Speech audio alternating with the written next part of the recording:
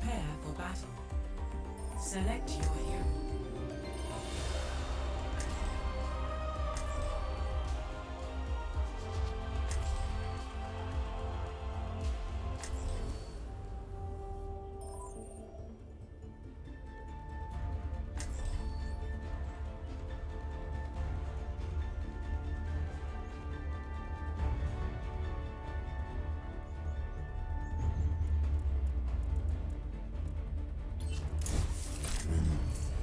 Only through conflict do we evolve. K.O. And they say chivalry. And they say chivalry is dead.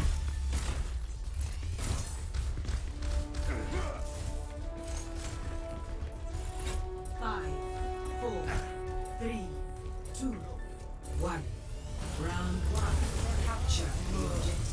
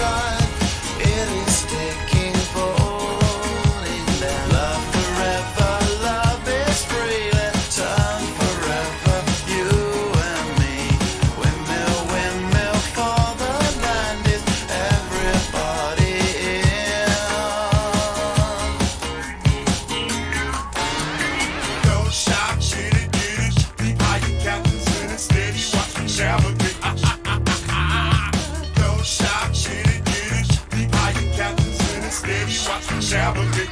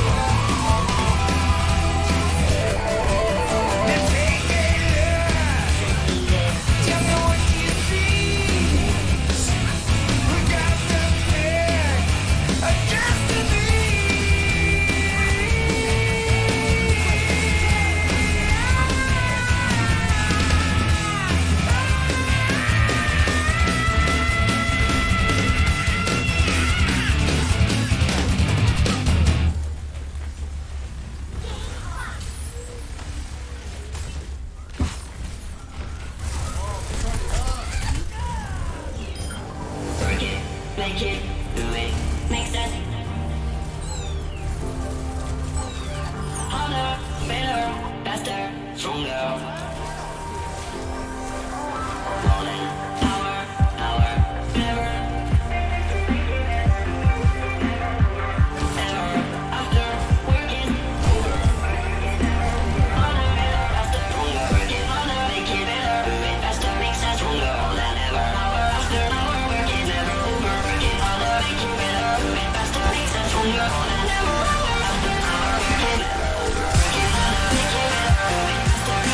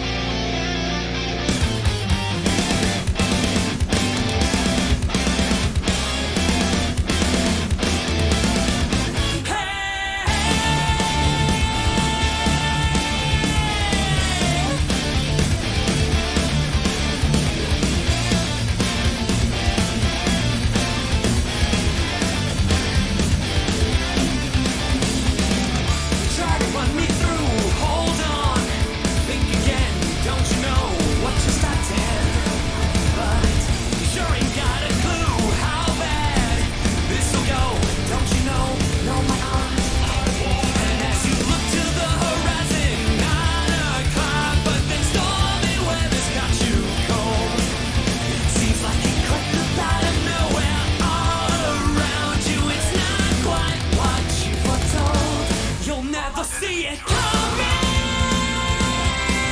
You'll see that my mind is too fast for eyes. You've done it. Time and since your last surprise.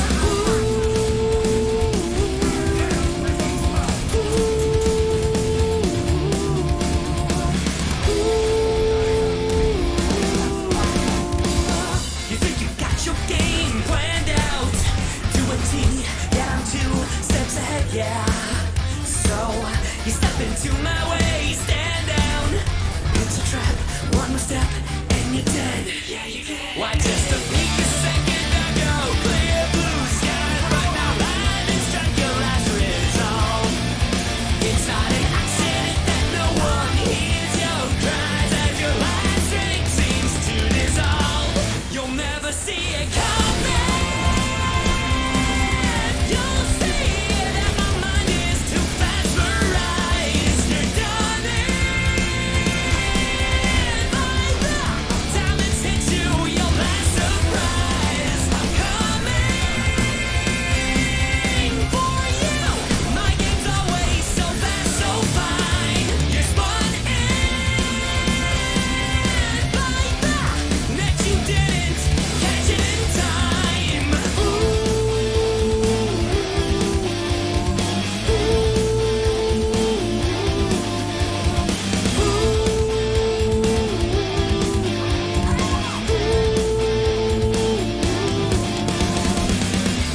Better think about your game. Are you sure your next move the right one for you?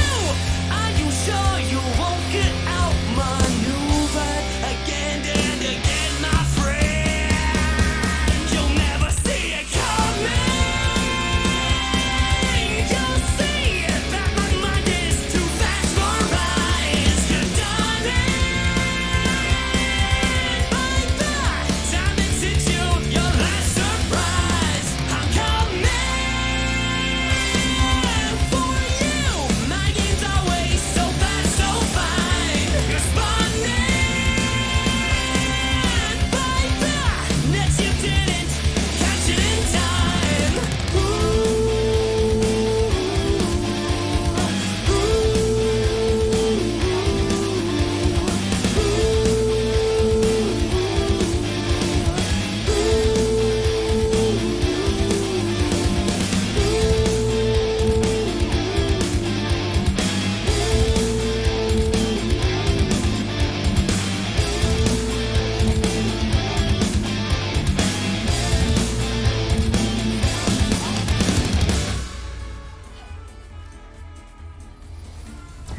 Lifting off. Attackers incoming in 30 seconds. Is everyone ready? Greetings.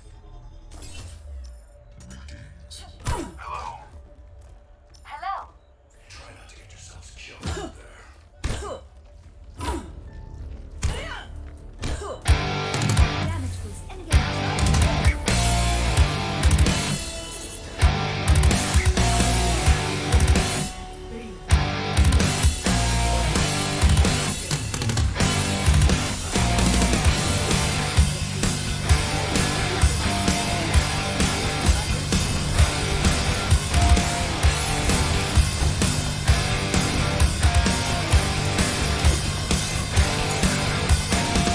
It's now or it's never, and I've got to make my decision. This time it could be my moment. Is this a mirage or a chance to fulfill my mission? A river in a dry land, the last taste in a lost hand, a heartbeat for a tin band, a wasted Tennessee's land. I keep from the balance, but I'm standing on razor's edge now. Move quick or my life is over. One strike just to pick them. I'm out of this field of vision. Don't ask when I'm ready, but I'm ready to strike him down now. A chance at a new start. There's no time for indecision.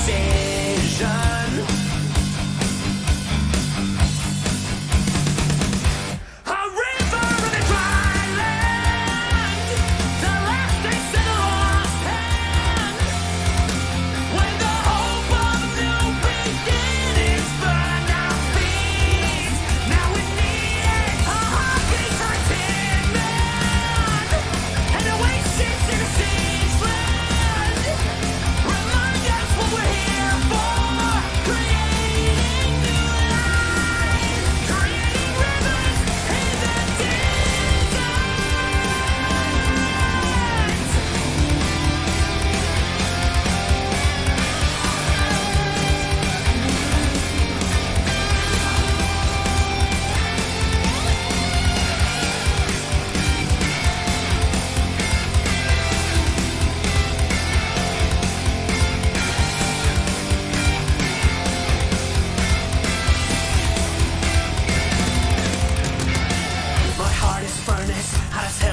My world of conflict, one goal is what keeps me going.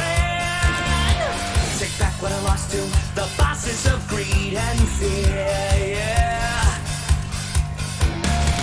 Don't ask if I'm ready, but I'm ready to strike them down now. The time for a new start is constantly drawing nearer.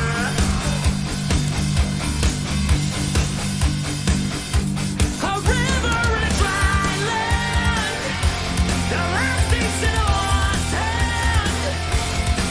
When the hope of new beginnings burned our feet, now we need it, a heartbeat for Tin Man, an oasis in a strange land. Remind us what we're here for, creating new life, creating rivers in the desert.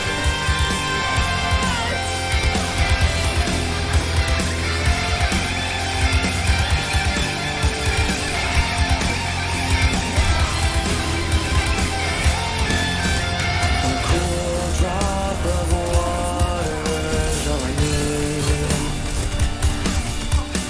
Gotta clear my head of anger and greed. A place to refresh heart and mind. Can I find some time? And rivers and a dry land, the last days in a lost hand. When the hope of new beginnings burned our feet, now we need it, a heartbeat for Tin Man, an oasis in a strange land. Remind us what we're here for, creating new life, creating rivers in the desert.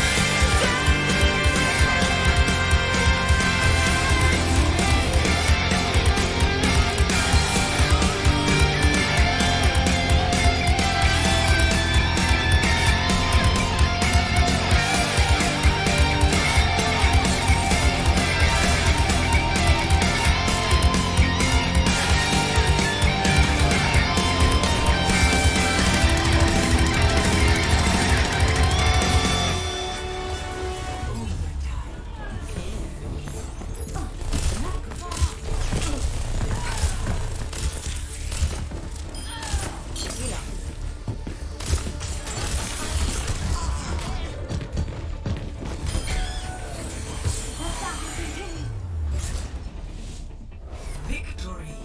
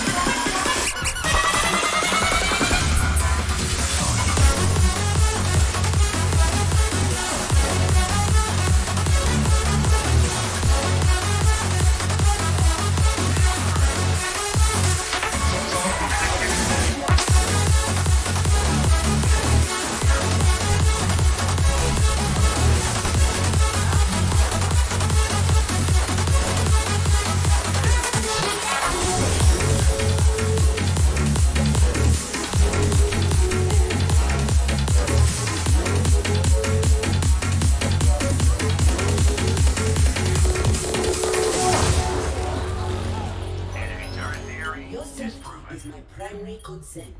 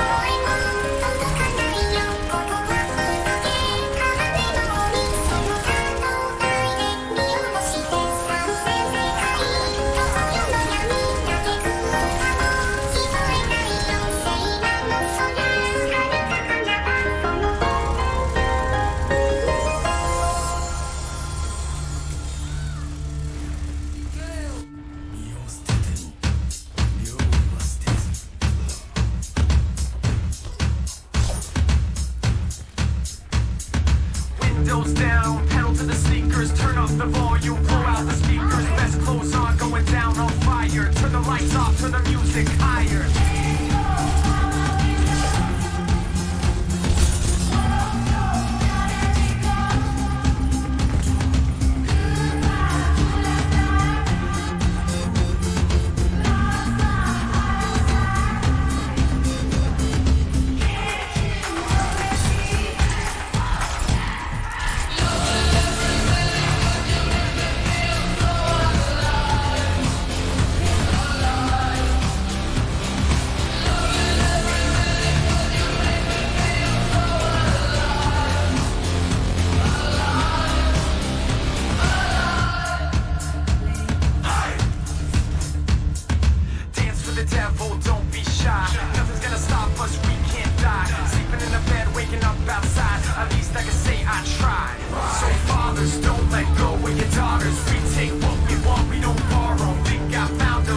in a bottle. This is drink me, drown your sorrows.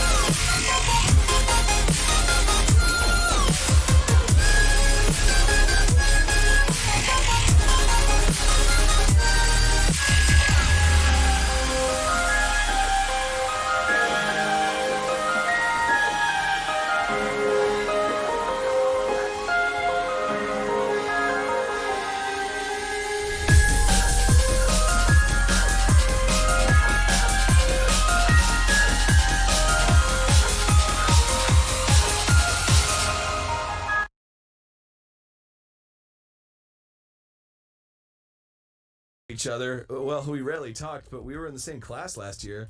Monica was probably the most popular girl in class. Smart, beautiful, athletic, basically completely out of my league. So having her smile at me so gently feels a little... What did you come in here for anyway? Oh, I've just been looking for some supplies to use for my club. What the Do you know fuck? if there's any construction paper in here? Or markers? I'm like stunned right now. I guess you could check the closet. Whoa, what's wrong? What do you mean, what's wrong? What's going on? We're just... I just realized we're fucking playing PT after I thought we were doing Sakura Spirit. Oh, well, we're just rolling the punches. Oh my god. We're just restarting life from the beginning. Fucking Ross, he was like, you're gonna love it, dude. There's a twist.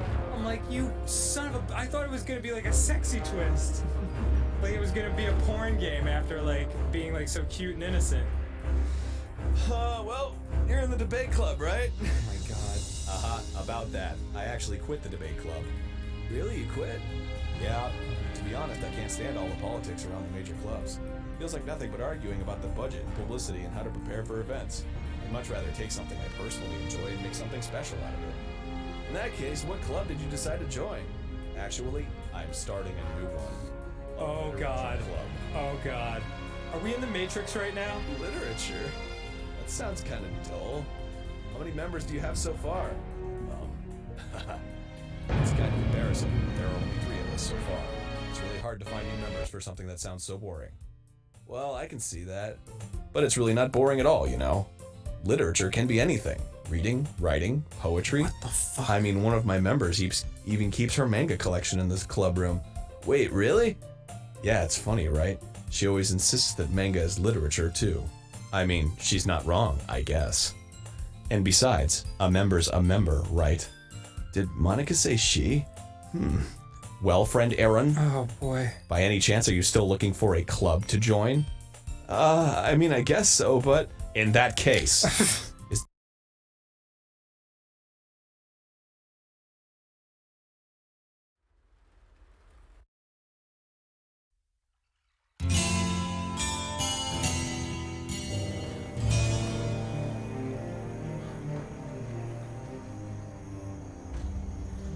Hey guys, what's up? Mad Season here, back with another video for you.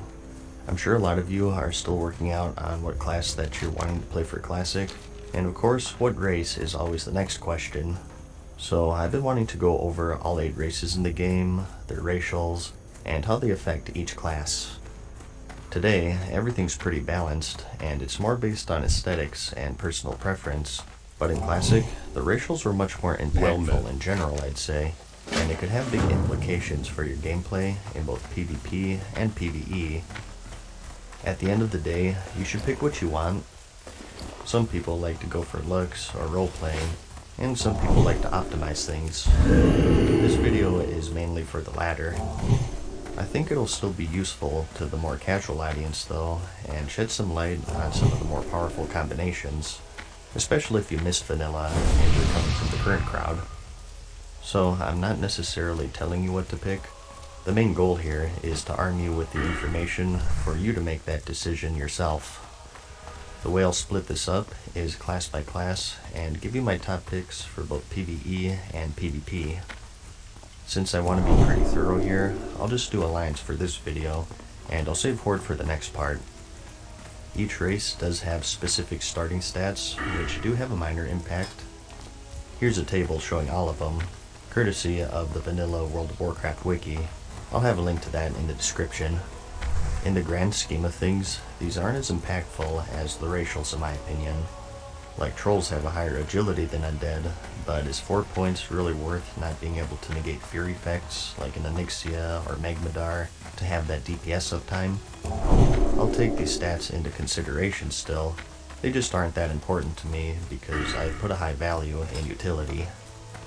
So first, let's just take a broad look at all of the racials one by one to get a better understanding. You're going to see humans at the top of a lot of these lists, simply because they have really good racials for pretty much every class. We have Diplomacy, which is insanely good, especially for vanilla. 10% increased reputation gain. You want to be a Scepter Bearer? Go Human. You want your Eternal Quintessence sooner? Go Human. Classic World of Warcraft has a good amount of reputation grinds to do.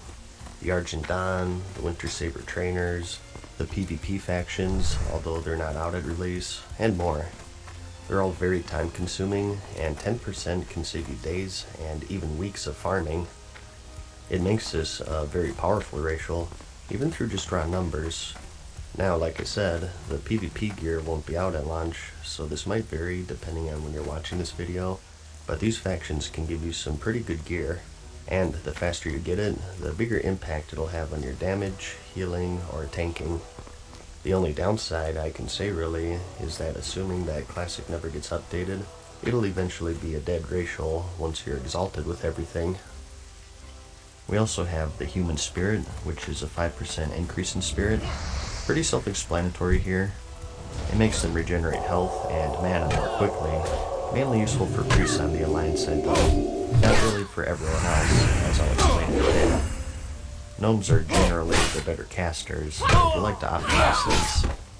We also have Perception, which is increased stealth detection for 20 seconds. Obviously, a PvP-oriented ability here. Very useful across the board, but some classes get a little more benefit from it than others, as I'll explain later. And lastly, we have one of the best in the game for PvE, and that's their sword, a specialization. Increased skill with swords and maces, both one-handed and two-handed, by 5. Vanilla World of Warcraft had something called weapon skill, and another stat called defense. There are also attacks called glancing blows, which are basically normal attacks that do less damage. The higher your weapon skill in comparison to a target's defense, the more damage you'll do with these glancing blows. That alone is a very noticeable difference, but it also has a chance to hit crit. 0.04% increase in all of these stats per weapon skill and skill of the target. There's a ton of math and equations that go behind it, and some of us become very confused and convoluted due to private servers calculating things incorrectly and sort of muddying the waters. To sum it up though, weapon skill is very important to have for a melee DPS class. Like I said, it can even change your best in slot list. There's a set of level 44 mail gloves that non-human Fury Warriors consider to be best in slot for quite a while, simply due to the fact that they have increased weapon skill. That's how important it is. Anyways, next up we have the Dwarf. First, we have increased gun skill. Now, ranged weapon skill isn't as useful as melee weapon skill, simply due to the fact that there are no glancing blows for ranged weapons. You'll still get the benefit of a higher chance to hit, but it's not anything huge. Some would even say negligible, and I'll go into further detail with that when we get to the Hunter. We also have Stone Form, which makes you immune to bleed, poison, and disease effects for 8 seconds, also increasing your armor by 10%. This is great to have in both PvE and PvP.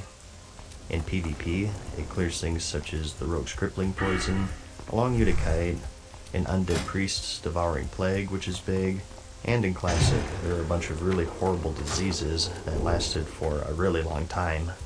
It was so bad that if I was on my Paladin in a major city back in the day, I'd get whispers all the time from diseased people asking me to cleanse them. So one of the best racials in my opinion. Note that there is a consumable in the game called the Jungle Remedy, which is sort of like a mini Stone Form. This cures just diseases and poisons, and it doesn't make you immune. Some people consider this as a half replacement to the racial, so you can sometimes sort of have the best of both worlds. For this video, I don't count consumables because really, there are a ton of other ones. Do invisibility potions count as a replacement to Shadow Meld? What about free action potions versus Escape Artist? It's too variable to consider all of this, so I think the best way to do it is to just assume it's an even playing field of just racials versus racials. If you want to consider consumables like this, I'll leave that up to you. Anyways, back on subject here. They also have plus 10 frost resistance, which is useful more for the final raid of vanilla, which is of course next Ramus, and also find treasure, which marks chests on your minimap. kind of handy for gold making, but one thing that sucked about it is that you could only track one resource at a time, meaning that you'd have to choose between this or find herbs or mineral veins if you had herbalism or mining. And next up, we have the gnome. First we have Escape Artist, which is escape the effects of any immobilization or movement speed reduction effect. A 0.5 second cast and a 1 minute cooldown. This is pretty useful. I never really cared for the cast time. You can't use it on the move, and you're almost spending yourself for half a second to clear a route very slow.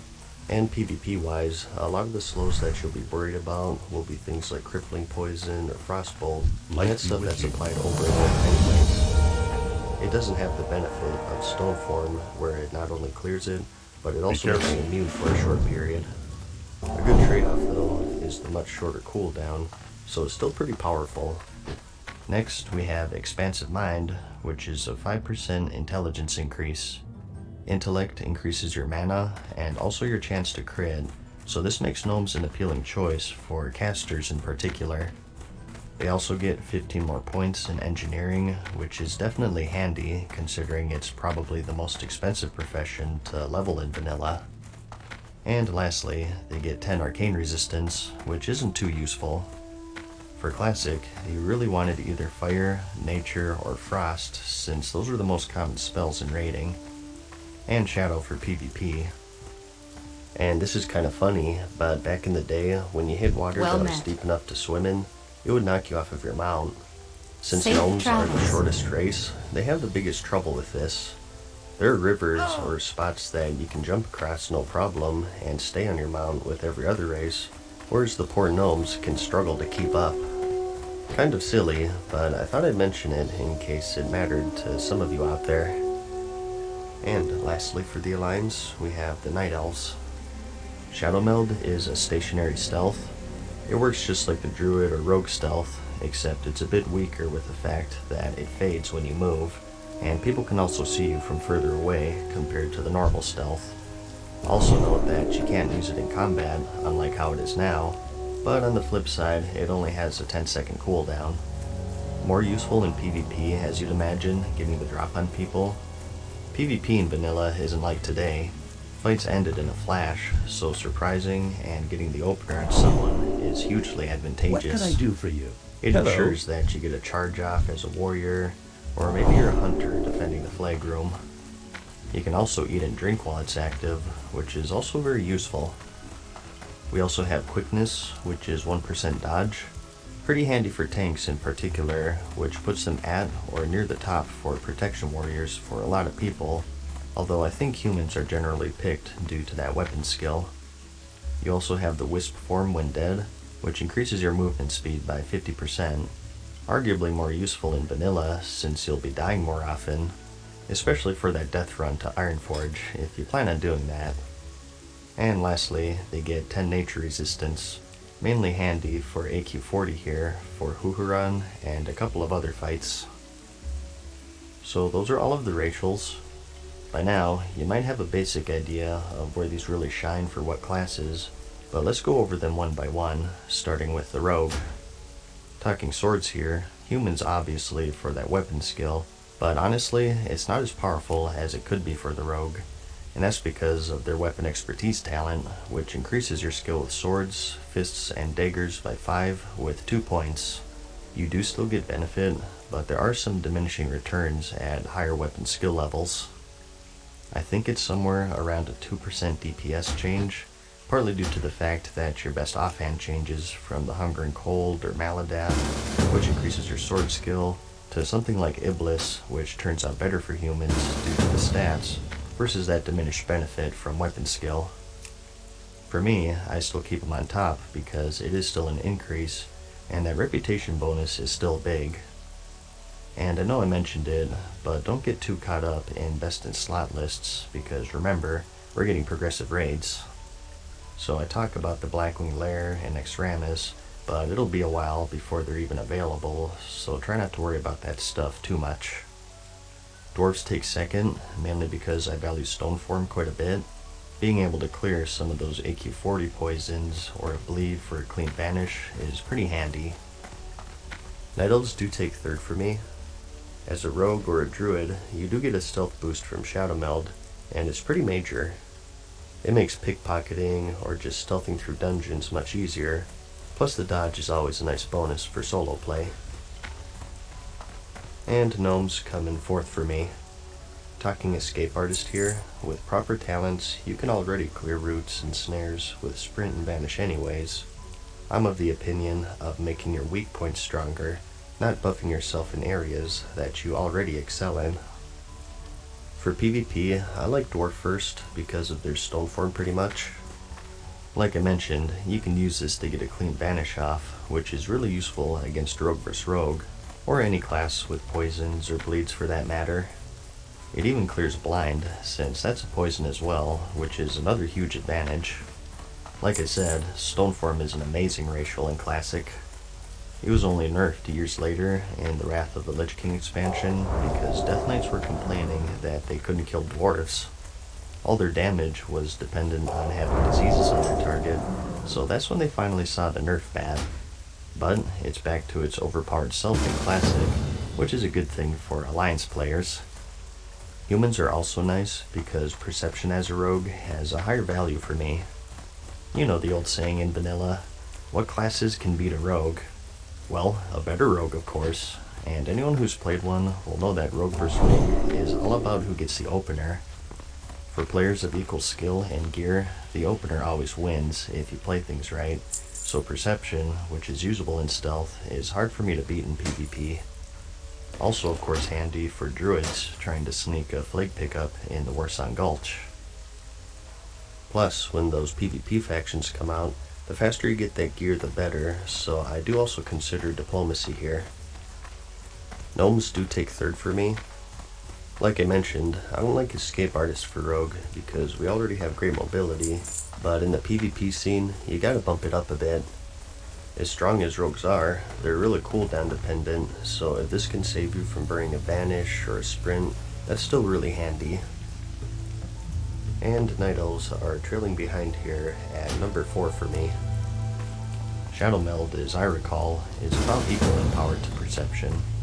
I personally like Perception for Rogue vs Rogue since it increases your detection rather than increasing your stealth, so you're not just wandering around mashing cheap shot as much. But on the flip side, Shadow Meld does have the advantage of being useful against everything else, such as warlocks and Grass's ability detection. They're good. Let's split the other ratios more for PvP. And as for daggers, humans do get bumped down since they no longer get that benefit from weapon skill. I imagine if you want to optimize things pretty you're going to be combat swords, but I just thought I'd mention it to be thorough. Next up, we have the warrior. Here are my lists, whether you're two-handed or dual-wielding. Like I said, you'll see human at the number 1 spot for a lot of classes since that weapon skill is so good.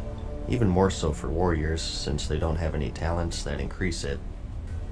And the rest is basically the same reasons for rogue and PvE.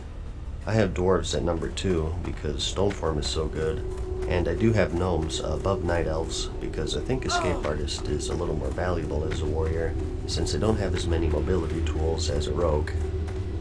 It could help for some fights.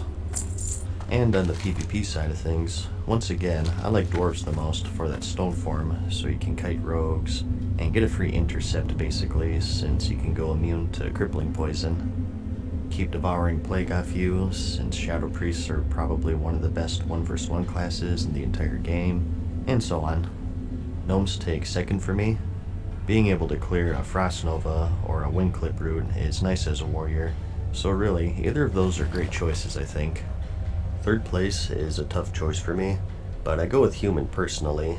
I like popping rogues out of stealth I guess, so I like perception over Shadow Meld here. But I think what puts it over the edge for me is that reputation bonus.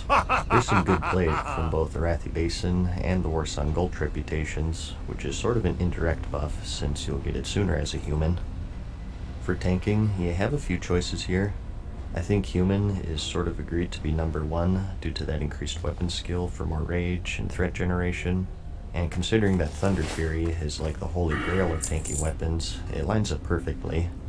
I didn't tank back in the day, but I think warriors started to have rage generation problems as they got geared up since they weren't taking as much damage. So because of this and their other bonuses, I have them as number 1 for the Alliance. Night Elves take second place for me due to their 1% dodge, and also nature resistance, which is notable for AQ40. Dwarf is third for me. You do get 10% armor from stone form, plus the debuff clears and some frost resistance. It's more situational though, whereas humans and night elves get their bonuses in pretty much every situation. And gnomes come in last. The only positive thing you can say really is escape artist, but I mean if you're tanking, you're probably going to have a paladin in your raid, so any movement speed or root is a non-issue anyway since they have Blessing of Freedom, or just dispels in general. And the last thing you want to do while tanking is to cast something, which makes you unable to dodge or parry. So they take a distant fourth for me. Next, we have the paladin. Usually relegated to healing in the PvE scene, but I thought I'd cover DPS as well because why not? Human is a clear winner here for the weapon skill, especially for Retribution paladins since they're so dependent on auto attacks anyways. You really can't beat that in my opinion. I say the same thing for PvP as well, and that's because the dwarf stone form isn't as vital as a paladin I think. You can already cleanse poisons and diseases, and you have Blessing of Freedom for any movement and parrying abilities. Again, I like covering weak points instead of adding to strengths, so having that perception against rogues and druids and night elves and duels is a nice bonus. For healing, your first thought is probably human for that bonus spirit, but it's not as big of a bonus as you'd think, since I think paladins got most of their mana from crits via talents.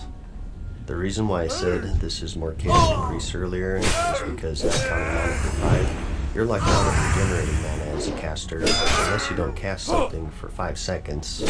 It's called the 5-second rule, and Priest get around this via the meditation talent, and they also have another one that gives them some spell damage and healing through spirit. So because of this, spirit in general is much more valuable to them. Paladins, on the other hand, don't really have any bonuses like that. The weapon skill as Holy is also pretty limited if you're going to be healing, so either human or dwarf I say, they're pretty even. Really, for healing, you should just go for the utility racial rather than the numbers. If you want more reputation and perception, go human, and if you want stone form, go dwarf. You can also tank as a paladin, depending on your standard for the word. Like I said, warriors were the tanks in vanilla. I think the most the paladins tanked really were 5-mans, and maybe a few odd fights here and there. Like maybe the Twin Emperors due to their spell effects. Don't quote me on that one though. I'd say human once again for the weapon skill, but I'm afraid I'm not much help here. Sorry. Anyways, next up we have the mage. 2 choices here, gnome or human. The impactful racials for the gnome are 5% intellect, which boosts your mana and crit, and also escape artist, which is just an added bonus. Whereas humans, we have spirit, which is pretty negligible for caster DPS in comparison to that bonus intellect. For PvP, I think it's another one you can go either way with without too much regret. It's basically perception versus escape artist and some intellect. It really depends on how much you fear rogues, I guess. If you want a more all-around useful racial, escape artist is the way to go. Personally, I prefer perception over escape artist in this case. But then again, you also have that bonus intellect. Like I said, for PvP, it's a tough choice. I guess I'd pick gnome if you forced me to choose though. Next, we have the hunter. For both PvE and PvP, my choice is dwarf. Again for that stone form. Having that gives you an ace up your sleeve against rogues, which is doubly important for hunters because remember, they have that dead zone. If something gets too close to you, you can't shoot it. So anything to keep people at range is extremely valuable for PvP. Plus, as a hunter, one of your jobs will be to take down shadow priests with your mana drain, so having stone form against undead with their devouring plague will work wonders for you, and it's still useful in PvE as I discussed. Idols can do some pretty nifty things in PvP with Feign Death and Shadow Meld, And if you get a stealth pet, you can really catch people off guard if you're guarding a flag in the Iraqi Basin or Warsaw Gulch.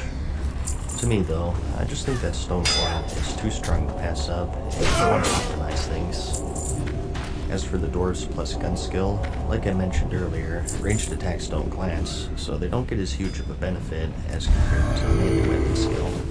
They still get added bonus from the increased chance to hit and whatnot, but it's not really a huge deal. Plus, add to the fact that a majority of the hunter's best weapons are bows and crossbows anyways, just takes away from it even more.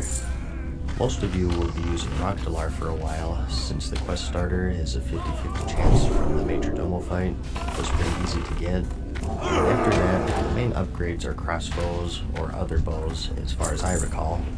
And you wouldn't really think it, but hearing the sound of guns is a turn on for a lot of people. It's not like today where it sounds like a stapler.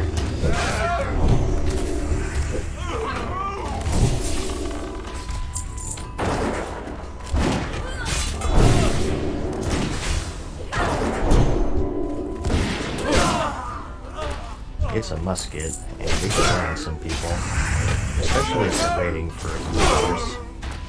It doesn't really bug me, but I thought I'd just throw it out there for you. Night elves do have their pluses as well. Like you saw on that table, they have a high base agility, which is of course the main stat for hunters. And like I said, Shadow Meld is great for PvP and getting the drop on people. Really, I think this is another one that you could go either way with without too much regret. I just like dwarves because I like stone form so much. Plus, they can bench more. Winding down here though, just a few more to go. Next up, we have the Warlock, which is a random human just like the Mage, and it's a lot of the same reasoning. Gnome is the go-to for PvE for that 5% intellect. It dwarfs that spirit in comparison, especially considering that Warlocks generate mana through life tapping anyways. Which, if you have more mana, you'll even save some global cooldowns. And on the PvP side of things, you can already detect stuff as well, which lessens the value perception of the game. As for Escape Artist, this gets a little more value to my logic with melee. Getting a fear and clearing any hindering effects will definitely be handy. And lastly, we have the Priest. I saved this one for last because it's a bit of a special case. One of the cool RPG elements back in the day was that priests got special abilities that depended on your race, and in general, these eclipse the normal racials for Alliance in my opinion. You have 3 choices here: human, dwarf, and night elf. Let's just go over the special abilities first. Humans get Desperate Prayer, which is an instant self-heal, 10-minute cooldown, and with no mana cost. You also get Feedback, which is a defensive mana drain with some damage. Lasts for 15 seconds at a 3-minute cooldown. Dwarves have the same Desperate Prayer and also Fear Ward, which makes your target immune to the next fear, with a 30-second cooldown and 10-minute duration. And Night Elves get Elun's Grace, which reduces your ranged damage taken, and gives you 10% dodge for 15 seconds with a 5-minute cooldown. And Star Shards, which is a channeled arcane damage spell. The highlight out of all of these is this spell right here. You may have even heard of how good this was, even if you never played Classic. It was so good in fact that in patch 2.3, Blizzard made it available to all races. It was way too imbalanced. Fear Ward by far is the best priest racial in Alliance, so much so that it even used to guarantee raid spots. It didn't matter how poorly geared or unskilled you were. If you were capable of pressing this button, come on in. This was so useful to have the against you becomes a non-issue for your game. Here, and plenty of others I'm sure I'm not thinking of. And combining that with Stoneform just makes them way too powerful in my eyes. For those wanting the absolute best mana regeneration, Human is a good choice for that 5% spirit. I talked about this during the Paladin section, but I'll say it again just in case you guys skip through the video. Not counting mana per fight, you're left out of regenerating unless you don't cast something for 5 seconds. Priests have a talent called Meditation that gets around this, which allows for a little bit of mana regeneration even through casting, and another one that gives you spell damage and healing based on spirit. So with the 5% bonus, you do see some added benefit from humans. Some people think that trumps Fear Ward, but personally, I'm Dwarf all the way. As for the other racials, the runner-up here is Desperate Prayer in terms of usefulness. No mana cost, which is notable, so just an all-around oh crap button to have, which is really handy. And the other ones are just little buffs that are pretty negligible in comparison. The sub-friends isn't that useful, since our character much. If you're a Shadow Priest, you want that shadow damage, obviously. And Feedback and Queen's Grace are just kind of little buffs to throw on. Too short of durations, and too long of cooldowns to really be that useful in my opinion. PvP healing, I have the same idea here. Utility over everything, although do note that Fear Ward is a magic effect and can be dispelled, so it's not all powerful. I also have the same with PvP DPS and PvE DPS. Guilds sometimes take one Shadow Priest for their Shadow Weaving debuff. I'm a believer that this time around things will be easier since it's raised for 14 years, and therefore guilds should take some of the specs more closely. So with that and your reward, you'll be quite the valuable member of the raid, even if you don't do the most damage. And lastly, you have the toughest choice, and that's the hero. I know a lot of heroes for this one, so here's my list of each category. I'll leave you to guess why I made these decisions. But anyways, that's about it for the elements. Again, at the end of the day, you should pick what you want. If you really like Arthas, just like make that human paladin. Or maybe you were like me, and you thought that Dwarf Hunter in the cinematic was really cool, so you'll pick him. Just think carefully, because there aren't any race changes this time around. This will be the character you'll be spending 60 levels with. Again, this video isn't saying you must pick these races.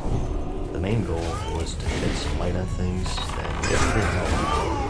I know a lot of you are probably coming from the current game and you skipped Classic, so maybe you didn't know about stuff like weapon skill or the priest racials, so hopefully you gain some insight by watching this. Hopefully I hit all of the highlights. It has been over 11 years for me. If I have any corrections, I'll have a pinned comment for you to check out. If you have any suggestions yourself, post them in the comments, and read through them as well, as I'm sure there'll be some helpful information in there. I should be back soon with the Horde video. I'll post it in the description whenever I get around to that, if you favor that faction. I hope you found the video helpful, like it, and I'll see you in the next one. Peace.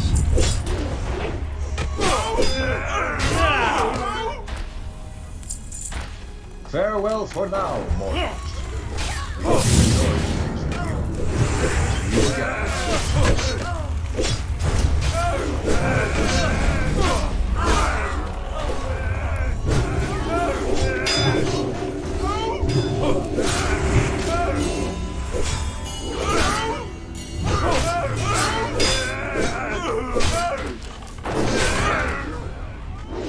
Hey guys, what's up, man? Season here, back with another video. I'm continuing my race picking guide here, and as promised, in this video, we'll cover the Horde. If you're Alliance, I do have a dedicated guide for that. I'll have it in the description.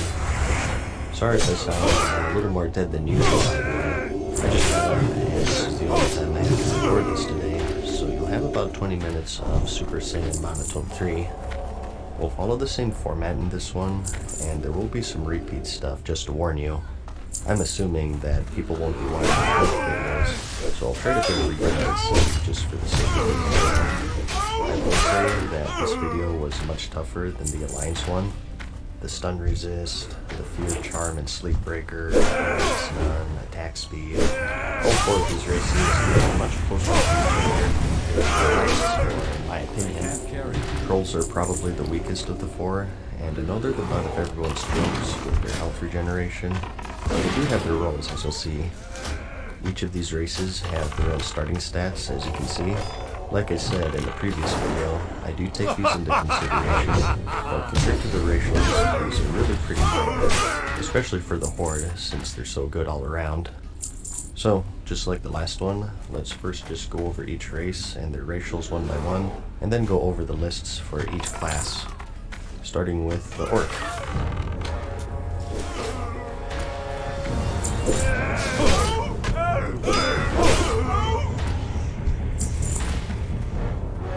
First up, we have Blood Fury. Increase base melee attack power by 25% for 15 seconds, but also reduce healing effects on you by 50% for 25 seconds with a 2-minute cooldown. So just a nice DPS boost here.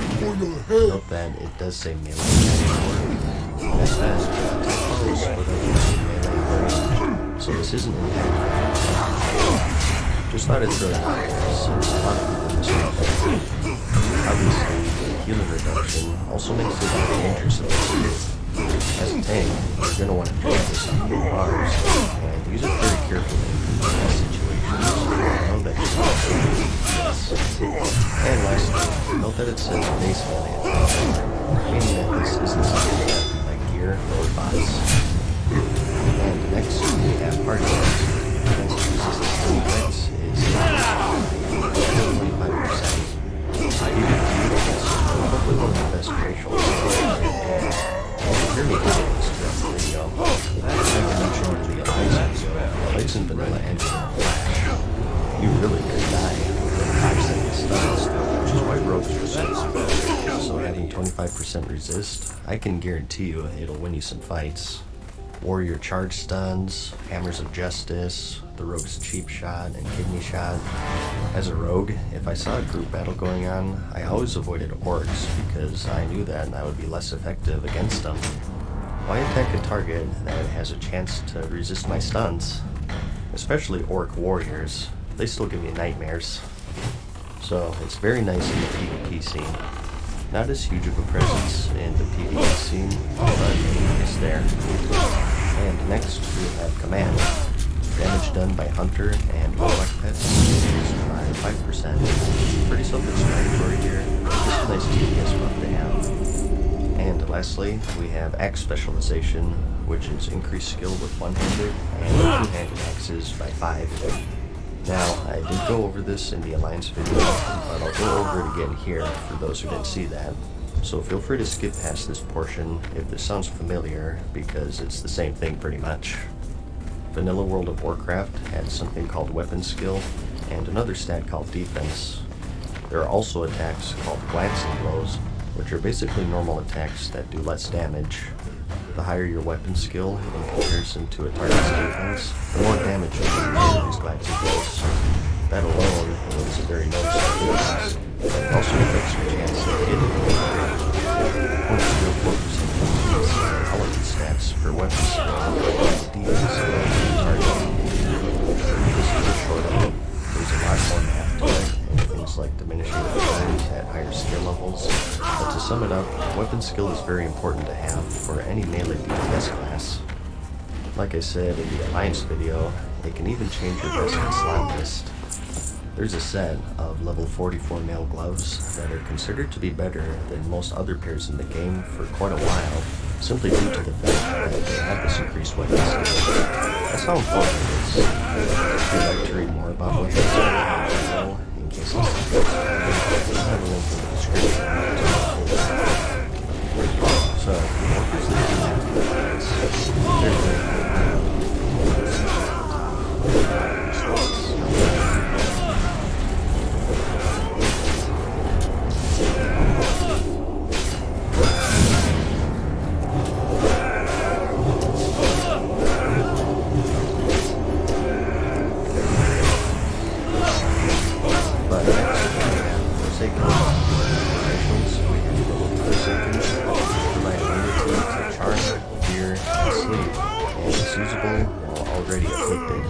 lasts for 5 seconds with a 2-minute cooldown, so very similar to the Dwarf Stone form that you may remember, a CC breaker with some immunity.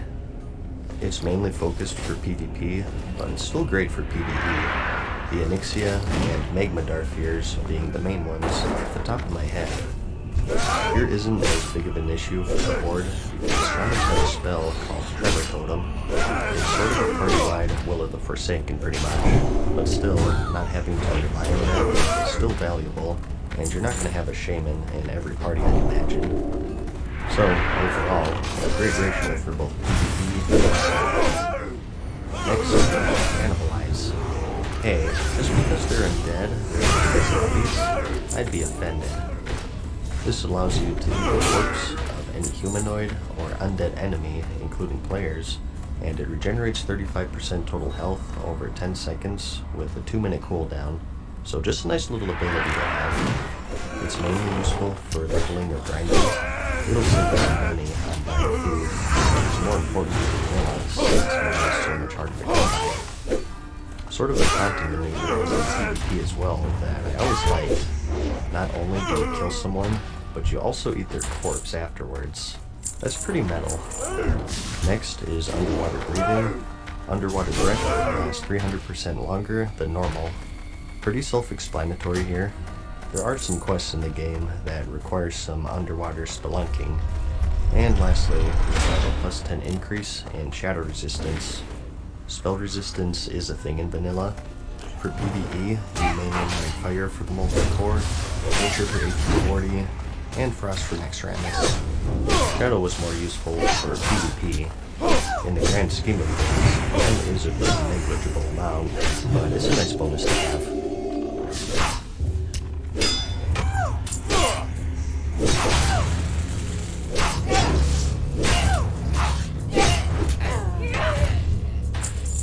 Next, we have the Mighty Tauren.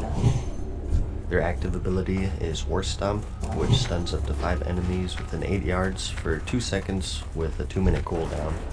Remember when I said that Horde just had good radius all around? Well, it's just so useful to have in both PvE and PvP, and it really changed the dynamic of some fights. As a rogue, you'd want to use evasion against warriors. They would be able to use their overpower ability on them, but with its cooldown, it's still preferable. Horde warriors, however, if they were smart, would have a war style for a guaranteed hit anyways, since you can't dodge while stunned, which was pretty effective in countering rogues. And just PvP in general is great. You just can't overstate the value of stuns, and the use for tanking is pretty obvious too, although not 100% ideal, since it does have a cast time, which makes you vulnerable for a brief moment, and is more useful for casual dungeons, since raid bosses are of course immune to any crowd control. And speaking of tanking, we also have Endurance, which is increased total health by 5%. Note that, unlike the Blood Racial, Blood Fury, this is something that scales with your gear.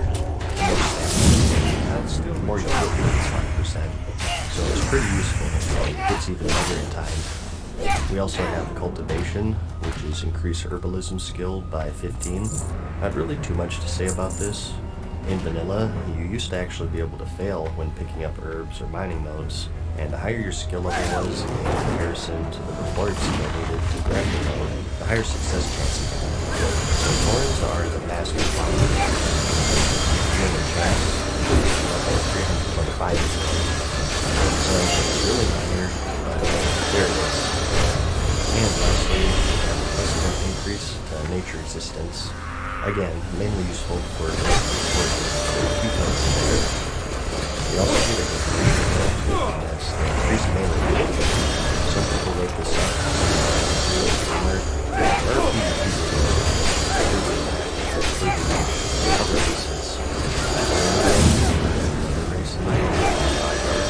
but these 3 signs, Taurens get about a 2-yard increase, allowing them to reach players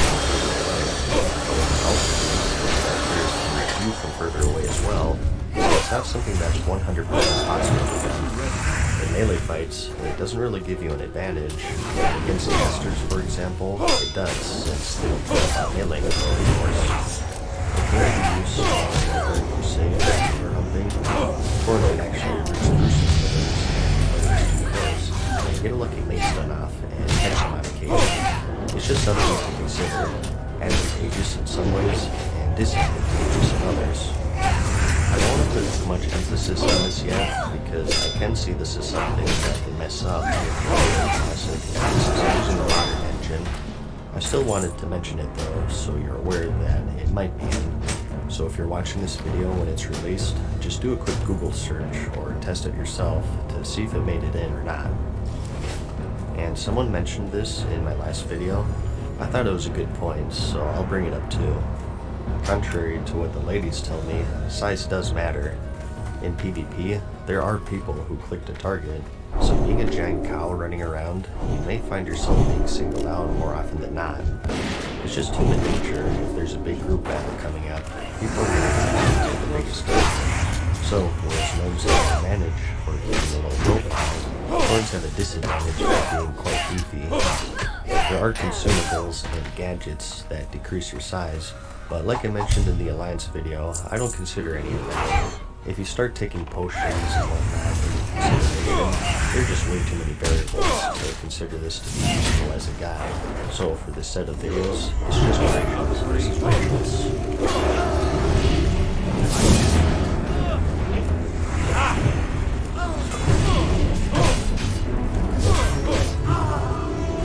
Anyways, lastly we have control. First up, we have berserking, which increases your casting and attack speed with 10% or 30%, increasing the more health you are, 10% at full health, and 30% at critical. It lasts for 10 seconds, and it has a 3-minute cooldown. So, a nice attack speed boost here, and it actually puts them as a top race for tanking for a lot of people. Obviously, as a tank, you're going to be taking a lot of damage, so activating this for that 25% bonus really helps with your threat generation. Tanking in Classic was pretty tough because threat was much harder to manage. I think the skittish affix in Mythic Plus today is the norm, and honestly, it's probably even worse than that. So, anything that helps out with threat is going to be highly valuable, and this racial is great for that since as a tank, you'll be in those low health situations to get that bigger benefit. Even still though, the 10% is pretty good in general for anyone, PvP or PvP. That though is pretty situational. You obviously have to do damage, and one reason is just if you're raiding things that tend to take a lot of damage, it's kind of harder than anything else. Like I said, it's still pretty good. We also have base slang, which is increased damage versus pieces for 5%. Just a nice rough damage boost here for grinding. There aren't a ton of beast symbols. In fact, the only ones I can think of are Megidar and Korra as we did before, and a decent amount is what we're up, so don't put too much effort into this if you're here. And we also have throw and bow specialization. Since I hyped up orcs so much, you might think this is just as good, but ranged weapon skill isn't as useful as melee weapon skill, and that's because ranged attacks can't glance. You do still get some hit though, and the bow skill is more useful than the dwarf's gun skill that I talked about in the Alliance video, since bows in general are much more viable in raiding. Rockdalar being the one that most of you will have, since it's such a high drop rate. It's a nice bonus, just don't take it as high value as melee weapon skill. As for the throwing weapon skill, I'm not even going to dignify that with an explanation. And you know I had to save the best for the last, and that's regeneration. Health regeneration rate is increased by 10%, and 10% may continue during combat. This and that throwing weapon skill are the most infamous racials in Classic. They're so bad that they overshadow the entire race actually, which is a shame. When someone did the math, and assuming the max level, best gear with the most spirit, you'd be regenerating like 5 HP per second in combat. But hey, I heard if you chop off one of your extremities, you can grow back a little quicker. They do have that. So, those are all the racials. Next, let's go over each class and each role one by one, and I'll give you my top picks, starting with the warrior. Just to throw this out there, these are all just my opinions and what my personal choices are. What I think is not fact, and I would just end the video right here, but I'm sure my opinions and my reasoning for it helps you get some insight for yourself. So feel free to challenge me, disagree, or whatever, as long as it's constructive, encourage action. I do have Orcs as number 1 here for DPS. The impactful racials are that Axe skill and also Blood Fury. As a DPS warrior, that axe skill alone is hard to pass up, and adding in an attack power buff on top of that is a nice combo. The stun resist is alright. I don't remember too many stunning effects in the raiding scene on DPS back then though. Next up, I do have trolls, and a lot of you might be asking what's wrong with me. Well, trolls are the only other race that has an actual DPS buff as a whole. At full health, that's still 10%, and attack speed is on point and scales nicely with players. Like I said earlier, I don't think I really want to hold on to this one. Can't wait to take damage. Things are nicely for you. Plus, as a warrior with blood rage, you can even choke a little bit to get a little out of it, so you have that extra synergy there. And while it is minor, the beast slaying can give you a bonus on a few fights. Like I said though, this video is filled with bad choices. Storms, Torn, impactful racial, pretty much just Forsaken. I would have them at number 2 if it wasn't for the fact that warriors already have an anti-fury effect. Berserker Rage gives you immunity for 10 seconds with a 30-second cooldown, which I think is enough for most fights and raids. Plus, with those tremor totems in this horde, you already have tools against fears, charging this level. Like I said in the last video, I like covering defense, not buffing myself in areas that I don't excel in, so I'd much rather have that 10 to 30% attack speed over another CC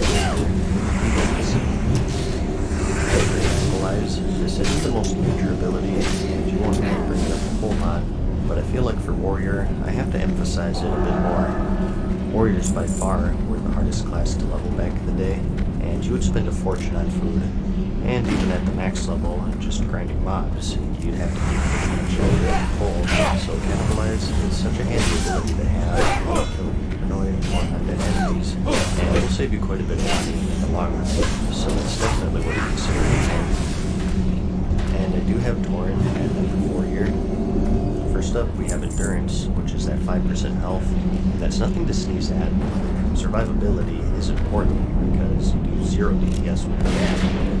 War Stomp is mainly a dungeon thing. Really stunning just trash here and there. Is also one of the good ones.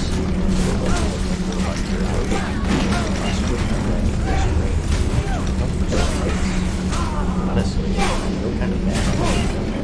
Or in fact, like I said, it was hard to get these videos. A lot of good choices. Yeah, it really depends on the case how much you think versus damage.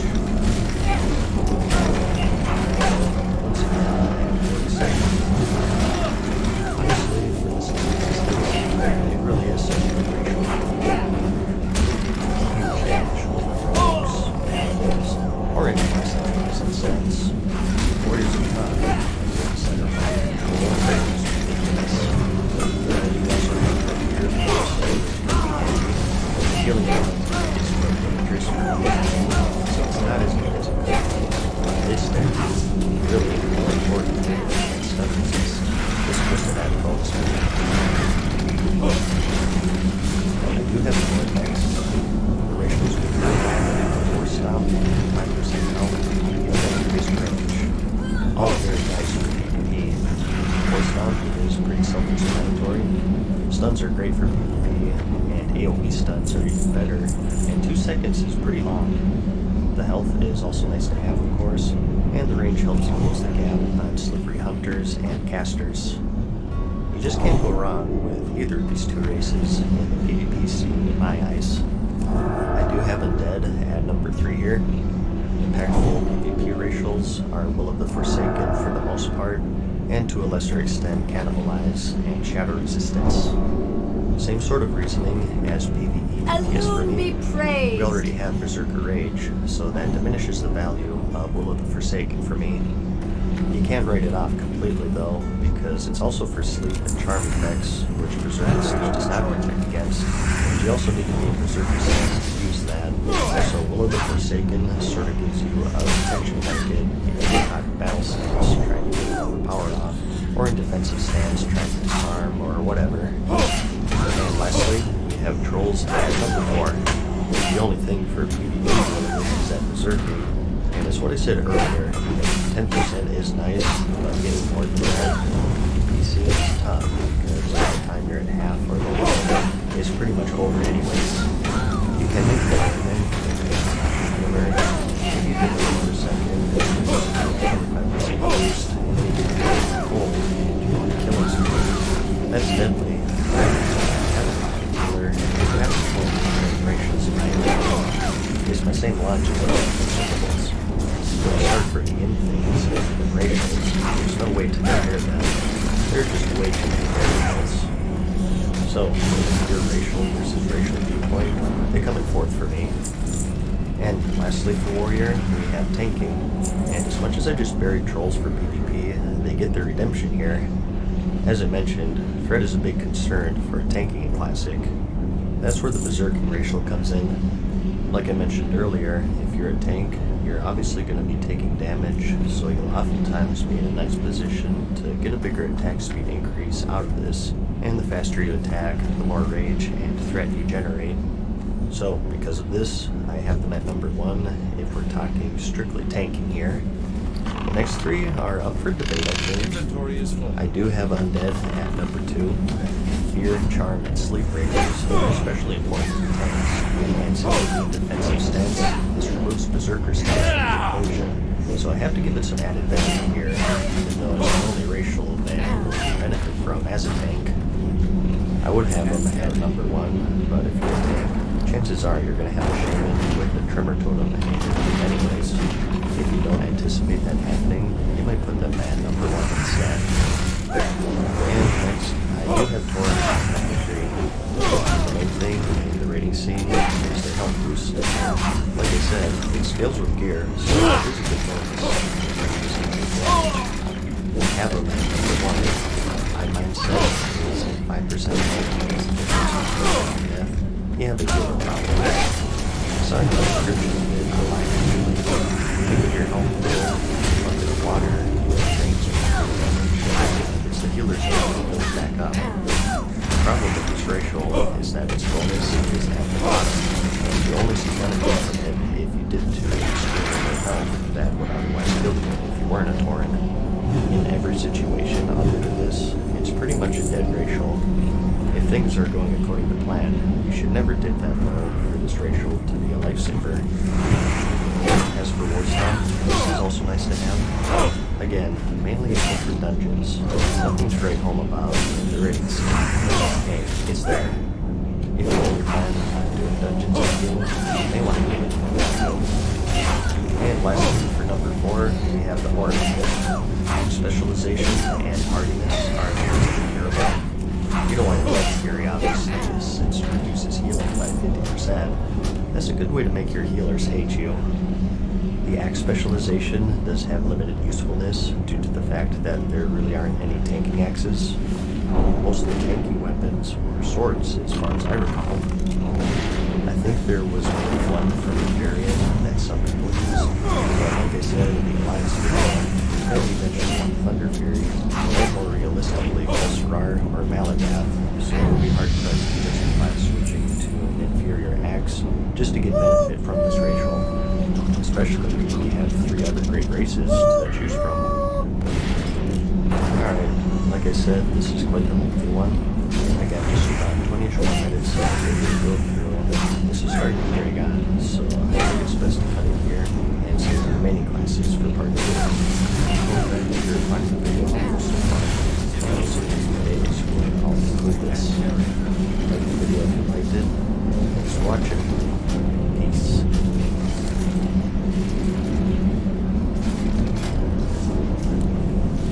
Farewell for now, warriors. Hope you enjoyed today's video. See you again.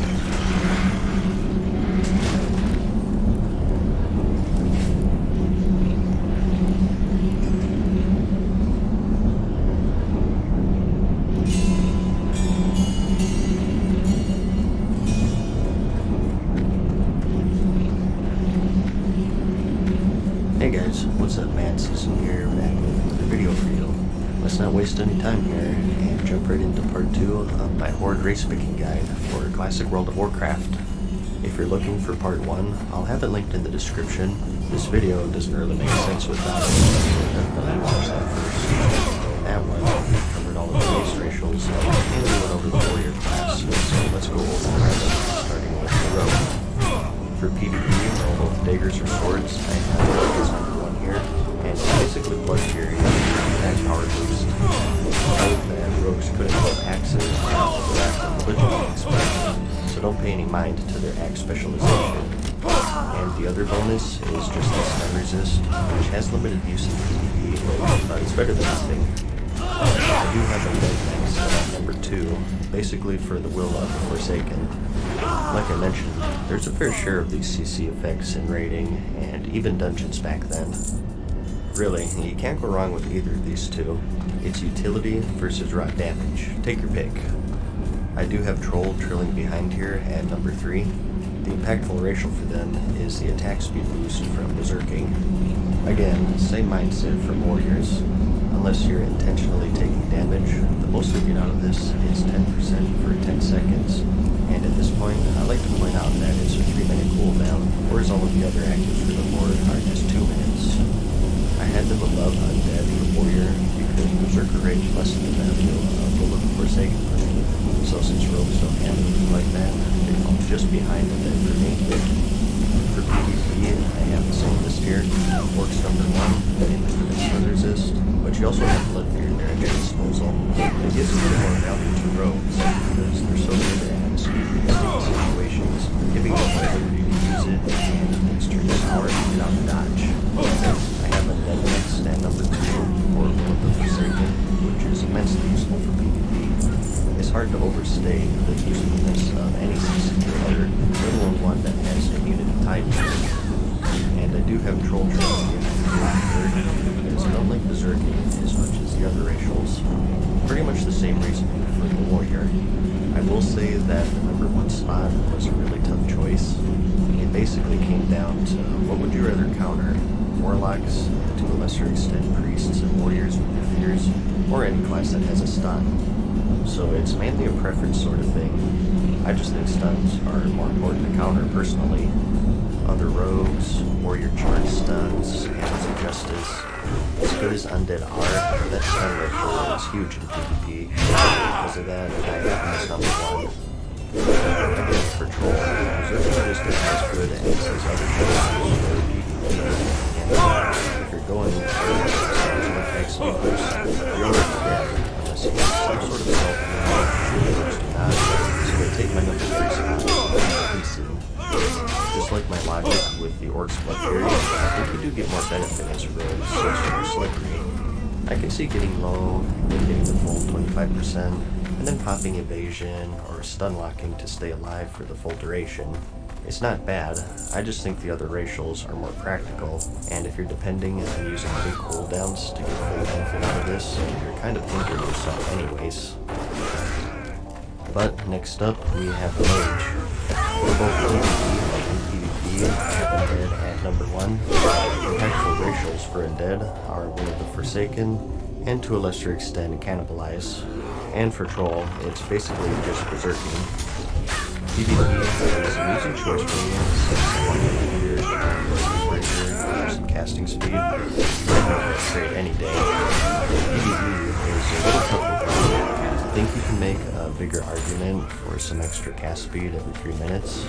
To me though, I just like that utility of break on CC, so I like Undead more than PvE. I don't think there's really a clear winner here though, and I wouldn't deride you for going Troll. Next up, we have the Warlock. Again, 2 choices here, Orc or Undead. For Undead, again we have the Will of the Forsaken and Cannibalize, and for Orc we have 25% stun resist and 5% more damage with pets.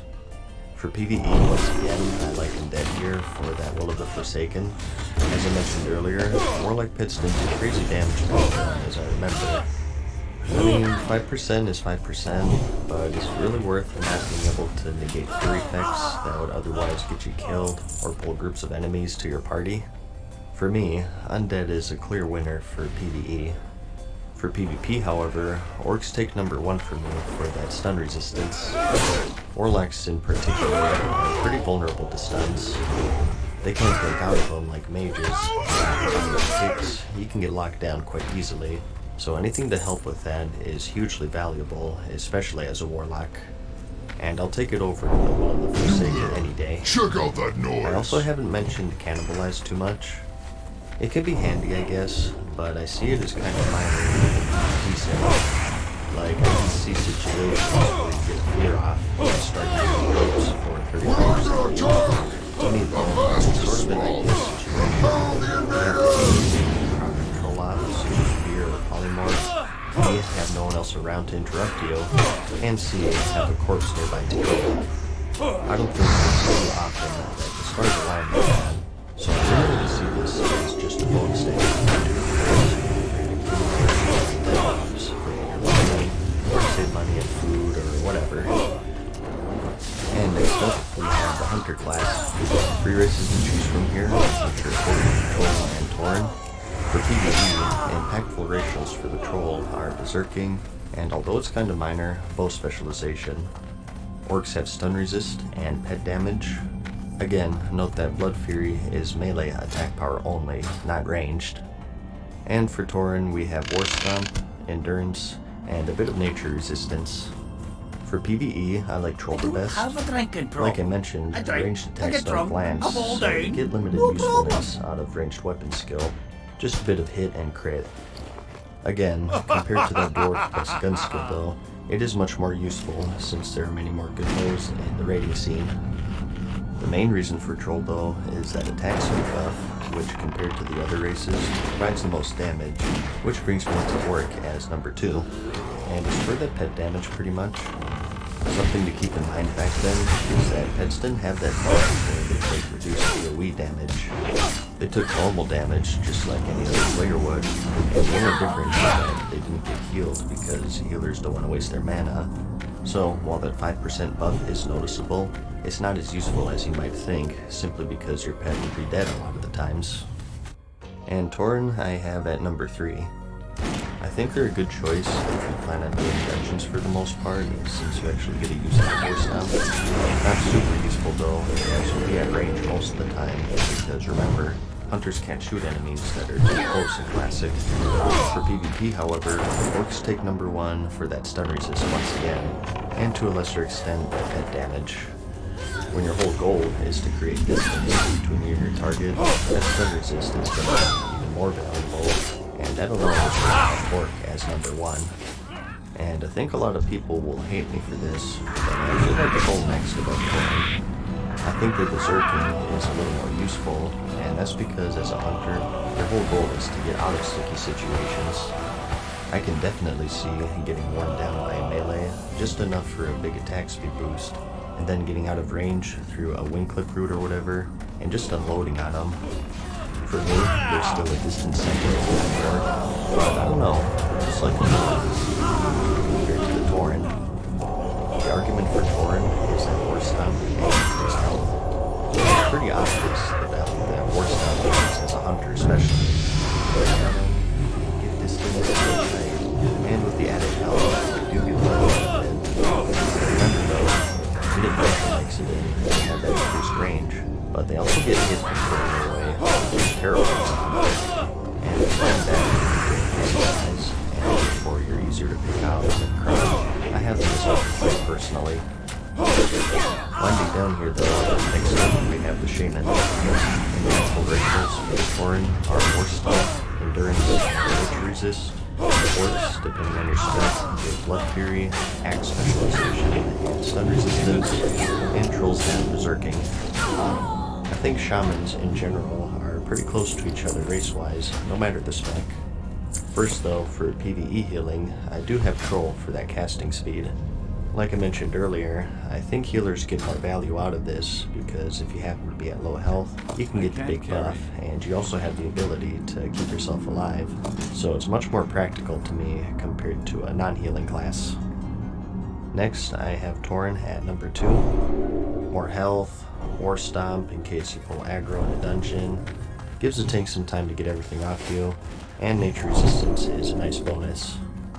They have good survivability, which is definitely important as a healer. And I do have Orc in last year. For healing, they pretty much just get that stun resist, which is alright. I just think you get more benefit from thorns and controls for healing. For PvP, however, orcs shoot all the way up to number 1 for me. Whether it's for healing or DPS, you'll be so thankful for that stun resistance once you realize how many there are in Classic, and how you go from 100 to 0 in just one of them. For number 2, the Torn, I like War Stun in PvP. For healers, it's a quick stun and a heal without worry of a kick, which is definitely nice, and obviously useful defensively for DPS for locking down your target. Plus, the health boost is always good for PvP as well. And for trolls, I have the same mindset for PvE with their attack speed buff. It's much more useful as a class that can heal itself because you can get that bigger benefit without dying immediately after using it. I just think that Torn and Orc come out ahead in a PvP setting. In the Alliance video, I did cover some more unpractical ones, so I'll just do the same here for Shaman. As a reminder, relatively the same personality in the raiding scene. They were mainly relegated to just healing. I think Elemental and Constance and Enhancement just had damage factors, but I'll talk about it here anyways because, hey, why not? So, for Enhancement PvP, I like Order first. They're pretty hard to beat because they have axe specialization, which as well by now is hugely important for melee classes. And not only that, but Blood Fury for that attack power. And also the stun resistance nice to have. There is an old axe called Nightfall, which has a good debuff for spellcasters. The enhancement this if you so choose. It's a nice use skill of axes. Nightfall is 100% your only goal. You're probably better off going Troll for that attack speed for more procs. I doubt there are many out there, but trading aspirations making me angry. and debuff on bosses. I personally think that's quite nuts, but hey, there it is. Not creating an entire character with debuff though, Ultra and Second attacks which I think skills with Shamans. Enhancement is only for procs, right? So get in more attacks for more chances at chunking your enemies. And Tauren is more of a survival race again. They bring some utility for dungeons, but in the raiding scene, the main things you're looking at here are the increased health and just a bit of nature resistance. For Elemental, it's all the same reasoning, except that orcs get pushed down to last because their bonuses are melee oriented. Elemental shamans don't have a need for weapon skill nor melee attack power, so instead, Troll comes number 1 for that cast speed, and then Tauren at number 2 for the survivability, and Orcs trailing third just for that stun resistance really. And I did say that I would cover everything, so next up we have tanking. In the comments of the last video, I promised some dude that I would include this, so probably like one person will find this helpful, but whatever, a promise is a promise, and I think it'll be fun. A lot of you are probably scratching your heads right now, but enhancement shamans were designed to be tanks back then. It's why their earth shock generates threat, and they have various totems and weapon enhancements designed to hold aggro and reduce damage. It just didn't work out that way since they're quite squishy. They could only use mail armor, so they were quite quick to heal, so most players just chalked enhancement damage instead. But if there's a crazy few out there, here's what I like. It's actually a tough choice since all three of them have pretty good bonuses. I think for the most part, you'll be taking 5 things, so because of this, I like to sort of cater to them. I think similar to Paladins, you maybe saw Shamans rarely take some fights, such as the Twin Emperors possibly, since one of them was immune to physical damage. But for the most part, it's 5-mans, so I have Tauren at number 1 since they get more value out of that War Stomp. The health is decent, but if you're mainly going to be tanking dungeons, you have to bump up War Stomp a bit. And Trolls and Orcs come in at number 2 for me. You could go either way, I think. Trolls have their attack speed buff, which is nice for tanks since you'll be taking damage. And for Orc, as a Shaman, I think weapon speed isn't as crucial as it is for warriors for tanking. So maybe that opens up axes more if you take advantage of the less skill with them. It's hard to decide for me. I guess if you force me to choose, I'd go Troll because I like the racial for tanking quite a bit. And we also have the Priest. Just like the Alliance video, I wanted to save these for last, so special case. and that's because depending on your race, priests get special abilities. Remember, dwarves got Fear Ward for the Alliance, which made them the envy of every other priest. The Horde ones are much more closer, I'd say, though. Just 2 races available for priest, which are Undead and Troll. The Undead get the Touch of Weakness, which is the next melee attack on the caster, will cause some shadow damage, and reduce damage caused by the attack by 20 for 2 minutes. And their bigger one is Devouring Plague, which is an extra dot. Afflicts the target with a disease that causes some pretty heavy shadow damage over 24 seconds, and heals you for the amount inflicted. 3-minute cooldown, and quite a high mana cost. Trolls get the Hex of Weakness, which weakens the target, reducing damage caused by 20, and reduces healing by 20% for 2 minutes with no cooldown. They also get Shadow Guard, which is a 3-charge shield, which triggers when struck in combat. It does a bit of shadow damage to the attacker, basically a shadow version of the Shaman's Lightning Shield. For PvP healing, I like Undead over Troll. In addition to those priest rituals, Forsaken versus Berserk, basically. I think the Season Breaker is much more valuable than some extra casting speed. As for the priest rituals, nothing really too crazy in the PvP healing scene. You really don't want to use Devouring Plague since it's such a high cost. I think the strongest is actually the Hex of Weakness or the Troll. There aren't many, but there are some fights that have healing mechanics, and if you don't have a Mortal Strike in the raid, this can be a good backup. Off the top of my head, the Ebb and Rock fight gets some use out of this because the arms raid is absent. Something to keep in mind though with 1.02 is that you can only fit the debuffs in one single enemy, so filter debuffs that are active. So, although the system for rounders is probably not something you can have active all the time, so probably better to once to it depends on your raid makeup. So, these are good choices. I just like Undead with CC Breaker. Next though, we have PvP healing. Although it was a much better choice here, I still have Undead at number 1. Devouring Plague, while it's more useful for DPS, can still be handy for a little extra damage and healing to keep yourself alive.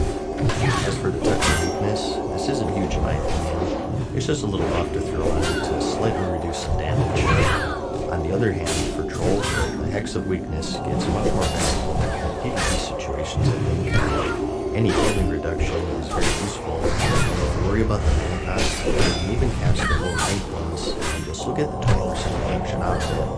As for Shadow Guard, this may seem sucky at first, but there does exist a talent called Blackout for priests, which is Shadow Guard, gives a chance to stun the target for 3 seconds if you max it out. So the shield can save your lives since it is shadow damage. I think if you're just maintaining about these rituals, full extra wins. But what pushes Undead to me is that Will of the Forsaken once again. That Fear, Charm, and Sleep Breaker is just too much to pass up in a PvP setting without contending against orcs, as good as the rituals are for the Troll Priests. It's another one that isn't really clear though in my opinion. If I saw a Troll Priest running around, I can respect why they made that choice, certainly. For PvE and PvP DPS on the other hand, it is a pretty easy choice for me. Undead Shadow Priests gave me nightmares back in the day. I think that they were the best 1v1 class in the entire game, maybe being countered only by a Retribution Paladin or something. With Devouring Plague being shadow damage and healing the priest, they just pump out so much damage, and combined with their shields, are quite tanky as well. Really, they're one of the reasons why I value Stoneform so much in my Alliance video. So for PvP, I think it's an easy choice here. It's a Fear Breaker and a Super Dot versus some casting speed, a healing debuff, and a stun shield with the proper talents. For me, I'd pick Undead any day. As for PvE, like I said in the Alliance video, Shadow Priests had mana problems, so they weren't the best, but they had a nice debuff that definitely gave them some value. I still like Undead, since I think the priest ratios are pretty even, and I just personally prefer Will over Berserking. Devouring Plague, I don't put too much value on, since you're so mana starved anyways, but if it's a do or die situation and you need a lot of damage quickly, it's an option. And next, we have the hardest class out of all of them. This was the reason why this video took so long to make. Again, I'll let you guess on why I made these choices. But that's about it. Dang, these videos turned out to be much longer than the Alliance one. Sorry about that, but again, the Horde have such great racials that a lot of these record more thought and explanation. People used to say that if you want to be the best at PvP, you go Horde, and I gotta tell you, I agree with them. Alliance racials are strong in their own right, but the Horde just take them to the next level in a vanilla setting, I think. PvE as well. It's hard to find a racing class combination that doesn't synergize well as well as they can. They're just good. And these are just my opinions. I don't pretend to be all for this game, but at the very least, I hope that my logic sort of helped you in your choices. If I got anything wrong, just let me know so I'll have a pinned comment that'll update if I made any major errors, so definitely check that out. And just look at the comments in general. People often post stuff that I didn't think so you'd benefit from giving those a read as well before you make your decision. Remember, it's permanent this time. No race changes, no faction changes, or even a barber shop. So think carefully about what exactly you want to do in the game, and go from there. If the Alliance is more your speed, I'll have a full guide similar to this one linked in the description for you. And now that I have both factions covered, I think I might work on a class picking guide next. So keep an eye out for that if you enjoyed this. I hope that you found the video helpful. Like it if you liked it, and I'll see you in the next one. Peace.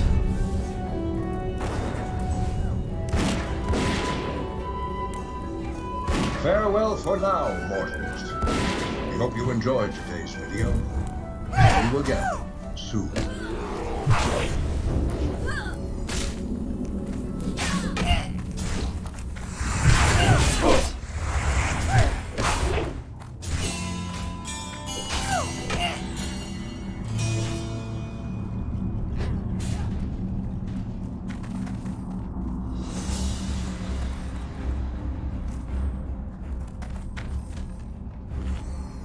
Hey guys, what's up? Mad Season here, back with another video for you. So, you've decided to join many others in the world of Azeroth as it was in 2004 to 2007, referred to as Vanilla or Classic. I'm sure you have many questions, the biggest of them probably being, what class should I play? As you would imagine, classes have changed and evolved in a huge way over the years, almost unrecognizable from Classic to current. So in this video, I'd like to give a brief rundown of each one and go over their roles, responsibilities, niches, perks, and just how they played as a whole. Now, this is a pretty exhaustive subject on YouTube, I think. Class guides are all over the place, but something I've noticed is that they're usually more aimed for the hardcore items, with most of the talk being about the end game, and closest healing, aimed more at people who servers through the past several years, or at least have the base knowledge. It's been extended. So since that's been covered really well by people much more knowledgeable than I, in this video I want to take a much more casual approach, assuming that you also played Classic just 4 years ago, or maybe you didn't have the chance to play it at all.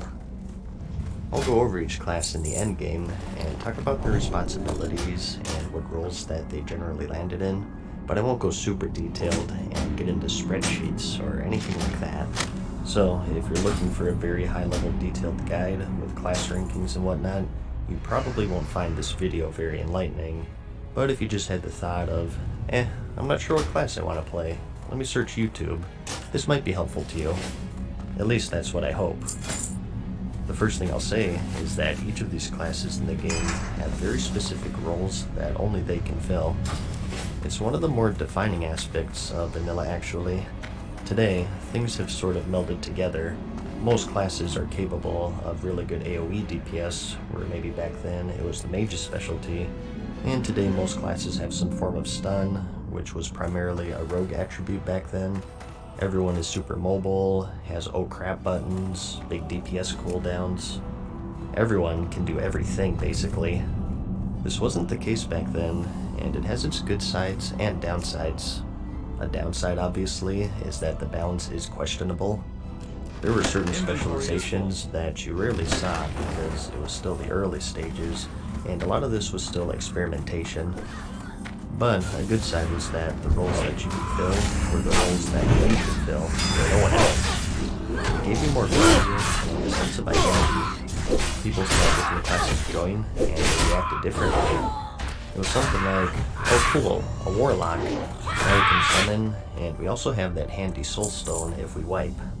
Or, oh nice, a shaman, now we get to have that party-wide wind fury body. And I can guarantee you that this will be one of the first things that you notice if you pick up classes. That's what made it so special back then. Before we get into the classic world, I should also go over how talents worked, since I'll be mentioning specializations quite a bit. Talents back then were much different. They didn't outright pick a specialization which used certain spells. You had access to 90% of your class's abilities regardless of the spec, and putting points into certain trees would just increase the power of those abilities. For example, as a mage who has more points in the Frost tree, you still have Fireball, Fire Blast, Scorch, and Flame Strike and whatnot, but they just won't be as powerful as they would be if you had more points in the Fire tree. So, later on, if I say Fire Mage or whatever, try to disassociate that with today's system, where most Fire Mages just have fire spells, or only assassination rogues and poisons. Your toolkit is not your class, not your specialization. I just wanted to mention that because it's a bit more confusing than this for the Cataclysm expansion. So, in no particular order, let's start with the Warlock.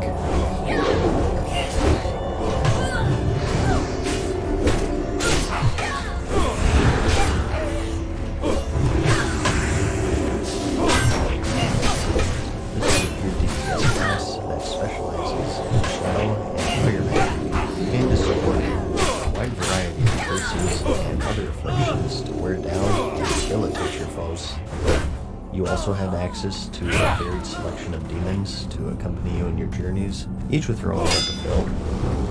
Their three specializations are Affliction, Destruction, and Demonology. Affliction increases damage over time effects, slow but steady death, and Destruction more focuses on your big hitter spells such as Shadow Bolt, or the instant cast Shadow Burn, a more direct way of dealing damage, with big crits and much more volatility compared to Affliction. And as for Demonology, as you'd guess, this improves your ability to summon demons, increasing their health, damage, and much more. As for your roles, Warlocks are the ultimate wingman class. They're just great to have in the party. They're the only ones who can summon allies, which is especially important back then, since Phoenix Stones didn't summon, and with no flying, traveling was much more cumbersome in general. Their Soul Stone was quite unique and much more valuable back then as well. Only this and Druids had the ability to resurrect during combat, although back then you had to apply the Soul Stone before the target died, so sort of a preemptive battle res. Most of the time though, you just threw it on a healer, and they only used it after a wipe so they could res up and save everyone a run back.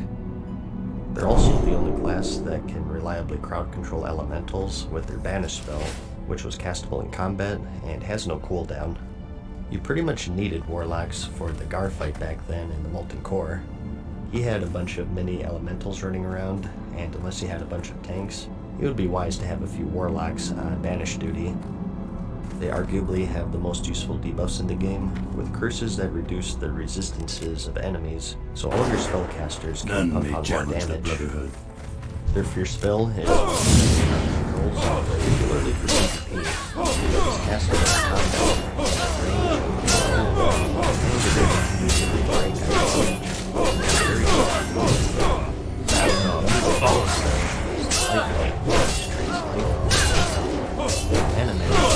wasn't just a thing for DPS also shows the resources wisely, or risking instead of thing.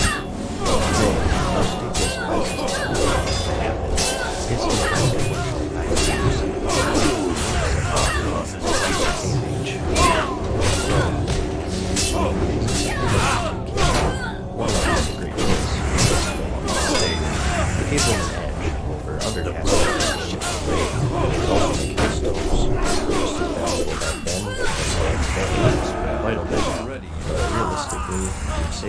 tanks because they required soul shards to make.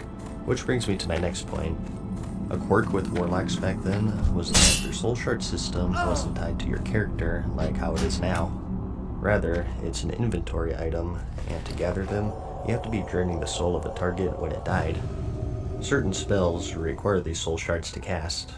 The Ritual of Summoning, Hellstones, Soulstones, every demon summon, excluding the Imp, and even combat spells such as Soulfire and Shadowburn. These took up an inventory slot, and back then, as infamous as it was, they didn't stack, so you're constantly playing this game of keeping an ample amount of these shards to make sure that you can cast all of your spells and make your stones and whatnot, and at the same time trying to save space for quest items and loot.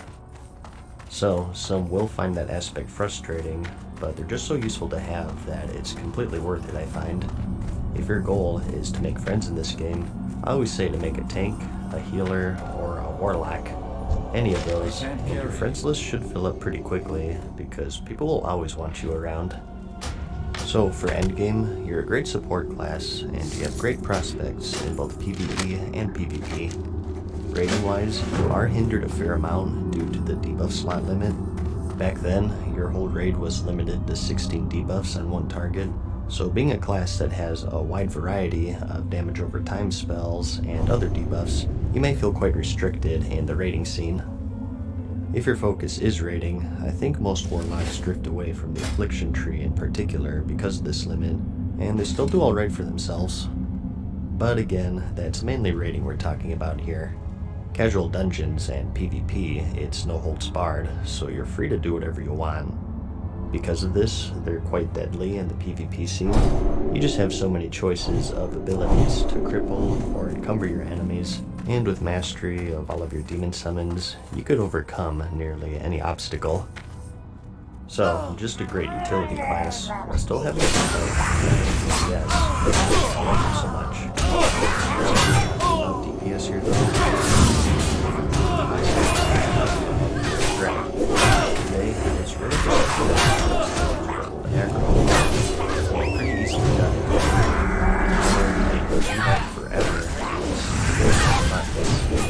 However, it was more of a group effort. White animation.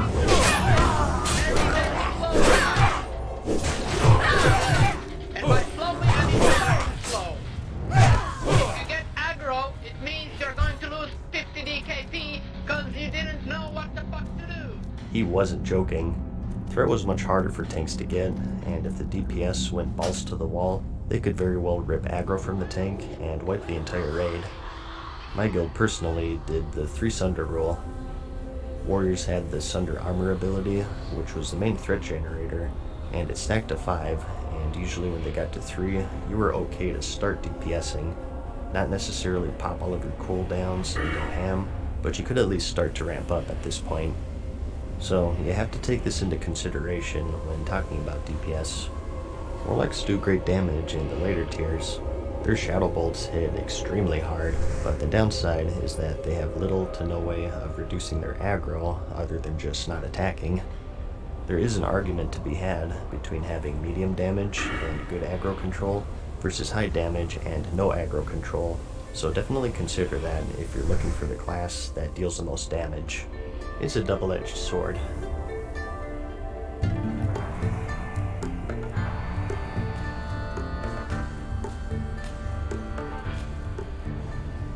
Next, we have the Mage. Anyone who's played RPGs before should know the basic gist of this class. You wear dresses, and you command the power of Frost, Fire, and Arcane to freeze, incinerate, and disintegrate your foes. Their playstyles are quite varied. Fire spec is more based on huge bursty damage to kill your enemies in the blink of an eye. A lot of the old PvP videos, you'd have what were called 3-minute mages, where with cooldowns, you'd be able to insta-give people with giant pyroblasts. It's pretty much the definition of a glass cannon though, and you forego defense for the sake of all-out offense. If that's not your style though, you also have Frost, which is much more methodical and more catered towards defense through slows, roots, and barriers. You have much more control in general compared to the Fire spec. And as for your arcane school, this is where a lot of your utility spells lay. Just to throw out some examples, you have some supportive spells such as your arcane intellect, the ability to dampen and amplify magic. Dampen decreases magic damage and healing received, and amplify does the opposite. You also have a shield, which absorbs damage in exchange for mana, the blink spell to create some distance, and some damaging spells such as the channeled arcane missiles for steady damage, or the AoE arcane explosion. They still had a lot of handy abilities that we have in the current game, the main ones being the ability to conjure food and water, and also portals to major cities. It's just that back then, with gold being so hard to come by and traveling being so time consuming, they had much more value compared to today. Just keep in mind, if you play a mage and you're hanging out in your major city, you will be asked for food and portals. It's just a fact of life. Some of the more industrious mages even made quite a bit of gold selling portals to major cities back then. You needed a reagent to open one up, so there was some justification in charging a price for them. Their sheep spell was the most diverse and reliable crowd control in the game. No cooldown, castable at range, and it worked on humans and beasts, which most of the dungeons were comprised of, and combine that with the challenging nature of dungeons back then, and thus the need of CC, mages were always great to have in the group. And its usefulness in PvP is also pretty self-explanatory. In the raiding scene, you'd always want at least a few mages there for food and water, and for their damage too. As I remember, they did pretty good. An interesting quirk that I should mention though is that back then, and this is for any class, not just mages, but enemies did have resistances, so you might be stronger or weaker depending on what you're killing and how you're spec'd. For example, the Molten Core. Being the home of the elemental lord of fire, Ragnaros, it had many enemies who were resistant to fire magic, so a fire mage would find themselves quite weak here, as you would imagine. And elsewhere, as a frost mage, there are some other fights that are unfriendly to them. It makes sense if you think about it, especially if you played the old Final Fantasies, where you had to find an elemental enemy's weakness. It's just one of the old RPG elements that I thought was worth mentioning. Since mages have access to 3 schools of magic though, they can adapt a bit better than other classes. Whereas Warlock is with the shadow and some fire, you can use fire, frost, or arcane, which gives them an edge in Help you certain find fights. something?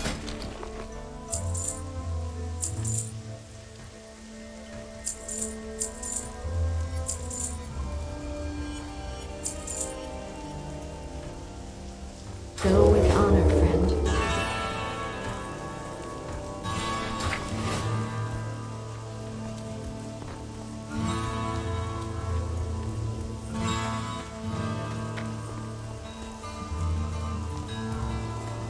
The rogue's proficiencies lie in stealth, subterfuge, and assassination. They have a wide arsenal of stuns, slows, poisons, and other debilitating effects You to need ensure something? that they're always in firm control of any skirmish that they come across. See you That later. is, if they so choose to engage. Being just one of 2 classes to have the stealth ability, the rogues have the advantage of staying in the shadows and striking or disengaging when the time is right. Just the sound of a stealthed rogue nearby is enough to send chills down a player's spine, because they know that they're being stalked, and at any moment you'd hear this.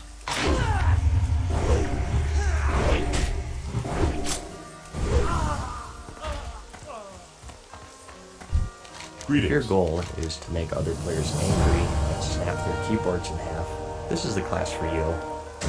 They're offensive juggernauts, holding a wide variety of robust cooldowns to kill their enemies in the blink of an eye, and at the same time, many abilities and traits that made them extremely evasive and nimble. Because of this, they're extremely deadly in PvP in the right hands, and are considered among the best as DPS in the PvE scene as well. They use the energy and combo point system. You build up energy over time, and you have combo point builders Greetings. and spenders as your resources. You have 3 specializations to choose from, and that's assassination, combat, and subtlety. The combat rogue is a Be careful. swashbuckler designed to simply overpower your target. typically focusing on one-handed swords or maces, but there were some dagger builds as well. Usually though, if daggers were your weapon of choice, most of your points would land in the assassination or subtlety trees. Assassination increases your burst damage and improves your poisons, and subtlety refines your stealth and your ability to sneak through the shadows, as well as giving you more cooldowns to set up more efficient kills. See you later. As for some of your specialties, you have the ability to pick locks, which can make certain dungeons easier or let you open up lock boxes. This is another skill that players would make gold from, offering to open lock boxes for a small sum. Another quirk with them was that to use your backstab or ambush abilities back then, you actually had to be behind your target. It does make sense. It is called backstab after all. So positioning was key, and if you or your opponent was lagging, PvP would be quite tricky to pull off sometimes. And as for leveling, as you would imagine, most rogues would invest points into the combat spec. It's hard to backstab when enemies are constantly facing you. They're also the only class that can disable traps, making them quite good for PvP, but even in certain areas in PvE as well. They have a wide variety of poisons at their disposal, as I said. In Classic, he actually had a whole profession to craft them. Direct damage, damage over time, slow, healing reduction, casting speed increase. Pick your poison.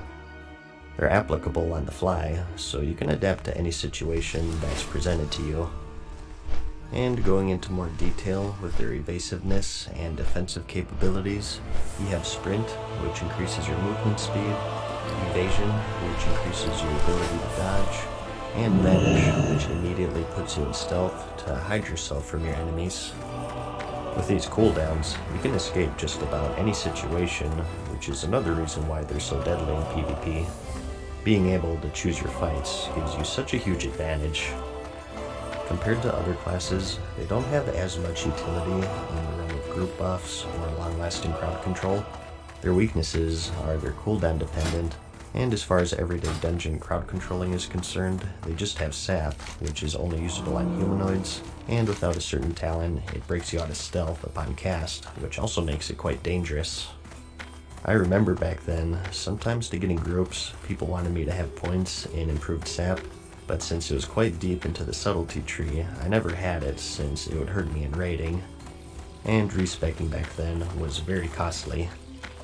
Their main saving grace is that their kick ability was the most reliable interrupt in the game, having a short cooldown and castable anytime as long as you had the energy.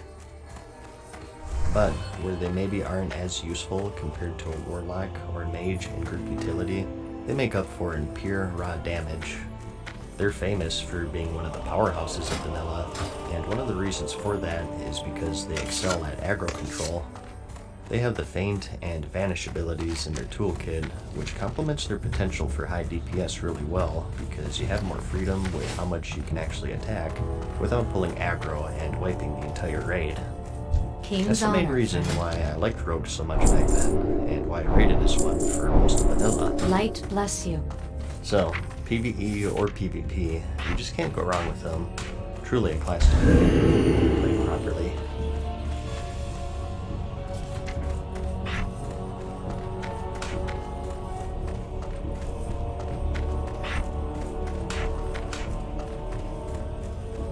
Hunter is an expert scout and marksman who favors a bow, gun, or crossbow as their weapon of choice, and are accompanied by their trusty companion pet. They're a fourth and final pure DPS class in the game, and they hold a wide variety of devastating ranged attacks to decimate their foes from a distance, and a small arsenal of traps to keep them out of harm's way.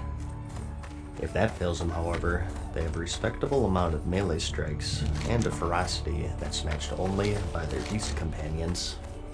Bears, leopards, spiders, wolves, the wild holds endless potential allies for the hunter to tame. Some are as common as a household cat, and others are rare trophies that only the most patient can say that they've successfully domesticated. Your three specializations are marksmanship, beast mastery, and survival. Marksmanship, as you'd guess, improves your ability to attack from range, providing increases to your various stings, and even the aimed shot ability, which is a skill that takes a few seconds to line up a devastating hit. Beast Mastery improves your animal companions and your bond with them, providing benefits for both the hunter and the pet. A signature spell being Bestial Wrath, which turns your pet into an unstoppable killing machine. And as for the survival tree, this houses many improvements to your traps, melee attacks, and just improves your control in general and your ability to kite. for you? A highlight being your Wyvern Sting, which is a ranged attack that puts your target to sleep. Some of the unique things going on with them that you may have heard is the fact that they need ammo to fire their weapons. This was taken away in the Cataclysm expansion, but for bows and crossbows you needed arrows, and for guns you needed bullets to be able to attack. To help keep your bags clean, you also had access to special ammo pouches or quivers, which typically had higher capacity and also a boost to your ranged attack speed. You also had the ability to equip melee weapons in addition to your ranged. Since hunters really shined at range, these were mainly sought after for the stats more than anything. You may have heard people jokingly referring to every single weapon in the game as a hunter weapon. This is due to their tendency to take melee weapons with little regard to their comrades, even though they don't really use them, either due to selfishness or blissful ignorance. As for the pet system, this was also quite different at the time. Nowadays, pets share the same stats and DPS regardless of what you tame, but back in vanilla, each pet had unique stats. Some were more tanky, some had a really high attack speed, or maybe a slow speed but with high damage, or maybe they had certain unique abilities. For example, the turtles had a nice shield wall, which made them quite nice for tanking enemies, and only the boars had a charge, which would be in place for a second, and wolves had a howl, which would increase the damage of party members, and so on. There's way too many to list. The way you learn these skills was also pretty unique. Certain pets had certain ranks of these skills, and if you battled with them enough, you gained the ability to train their skills to other pets. It used skill points, and you had all sorts of abilities and buffs to choose from and customize your pet. Armor increases, certain resistances, and so on. You also had a happiness meter that you had to keep track of. There are 3 levels: unhappy, neutral, and happy, with a damage modifier of 75%, 100%, and 125% respectively. It decreased over time and was only increased through feeding your pet certain foods, and if your pet was unhappy for too long, it would actually abandon you, funny enough. How often you had to feed your pet was affected by the loyalty system, which was another quirk that they had. The longer you journeyed with your companion, the more loyal it became to you, and the less you had to feed it to keep it happy, and it goes on and on. It really had some Pokemon aspects to it. It was quite complicated back then, so it was kind of funny that newer players were often pointed towards Hunter as their first class. That's because they were easy to play at a very basic level, but looking past that, they're actually one of the hardest classes to master, I think. A contributing factor to that being their dead zone. Basically enemies who are too far to melee and too close to shoot. That's right, if enemies got up in your face, you're forced to bust out your melee weapons and deal with them that way, or find a way to get some range between you. This is pretty easy if you have a pet to taunt it off of you, but up until level 10 you're on your own, so it's a pretty tricky thing to deal with, especially in PvP. It's a constant battle of keeping other players out of melee range, and you can really notice as clear as day the difference between a good hunter and a bad hunter in a PvP setting. Another unique thing they have are traps. You do still have some of these today, depending on your spec, but I think the best way to put it is back then they were much more substantial, and that's because they were vital in keeping distance between you and your enemy. So with the removal of the dead zone, they kind of faded into the background, but back then you had to master these things if you wanted to be a decent hunter. You had the normal freezing trap, which as you'd guess froze targets, and you also had your frost trap, which was your AoE slow, and there were some damaging ones. Immolation for a single target dot, and explosive for AoE. A cool set of abilities that helped define the class. And I mentioned this earlier, but hunters back then used mana as their resource, which will take a lot of people by surprise, I'm sure.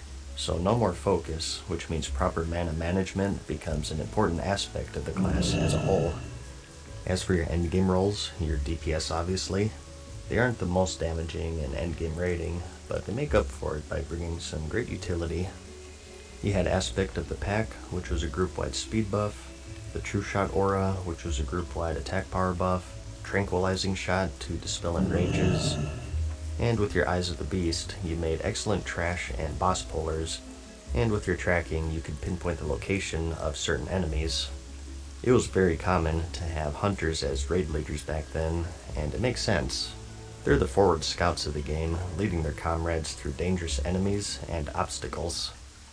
They had great aggro control with their Feign Death ability, so if threat control is one of the more scary aspects of vanilla for you, they handle it quite nicely. Probably as good as rogues, if not better. And in PvP, they were quite deadly if they knew what they were doing. They were a threat to everyone. Any melee if they knew how to kite, healers with their mana drain, and even casters if they had the right pet pushing back their casts. I think if you had to pick just one class to describe as easy to learn and hard to master, it's the Hunter.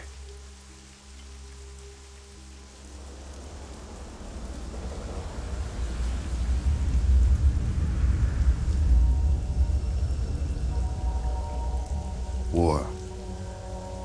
War never changes.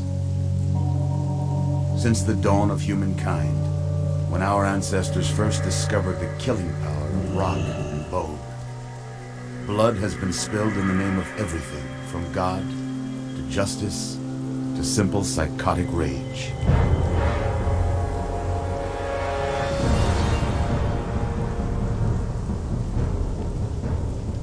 The quintessential melee class of any RPG, the warrior is a heavily armored juggernaut who doesn't rely on cunning nor magic. Rather, they favor their combat prowess and the hefty weight of sharp steel to cut through their enemies.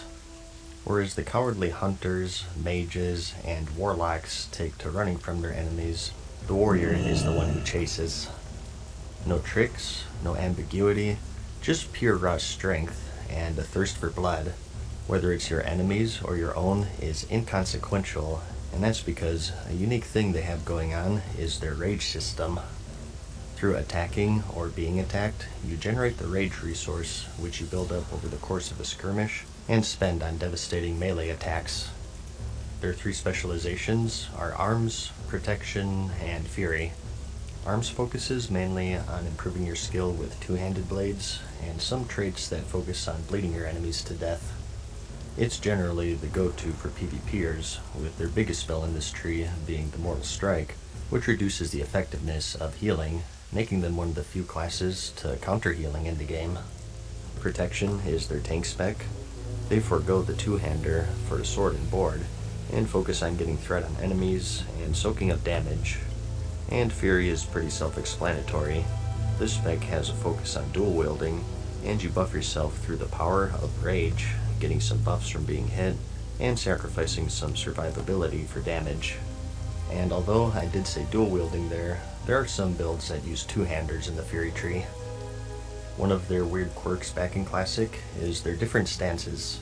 You have 3 of them, and that's Defensive, Battle, and Berserking. Each one has their own perks. Defensive increases your threat and reduces your damage taken, but it also reduces your damage dealt. As for Berserking, this gives you some crit, but increases your damage taken, and Battle Stance is middle of the ground. No benefits nor detriments. You also had certain abilities that you could use in certain stances. Some examples would be Disarm, which is only usable in defensive, Overpower, which is battle stance only, or an Interrupt Shield Bash, which is usable in both battle and defensive stances. Particularly in PvP, it can make for a hectic time weaving between these 3 stances and adapting to what's going on around you, and since you lost all of your rage when switching, it was something that was pretty tricky to master too. You may have heard the term stance dancing before, and it's something that you'll have to learn for both PvE and PvP. So, not only are they relentless, but they also do very well at adapting to their surroundings and can buff their offense or defense on the fly. Damage-wise, they can really pump it out, and some see them as the best. Again, with quotes around best there, because like some other classes, a downside is that they don't really have any way to get rid of aggro. So you have to be very careful at the same time. And as for tanking, a lot of you probably know that warriors are the tanks for vanilla. In full plate and with the shield, they're just unbeatable at soaking up damage. Whether it's passive or active mitigation, they're the kings of Classic. And at the same time, with their huge arsenal of taunts and threat generators, they also excelled at holding aggro, which wasn't so easy back then. The better your tank is, the better your raid is, because your DPS can let loose a bit more. And single target or AoE, warriors were great at holding aggro. And if you want to play one for damage, PvE or PvP, you can't go wrong.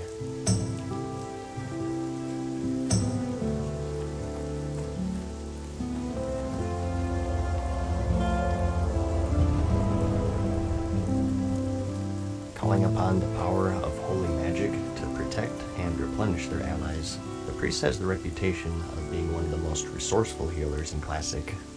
They're as good as healing as warriors are at tanking, and if that's not your cup of tea, drawing upon the power of shadow, they're more than capable of dealing out damage and melting faces. Your three specializations are Holy and Discipline, which are based around healing, and Shadow, which is for damage. Let's cover healing first. Due to their flexibility and raw healing power, every raid will have a hefty supply of priests there to keep everyone alive. Big slow cast heals that you can buffer, fast flash heals that you can react with quickly, an area of effect heal, a heal over time to keep things steady, the ability to dispel harmful effects from allies and beneficial effects from enemies, and a boon to stamina, and even a shield to prevent damage. You name it, the priest has it, and it's this extreme versatility is why they're considered the quote best healer by many. As for the differences between the two specs, Holy is more of a direct healing tree, while Discipline is more of an increase in supportive stuff like buffs. In Discipline, you have Power Infusion, which increases spell damage and healing on your target, and Divine Spirit, which increases a player's spirit. And in the Holy Tree, you have some passive boosts to healing in general, and even the Spirit of Redemption, which allows you to heal allies from beyond the grave. So it's another preference sort of thing. Do you want raw healing, or a bit of added support? And I am saying Holy or Discipline here, but again, with the Classic talent system, it's not that simple. Usually people say that since you have more points in one tree than the other, so when I say Holy spec, it might be something like 30 points in the Holy tree, and like 21 or something in Discipline, so it's not an all or nothing deal. And that goes for any class really. As for their DPS spec, Shadow, you throw away the Divine in favor of Dark Shadow magic to melt faces. The way you deal the damage is pretty varied, kind of a hybrid between Warlocks and Mages in a way. You get a damage over time, a hard hitter, and a channel spell, so it's a nice mix for a lot of people. And with shields and the ability to heal if you step out of shadow form, pretty good survivability too. Because of all of this, they're juggernauts in PvP. I actually fear them more than rogues, if I'm gonna be honest. They do have a spot in raiding, but their biggest weakness is their mana. They run out quite quickly, so I personally saw them very rarely in my guild. I do know that they give a nice debuff that increases shadow damage taken, so you probably want at least one Shadow Priest in the raid for that, if nothing else. So you do have an important role to fill in the PvE scene. A quirk with them is that shadow form that I mentioned. Today is just something that you want to have on because it gives you some spell damage, but in Classic, in addition to the damage, this form would lock you out of most of your healing spells actually. You can only use any shadow-based spell and your shield, and if you want to heal, you have to exit the form and then patch yourself up, and then re-enter it. It's extremely tough on your mana, and should only be used as a last resort. So, replenishing allies with holy spells, or torturing foes with dark shadow magic. The ultimate yin-yang class that packs a punch on both sides of the coin.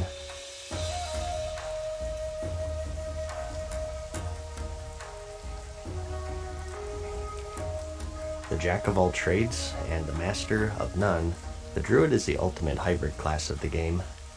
Being one with nature itself, they can take on the form of many different beasts to adapt to any situation. The healer goes down, or they run out of mana in a dungeon, back up a bit and spot heal. Or maybe the tank went down, so you just go bear form, pop cooldowns, and try to weather the storm.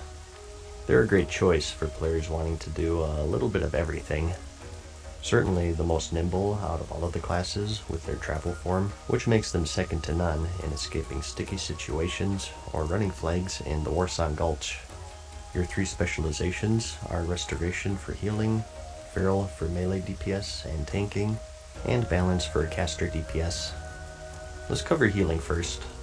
Your toolkit consists of 2 heals over time, 1 standalone and another through a flash heal, an instant cast heal, a slower big heal, and a few others. Their toolkit isn't as diverse as a priest, but they make up for it in other ways. Now this isn't tied to just restoration, but one of the nifty things that you have is your battle res, Rebirth. Like I mentioned earlier, the Warlock and Druid are the only classes capable of resurrecting players in combat, the former having to preemptively cast a Soulstone before the target dies. This itself is extremely useful, as you would imagine, and it can save you a wipe if your tank goes down.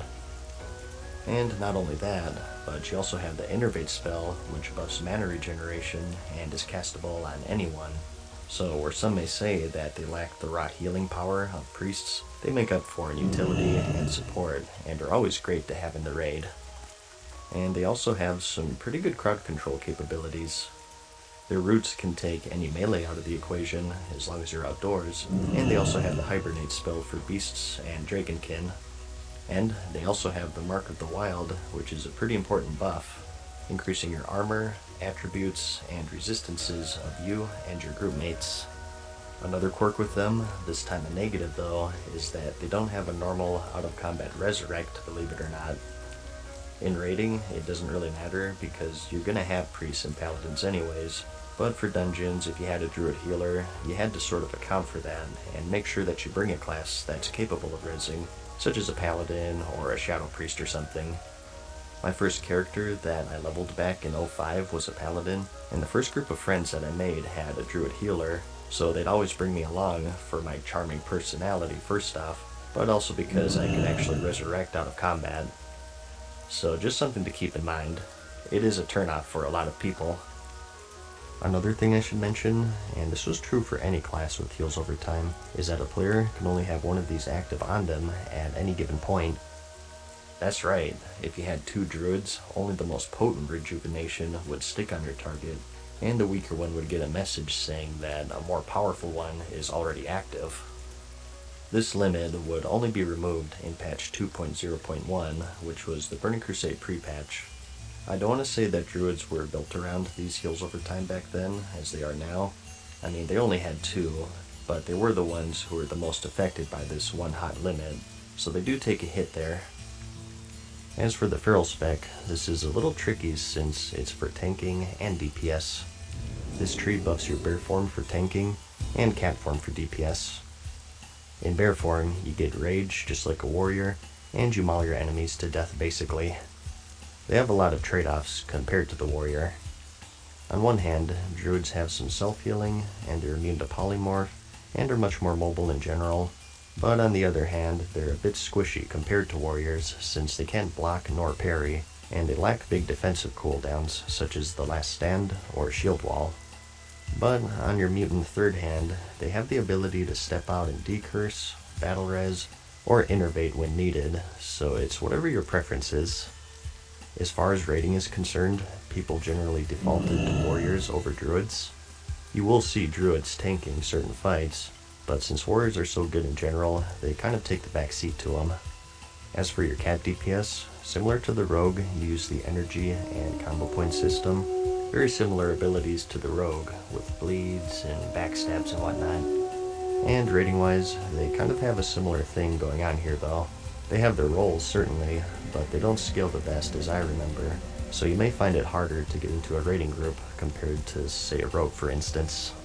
As for balance druids, you summon the power of nature itself to take down your enemies, and buff your nature and arcane abilities such as Moonfire, Wrath, and Starfire. And if you invest enough points into the tree, you get the Moonkin form, which gives you and your party members some spell crit. If your concern is raiding, they fell under the same curse as Shadow Priests. Their biggest weakness is that they ran out of mana quite quickly. Their Moonkin form is jokingly referred to as Oomkin because they'd constantly be out of mana. So, you know the saying, the jack of all trades and the master of none. It's not without its downsides. While they are technically capable of several roles, a lot of the times in regards to raiding, they fall into healing primarily. But that is just talking raiding there. I'm sure a lot of you don't even plan on doing that endgame, maybe preferring PvP or just some casual dungeon running. If that's the case, you have a bit more freedom in a lot of ways, so you should follow your heart and do what you want. Well, you should do that anyways, in fact, and with the Druid, you have a lot of options in that regard since you're so versatile. The kings of support, in my book.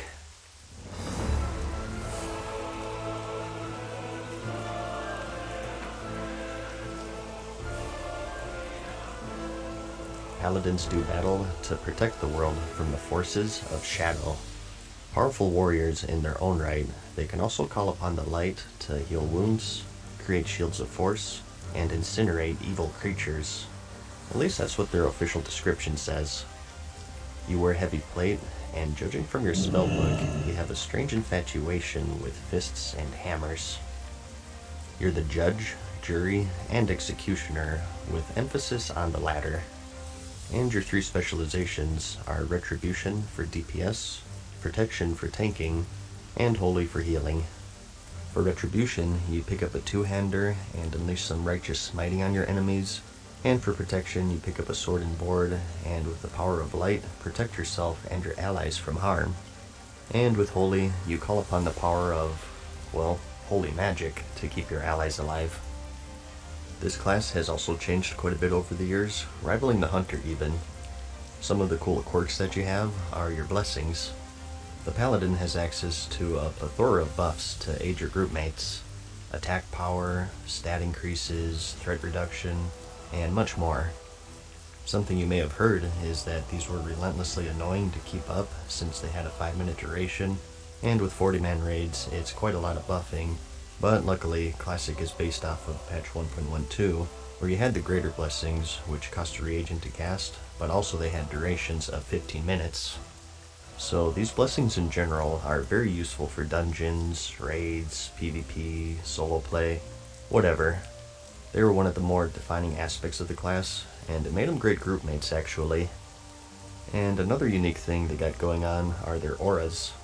These are party-wide buffs that increase armor, resistances to certain schools of magic, a thorns buff that deals damage to attackers, and so on.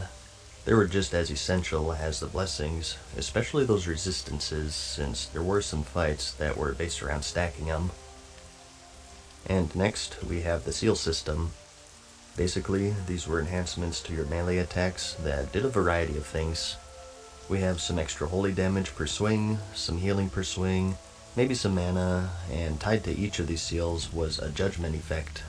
Essentially, if you cast the judgment spell on an enemy, you got another effect unique to each seal. For example, with that healing seal I mentioned earlier, it debuffs the enemy and any ally hitting it will now get some healing per melee attack. And it's the same for the mana seal, and for the holy damage one, it just does some straight instant holy damage. And there's a bunch of other cool effects for all of the other seals. It's a really unique system that was chipped away over the years, ultimately seeing an end in the Legion expansion I think, and it's another one that really defines the class and stops them from being labeled as just a warrior who can heal. And their job description isn't just for show. Being warriors of light, they have an edge against the unholy undead and demons of the world through some exclusive spells that are only usable against these enemy types. So kind of a unique benefit that they brought to the table whenever you were running a dungeon or a raid that was filled with undead or demons. And another unique thing is that they're alliance only. That's another wild thing that a lot of people didn't know, I think. How could you have a class that's only available to one faction? Isn't that imbalanced? Well, it's vanilla World of Warcraft. Believe it or not, strange elements such as this weren't sacrificed for the sake of that hyper balance that you see in the current game. Again, good sides and downsides, but that's just how it was. Some fights, the Alliance simply had it easier than the Horde, and vice versa with the Horde Shaman, which I'll talk about in a bit. First though, I wanted to get into their specializations a bit more, starting with Holy. As I said, in regards to just raw healing, most people will tell you that priests are the kings of Classic. Paladin healing is very straightforward. You have a big slow cast heal and a flash heal, and if you spec into it, an instant cast. That's pretty much it for their direct heals, but combined with those blessings that I mentioned earlier, it's certainly enough. Retribution spec takes on a two-hander, as I said, and they deal a combination of physical and magic damage through that seal system. The Seal of Command, which is found in the Retribution tree, is usually their seal of choice. This has a chance to proc extra attacks, so they could get quite bursty, and combined with their heavy plate and their ability to heal themselves, and other spells such as their bubble and lay on hands, they're quite tough to kill. It always seems like you have to kill a paladin like 3 times to actually kill him, which makes them quite dangerous in PvP. Rating wise, they're rare to see since their overall damage wasn't the best, but PvP was another story.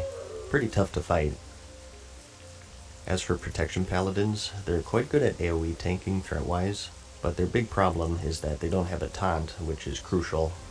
If enemies got off of them, it's a struggle to get them back, and it's something that gets worse over time as your DPS gets more and more geared. Their way of getting aggro was just a threat increase buff, so they had a hard time single target tanking threat-wise.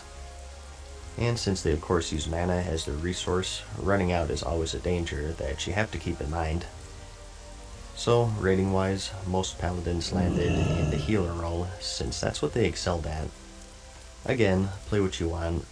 If you want to be Retribution or Protection, I'm sure you'll find guilds who'll take you in. It's just that it's going to be harder compared to a Holy Paladin. It all depends on your endgame goal, really. The only sure thing is if you enjoy fists, hammers, and righteous smiting, this is the class for you.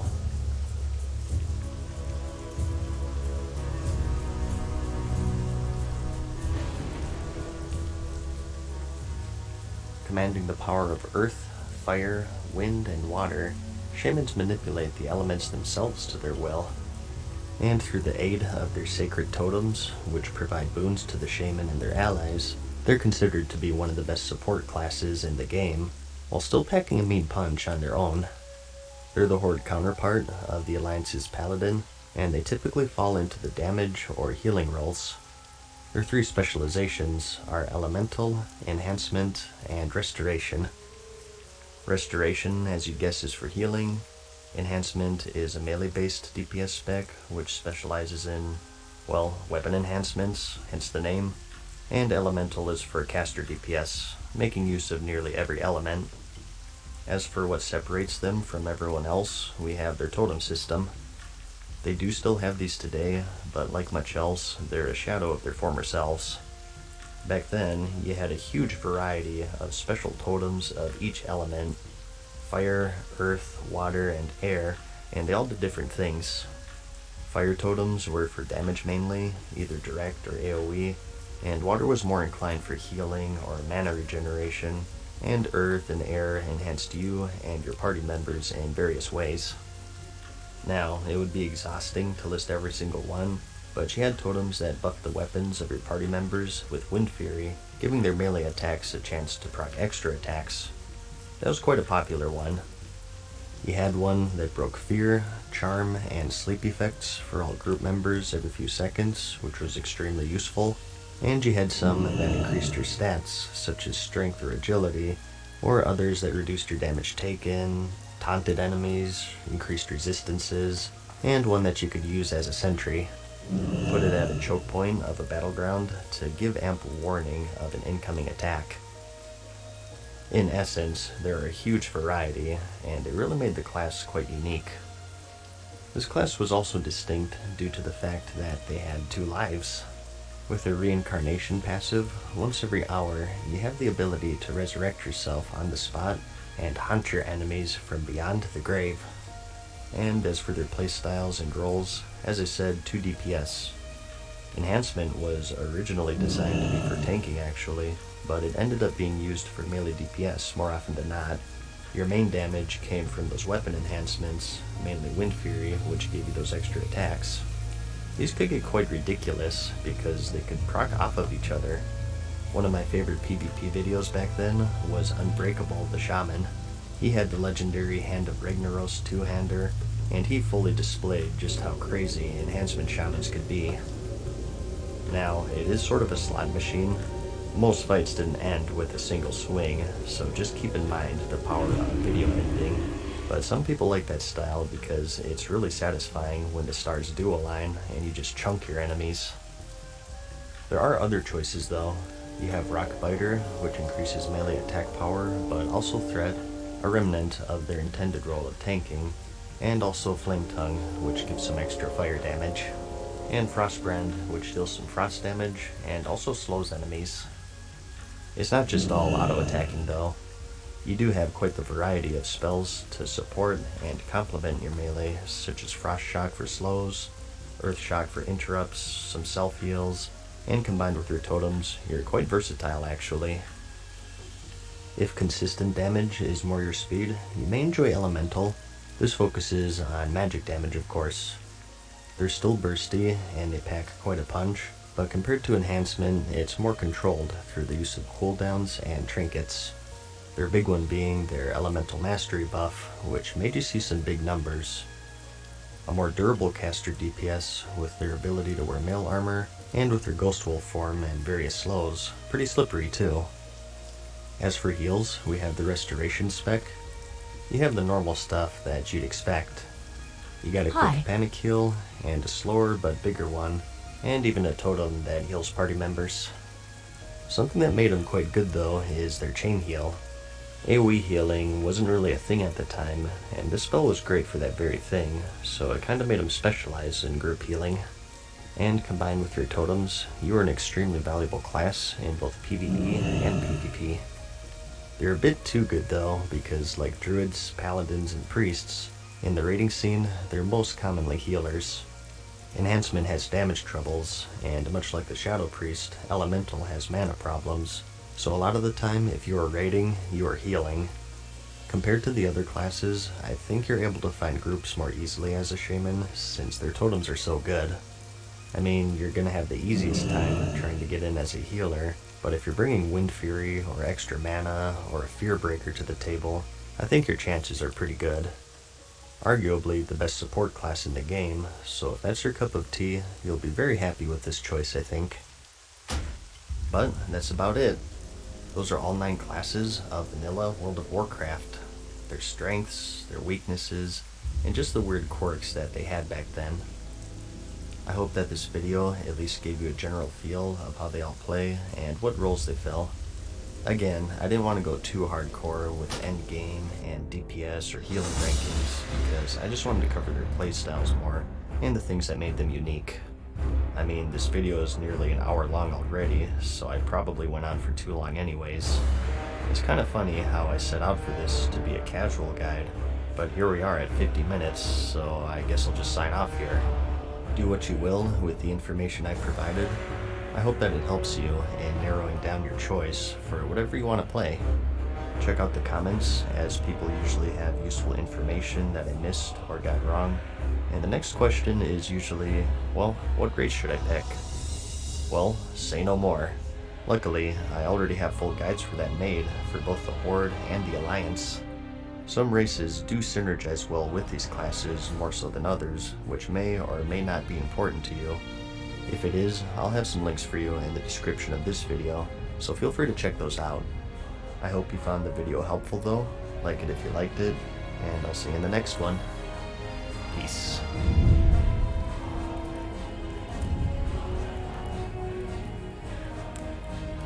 Farewell for now, mortals. We hope you enjoyed today's video. See you again soon.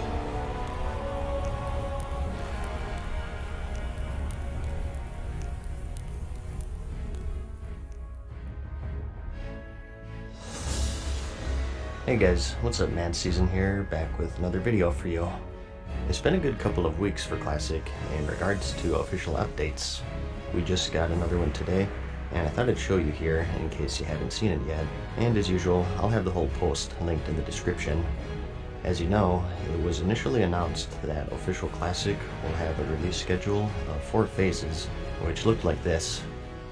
For Stage 1, we had the Molten Core, Onyxia, Diremal, Kazakh, and Azergos. And for 2, we had the Blackwing Lair, Battlegrounds, PvP Rewards, and Zul'Gurub. And for Stage 3, we have Ankh-Kiraj, Dungeon Set 2, Silithus, and the Green Dragons. And lastly for 4, we of course have Naxxramas and the Scourge Invasion. As they mentioned though, it was still a work in progress, and today they altered this list into the following 6 phases instead. Note that there's no specific timeline as of yet, since we don't even have an actual release date, aside from a vague summer 2019. The exception being Stage 1, which will serve as the launch stage of course. So now, we have Molten Core, Onyxia, and Maraudon for Phase 1, and they moved Diremal and the world bosses Azergos and Kazakh to Stage 2, and we have Blackwing Lair at Stage 3, and they've now added the Darkmoon Faire to the list, and they put them in Stage 3 as well. As for Stage 4, we have Zul'Gurub and the Green Dragons. For 5, we have the Ankh-Kiraj raids in the world event, and also some loot reconfiguration, which I'll go into detail with in a bit. This includes that Dungeon Set 2 and the Relics, which as you may remember, are those special items for Paladins, Druids, and Shamans, since they couldn't put anything into the range slot. And lastly, for Stage 6, we have Naxxramas and the Scourge Invasion. So let's go over these stages one by one, and explain just what's going on here, and why this was all changed. So, Phase 1, the Molten Core, Onyxia, and Maraudon. This is very close to the actual release date of the game, as it was in 2004, with the exception being Maraudon here, which was released in patch 1.2 in December of the same year, just 1 month away. The big news here is that Diremal and the world bosses are no longer tied to the release stage.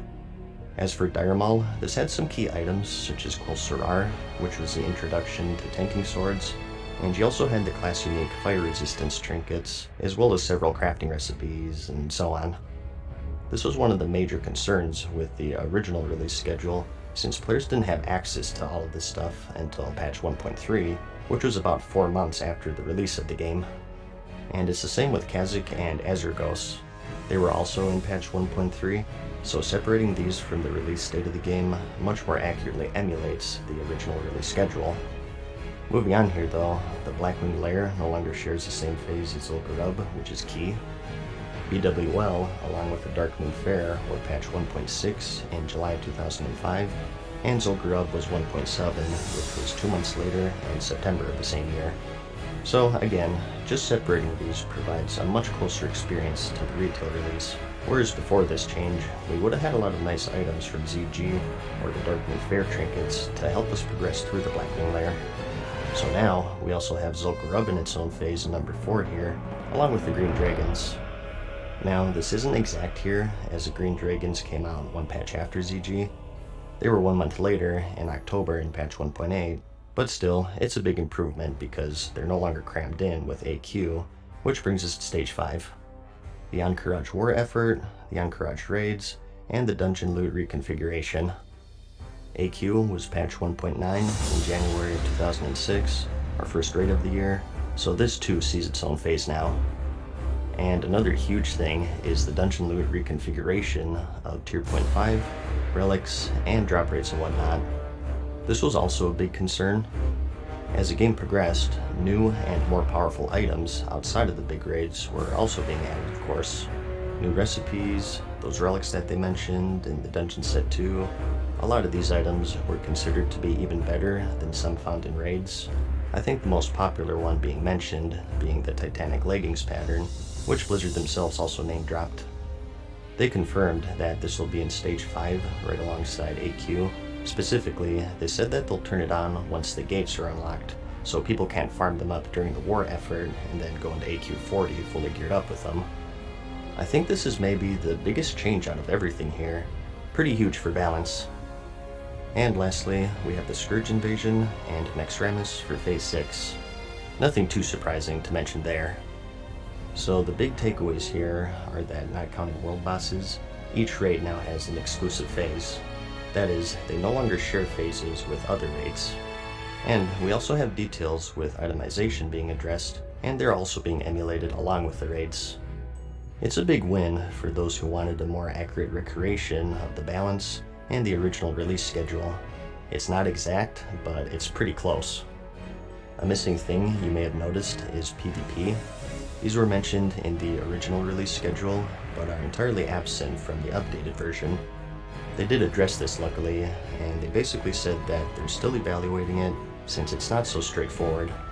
The PvP gear changed both the method of obtainment and the actual stats.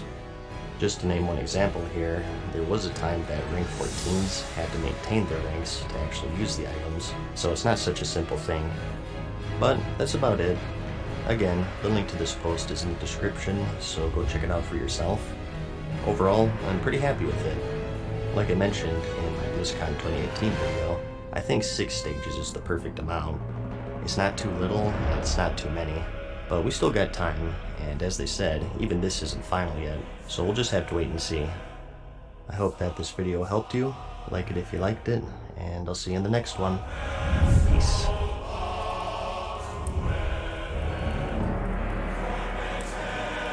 Farewell for now, mortals. We hope you enjoyed today's video. See you again soon.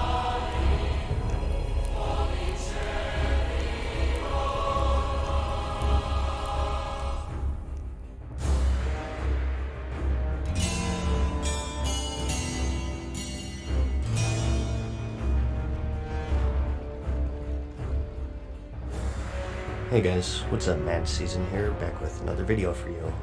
The winner of this month's poll is the Profession Picking Guide for Classic World of Warcraft, so we're sort of continuing my beginner guide series here. I started with races, and then I did classes, so today, professions. Following the scheme with my other videos, I'll try to cater more to the beginners into the classic scene, so just going over the basics here about what each profession is, and maybe some highlights and popular items of each one, their gold making potential, and also strengths for both PvE and PvP. And I'll also throw in my personal picks for each class at the end.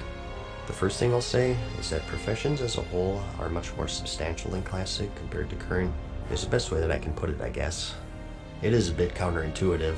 More and more recipes have been added over time, so how's it more substantial in Classic?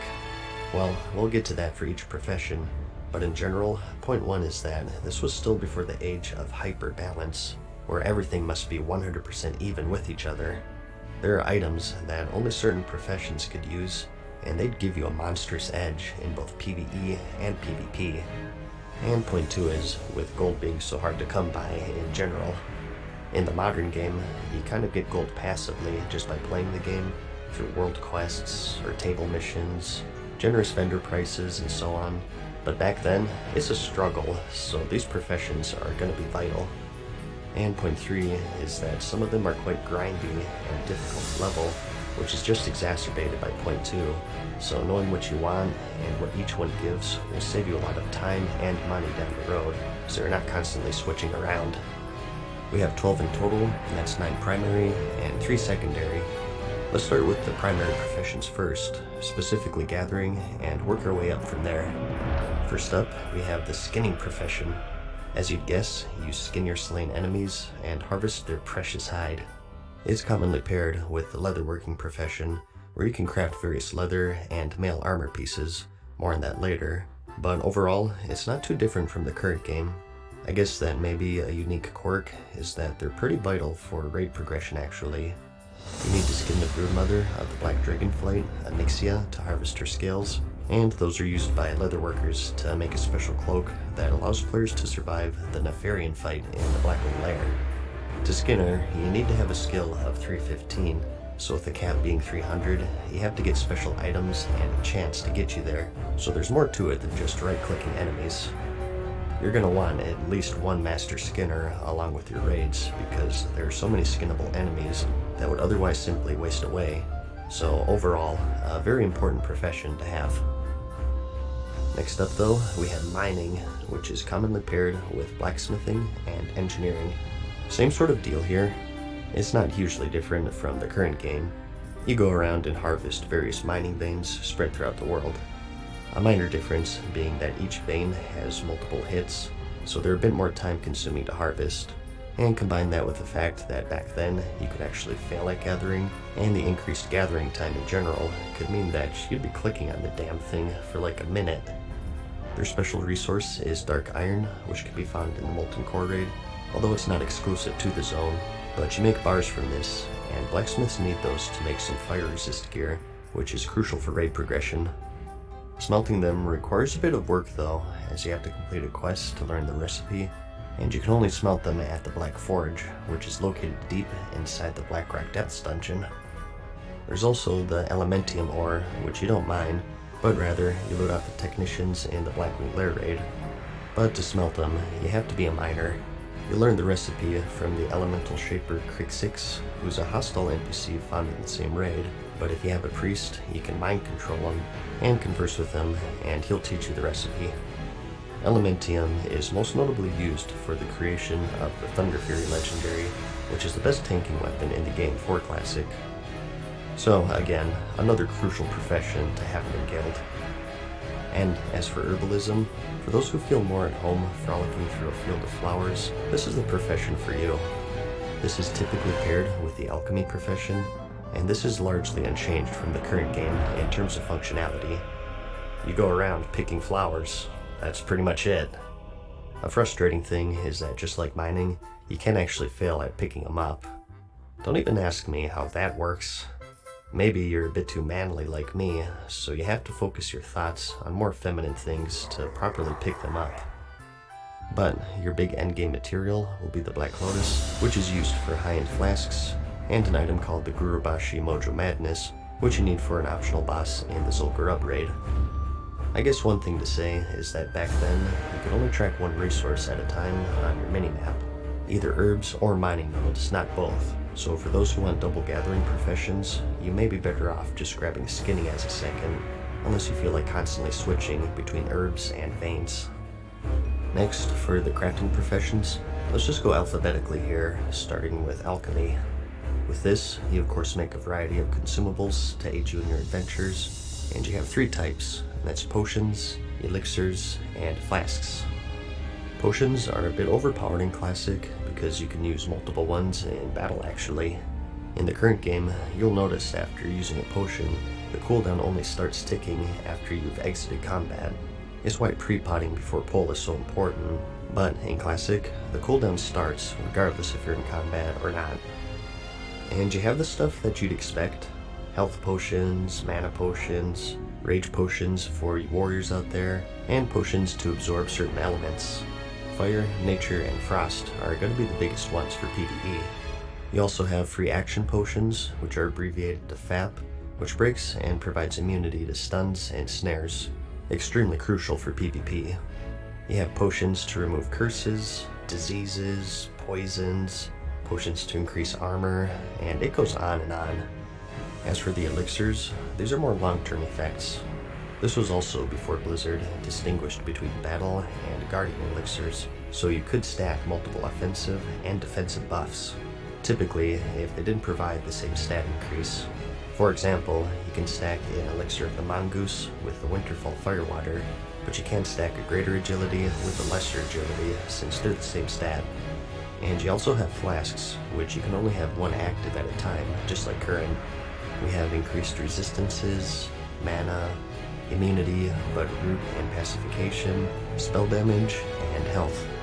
These take quite a large amount of materials to make, and they're only craftable at special alchemy labs. In vanilla, only found in the Scholomance dungeon and the Blackwing Lair raid. Yeah, no one thought it prudent to, build a lab that isn't surrounded by monsters. So, some may find that annoying. I personally think it's kind of neat, and it adds a bit of flair to the profession. It makes you think twice before blindly popping flasks, and it gives them more value on your auction house since you have to go so out of your way. You also, of course, have the power of transmutation, so you can play God if you want to. You can transmute essences, air to fire, fire to earth, earth to water, and so on. Mithril bars to true silver, iron to gold, thorium bars to arcanite bars. Arcanite bars, of course, being crucial in the creation of the legendaries Sulphurus, the Hand of Ragnaros, and Thunder Fury, as well as other powerful items. The catch is that these transmutations have a 2-day cooldown, and they all share with each other. A good side though is that it creates a market for just your cooldown. A common practice back then was for someone to supply the alchemist with materials for a transmute and some gold to essentially buy their cooldown. So it's essentially a lazy man's way of getting gold. All it takes is a click of a button and a bit of social interaction, which I know is scary, but if that fails, you can always just buy materials at the auction house and sell whatever you transmute for a profit. Overall, it's a pretty powerful profession for raiders. You can just buy all of the stuff on the auction house. They're not soulbound, of course, so if you're looking to min-max, it's not 100% essential to have alchemy. It'll just save you a ton of gold in the long run, and you'll even make quite a bit at the same time. Like I said, it's definitely the lazy man's way of making gold. I myself am planning on getting it on a plethora of characters and keeping stocked up on materials, so every 2 days I just cycle through them all and click a button to collect some gold. Good profession. Next, we have blacksmithing. This is your weapon and mail and plate armor profession, and it's a pretty common choice for the heavily armored paladins and warriors. In vanilla, as a blacksmith, you have the option in specializing in certain areas. You can either be an armorsmith or a weaponsmith, and if you're a weaponsmith, you can specialize further into either maces, swords, or axes. And for all of this, you have special exclusive recipes. Here are some examples of some weapons you can make as a weaponsmith. More useful for that early endgame, of course. Feel free to pause if needed here. And here's some axes you can make as an axesmith. The Arcanite Reaper is one of the best, if not the best, early two-handers in the game, and you'll see a lot of axesmiths running around just for that, and it'll definitely be a hot seller in the auction house. Quite expensive to make though, requiring 20 of those Arcanite bars that alchemists make. They can also make the Nightfall Axe, which is highly sought after for its debuff, typically used by off-tanks I believe, to maximize the raid damage. As for hammersmiths, they don't have anything too crazy really, and that's because the specializations for maces were stuns back then. People wanted axes or swords mainly, because those gave increased crit and extra swings for rogues and warriors, whereas the mace stuns were really only handy for PvP. And here you have your swords. I think the most popular one here is the Sageblade, but this won't be available until Phase 5, since they originally released quite late in Vanilla's lifespan. Armorsmith has a little more viability past that early endgame gearing, as they have some pretty powerful recipes. The Lionheart helmet and the Titanic leggings are two of the more popular ones, as they're incredibly good for DPS plate. However, just like the Sageblade, keep in mind that not everything is going to be in at launch. They specifically mentioned the Titanic leggings, in fact. And you also have all of your Dark Iron plate. Back then, you needed fire resistance for the Ragnaros fight in the Molten Core, or if there was a 3-minute mage in PvP or something, and through some quests and rep grinding, you can get plans for the Dark Iron gear, which has a ton of fire resistance. It's going to be crucial for that early raiding, so you'll be a valuable guild member if you get all the plans. Other key items will be your Sulfuron Hammer, which you need for the Hand of Ragnaros. You can also make Sharpening Stones and Weight Stones, which are buffs to your weapons. This is more handy for Alliance players because the Horde want that Wind Fury. Wind Fury, of course, being a buff that only Shamans have. It puts a buff on your main hand, so you don't want any stones blocking that. And keys are also going to be your best friend. Sometimes you'll find yourself without a rogue in the group, or maybe you have one and you just haven't leveled at lockpicking, and in certain dungeons, you'll have these locked doors blocking your path, or locked chests taunting you. These keys can be a lifesaver and make your group members quite happy. All in all, Blacksmith has some pretty good potential for gold making, but it requires a lot of time farming materials and luck getting all of the good patterns. For the high-end stuff, you really have to put some effort in, but if you do it, and the earlier that you do it, the more you'll make. And they have some options for some steady gold too. Remember those Sharpening Stones and Weight Stones that I mentioned earlier. Again though, that's going to be more favorable to the Alliance. And you can also make Enchanting Rods, which enchanters need, so those will always be a good earner as well. But next, we have the engineer. Those who like messing around with silly gadgets and explosives will find themselves quite at home with this profession, and many would agree that it's, quote, the best one for min-maxers. We'll get into that in a bit. The field repair bot is present in Classic, and it's just as useful as ever, even more so in fact, since there aren't any repair mounts. These were pretty much a requirement for any raiding guild back then. They can also make a selection of guns and ammo, making it an appealing choice for hunters. This gun was dubbed the Super Soaker in my guild for obvious reasons. And here you have your hunter ammo. You'll be needing plenty of this, as you burn through it faster than you'd think. Keep in mind that even if you don't use guns, there exist NPCs in your main city that trade bullets for arrows, making this an appealing choice for even bow wielders out there. They can also make a helmet for underwater breathing, which is more useful in Classic due to the shorter breath timer in general. And you also have a selection of trinkets, which is notable since good trinkets are much harder to come by in Classic. My favorites were the elemental ones, where you could reflect spells. I always kept an ice reflector on hand for those pesky mages, and the fire one is especially useful if there's a 3-minute mage gibbing you. You also have the goblin jumper cables, which can sometimes bring a player back from death. Being a rogue who's quick with the vanish when things went awry, this saved quite a few corpse runs for my party, I'll tell you what. It's also great for a hunter who feigned death. And we also have the stun bombs. As an engineer, you have access to a variety of grenades that deal some AoE damage, and also incapacitate your enemies. There are a bunch of different ones, but as I remember, most people stuck with the iron grenades, since they were the most cost efficient. There are higher level ones that do more damage, but they cost an arm and a leg to make, so it really depends on how much you're willing to invest there. So these are absolutely crucial for PvP, but they're still pretty good for PvE as well. And you also have the Sephorian charges, which are equivalent to the blacksmith keys, just a little more brute force. Similar to blacksmith, you have different expertises to choose from, just 2 this time, and it's gnomish or goblin.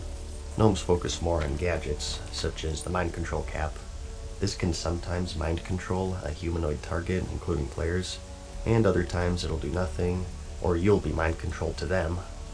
The battle chicken is quite nice, as it occasionally provides an attack speed buff to your group, 5% for 4 minutes, making it another appealing choice for endgame raiding. This is going to be a must for min-maxers and high-end raiding guilds. And you also have the rocket boots, which are a classic. These of course give you a really good speed boost, lasting for 20 seconds. The death ray trinket is another popular choice, requiring a decent cast time, but delivering some big burst damage to your target, even capable of critting. It's more used for PvP since it's all about that burst, the only downside being that it does drain some of your life. Most of these gadgets do have their downsides because they can fail in spectacular ways. The boots can give you a fear effect, the mind control cap can reverse like I mentioned, the belt can banish you for 20 seconds, and so on. Another downside is that a lot of this stuff is equipped, meaning that you have to forego your normal equipment and lose some vital stats. But you can also make a teleporter to Gadget-san as a gnomish engineer. With traveling being so time consuming in Classic, stuff like this is going to be all the more valuable, so this is going to be a must if you decide to go gnome. A benefit of this is that it's pretty close to Silithus, so it's a big time saver when the gates of Ankiraj open up. And as for Goblin engineering, as I said, these guys specialize in bombs.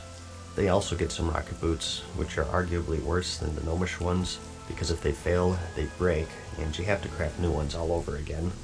There was a bug that you could use to bypass this, but since they said Official Classic won't be emulating a lot of these exploits, I wouldn't count on this making it to the game.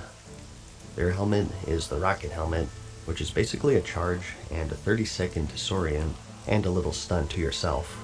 You saw this all the time in the old PvP videos, and it's going to be a lot of people's main reason for going Goblin. Goblin engineers get the Everlook teleporter, which brings you all the way to Winterspring. Not as useful in my opinion than the Gadget-san one, since there aren't any raids nearby really. It is kind of close to Ashara though, which holds Azurgos, and with Winterspring being a higher level zone than Tanris, it's also a better spot for high level herbs and mining nodes and whatnot, so maybe a bit faster for farming. But another popular item of theirs is the Goblin Sapper Charge, which deals some damage to yourself, but also to everything around you. 450 to 750 in fact, which is quite a lot, and with a 5-minute cooldown. You may be hollering that this is imbalanced, and that engineers have an obvious edge here, but again, it's just part of the game before everything had to be 100% balanced with each other. Those of you who've been paying close attention may have noticed that while these recipes require certain specializations to learn, most don't require them to use.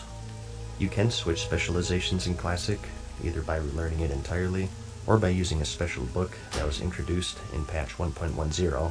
So some people, if they choose, can make these gnome or godlish only trinkets or items, and then switch to the opposite specialization. This is kind of getting out of the scope of the video though. Like I said, I just wanted to cover the basics, and if I keep going, I'll keep you here for like 3 hours, so let's move on. All of this is to say though, engineering has just amazing potential in Classic due to the unregulated nature of the game back then. It's going to be quite a popular choice for both PvE and PvP, and the only downside really is their gold making potential. It isn't hopeless, but you can do a lot better with other professions, I feel. Engineering, when I played it back then, was always just a gold sink rather than an earner, because you constantly have to make these bombs as you use them up, and a lot of the items that you make require engineering to use, which hurts the demand. There's not much point in buying engineer stuff if you can just make it yourself. For the most part anyways, there are some exceptions. I think that a majority of people will go gnome, in which case the Sapper Charge will be a good earner, since they can make it themselves. Remember, you can switch from gnome to goblin after you make your gadgets and get the best of both worlds, but not everyone is going to know about that. And engineers can also make the best fishing lure in the game, which you need for high level fishing, and they can also make the salt shaker, which is required for leather workers to make one of their crafting materials. So again, another great profession, and I have a lot more to say, but I've spent way too much time on this one already. There are plenty more handy gadgets that I haven't mentioned, but I'll just have a link to them in the description so you can go through that yourself. This is about the halfway point, so we'll probably call it a video right here.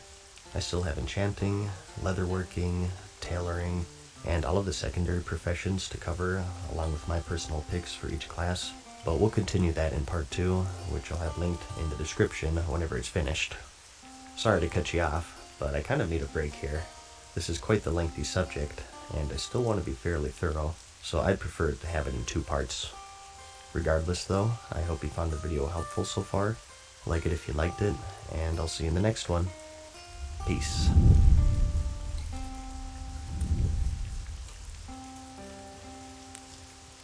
Farewell for now, mortals. We hope you enjoyed today's video.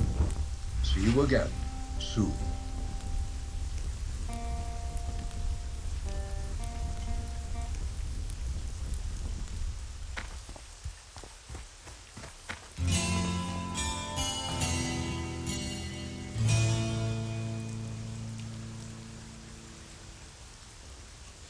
Hey guys, what's up? Mad Season here, back with another video for you. We're finishing off the profession guide here, so let's get right into it. In part 1, we covered all of the gathering professions, and also alchemy, blacksmithing, and engineering. And today, we're finishing it off with enchanting, leatherworking, tailoring, the secondary professions, and at the end, I'll also give you my personal picks for each class.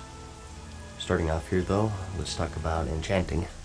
Enchanters buff up your gear with stat boosts and even weapon procs. Today is just rings and weapons pretty much, but in Classic you'll find that you have a plethora of different slots that you can enchant your gear with. Your cloak, your chest, bracers, gloves, boots, your shield, and weapons are all enchantable with a variety of boons.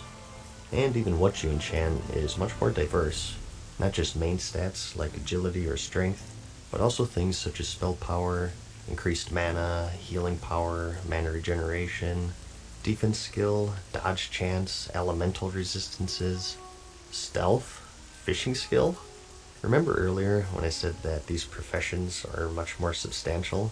It's ridiculous how many enchants there are, and you'll make a lot of friends if you go to the trouble of tracking down all of the rare patterns. And of course, copious amounts of gold. The only guy I knew who hit the gold cap back in vanilla, which I believe was 214,000, was an enchanter. He was sort of the extreme because he was in the #1 guild for a faction. This was back when enchanting patterns dropped off of high-level raid bosses. Particularly, you'll find a bunch in the AQ40 raid when that unlocks. So at the time, the supply was very limited, and for those who know basic economics, know that having a monopoly equates to tons of gold. I'm a believer that the raids will be cleared much quicker this time around, so I don't think it'll be as extreme, but I mean, you can only clear them once a week still. Regardless, it'll be a good moneymaker, especially if you know what you're doing. Some popular enchants would be Crusader, which was a strength proc for melee. You needed Righteous Orbs, which you got from the Stratholme dungeon mainly. I spent quite a while in that place just for those. And Agility was a good one for hunters and for the offhands of rogues. And you also have Spell Power and Healing Power for the casters, and all of those various stat increases I listed earlier. And they can also make weapon oils, which are sort of the equivalent to the blacksmith's sharpening stones and weight stones. These increase spell power and spell crit for caster DPS, or mana per 5 and healing power for healers. Something to note here is that this is before the advent of vellums. You can't simply enchant one and throw it on the auction house. To enchant someone's gear, you have to put it in the do not trade window, and you enchant it from there. A downside, obviously, is that it's a little more cumbersome, but a plus is that it promotes more interaction between players, which is one of the main aspects you'll find with the game. I actually prefer it this way, if you ask me. You may be wondering what profession to pair this one with, as herbing, mining, and skinning aren't related. Usually it's tailoring, and that's because it's really the only self-sufficient crafting profession. You get the materials for tailor just by looting cloth, and you can make green items to disenchant to stock up on enchanting materials, but we'll talk more about that later. Next up though, we have leatherworking. This is the leather and metal counterpart to the blacksmith, of course aimed for the shaman, rogue, and druid, and hunter, and you can also make some miscellaneous stuff, such as quivers and ammo pouches for the hunters, and a selection of cloaks. Similar to the blacksmith, you have a variety of resistance gear that you can craft, which will be crucial in raiding. The fashion is questionable, but hey, it gets the job done, I suppose. On a serious note though, you're going to want at least one of these in your guild to equip everyone with the proper gear, whether it be for fire, frost, or nature resistance. They also made the Onyxia skill cloak, which as I mentioned earlier, is required for the Nefarian fight in the Blackwing Lair. They can also make armor kits to upgrade your chest, legs, hand, or feet gear slots, the most useful of which being the core armor kit, which provides a boosted defense, but you need a rare pattern for that from the Molten Core raid. Aside from that though, you just have a bunch of good gear in general that you can make for leveling or the early endgame. They have a few sets here and there that'll be best in slot for that pre-raid gearing. It's also another profession that's split up into 3 specialties, and that's tribal, elemental, and dragon scale leatherworking, each catering to certain classes. Elemental and tribal are for leather wearers, so druids and rogues here. Usually, agility wearers go for tribal, mainly because of the Devil Star set, but you also have the Corehound belt pattern, which is your fire resist intellect belt. And as for elemental, you have the Storm Shroud set. I think tanking druids used a couple pieces of this, although it's not too great, so don't get too crazy with that. And you also have more fire resist gear in general, which is handy, but they're also quite expensive to make, so it's kind of rough. Again though, I'll have links to each recipe for these in the description. And Dragon Scale is your male specialization, so hunters and shamans here. Here's some examples of what they can make. So the biggest strength of leatherworking is going to be that resistance gear. It really depends on how much you value that initial gearing process, I guess. Maybe when the game first launches, you put more value in it, but as the game progresses and better raids come out, that balance is going to shift more and more away from these pre-raid items. Although that's not entirely true, as there are some patterns to be released with certain raids. As for gold making, just the gear in general is going to be your moneymaker. As I mentioned, they have certain items that are early best in slot for certain classes. One of their more powerful ones being the Double Sword 2-piece set, which I showed in the tribal section. I remember that rogues always wanted this before stepping into raiding. And you also have that core armor kit that I mentioned earlier. Now the pattern for this isn't easy. It's a drop from the Molten Core raid, so it might take a while, but once you get it, it'll be one of the more steady ways of earning gold as a leather worker. Of course, the earlier you get it, the better. I also mentioned earlier that engineers can make leather workers a salt shaker. Using this and some deep rock salt, every 3 days you can create some refined salt, which you need for cured rugged hide, which is used for a variety of recipes. Since it's on a cooldown, it gains some value, so it's another thing you can just pop once every 3 days for some easy gold.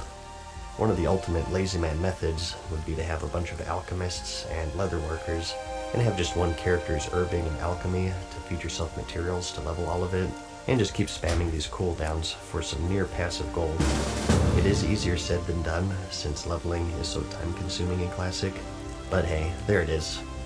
And lastly, for non-gathering professions, we have the tailor, which is everything to do with cloth. Armor, bags, and also the cosmetic shirts. In terms of gear, we have a similar story going on with leatherworking. You have a ton of resistance gear, which is always going to be crucial. Fire, frost, and nature, and a bunch of leveling and general raiding gear.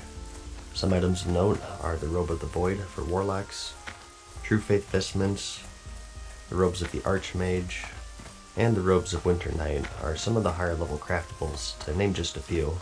You also have things like the Spider Belt, which is quite handy for PvP, so that'll be a good moneymaker.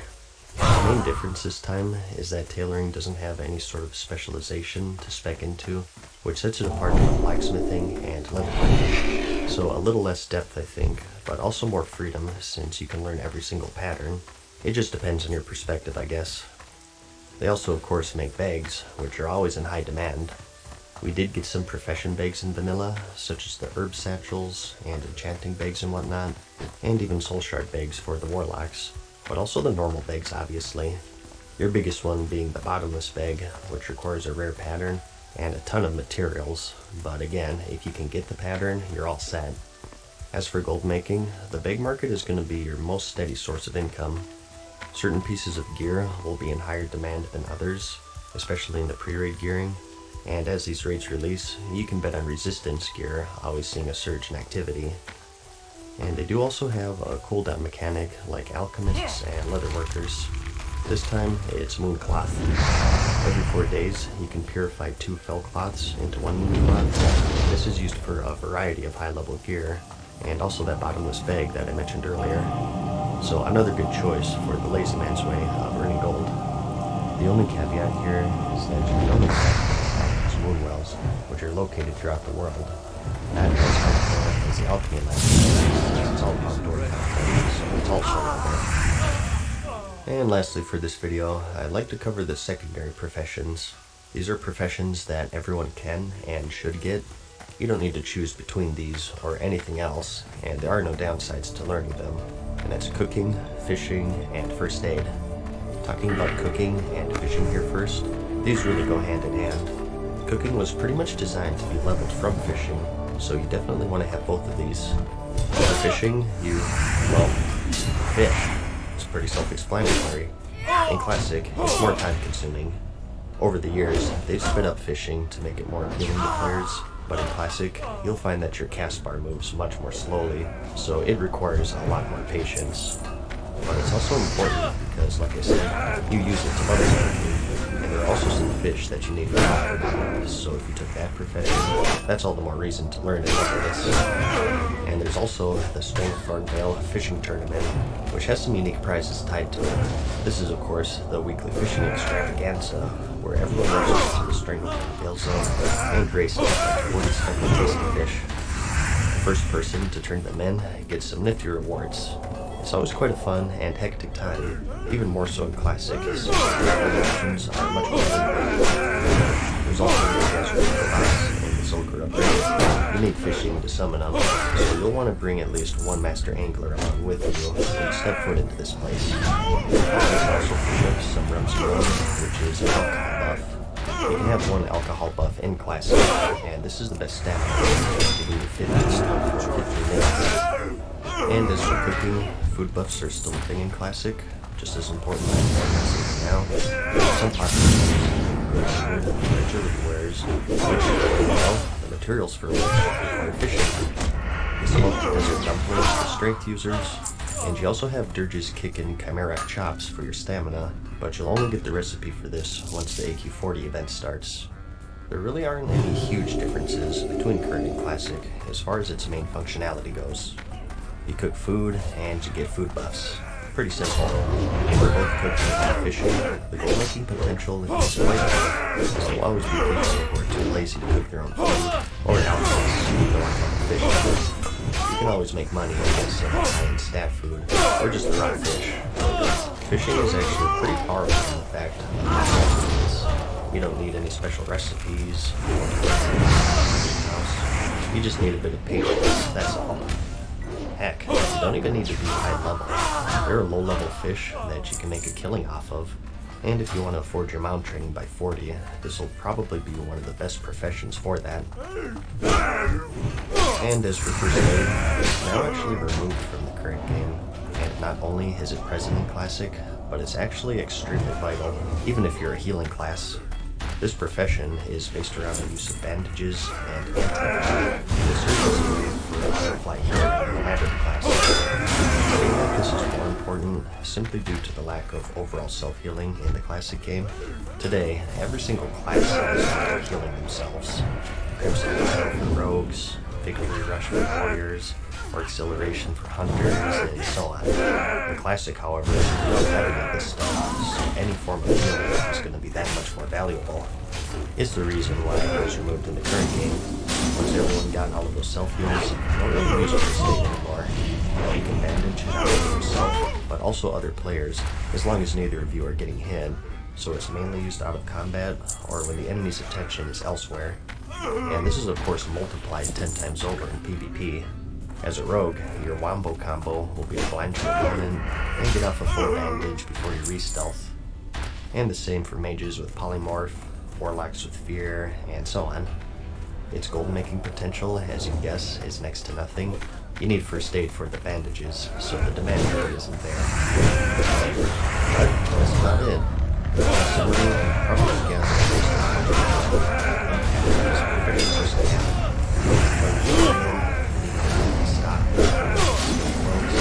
and to make it a leather worker, but to learn the recipe, you need to kill her first and turn their head, and to get the skills you need a skinner, but the skinner you need a special blender, which only drops off a level 60 boss. And that's not even getting into all of the sophisticated that you can only craft, or the creation of the legendaries, or the Hand of Ragnarok. Whether it be from going into certain specializations, or getting those ultra-rare patterns, you can really spend a lot of time honing your professions and exploring what they have to offer.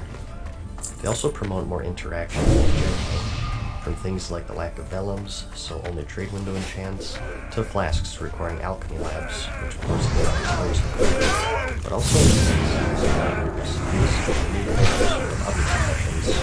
Enchanted leather like this item, okay.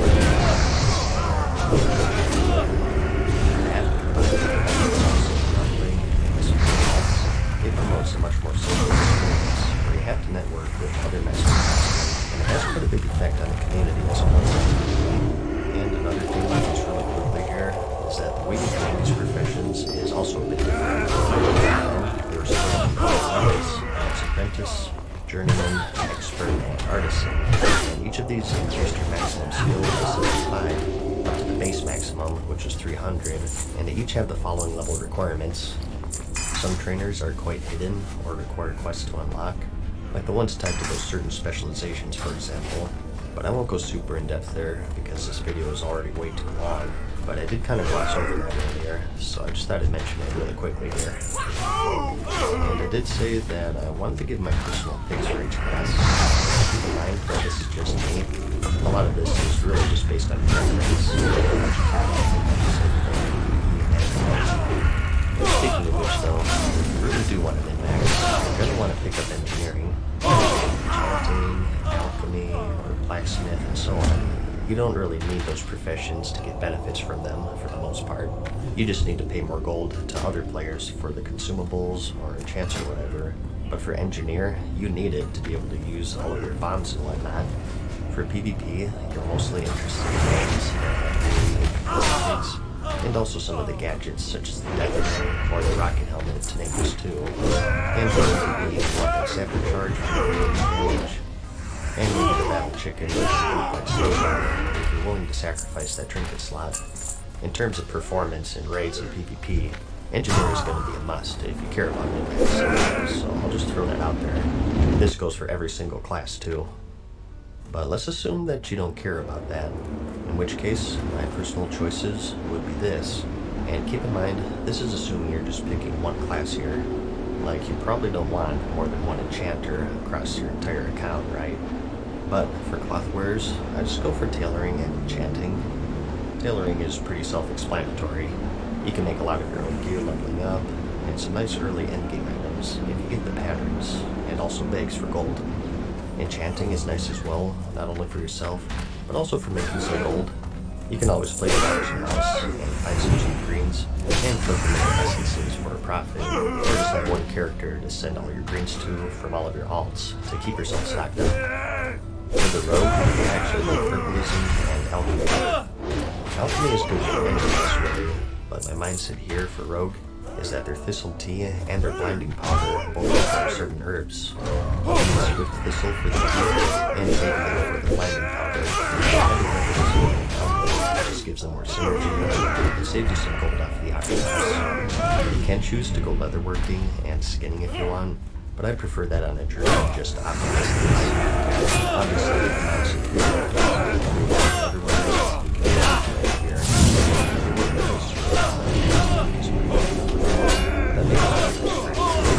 It'll probably be that an accessible must. I do have alchemy and herb in the shop as well. I get leatherwork and skinning also isn't a bad choice. Same logic on the druid really. The hunter, engineering mining. Early for the guns since most of the good weapons are actually for the most part. But just because hunters that means when too close to you, you can't shoot them. So I see those grenades as being like more so than the other classes. And again, remember, even if you don't use guns, you do have those trade-ins for arrows in major cities. And lastly, for paladin and warrior, I have good old mining and blacksmithing. Pretty self-explanatory here. Big heavy plate melee classes having professions that make big heavy plate and melee weapons. Really though, for any of these classes, you could also interchange alchemy and herbalism, since those are sort of one-size-fits-all professions.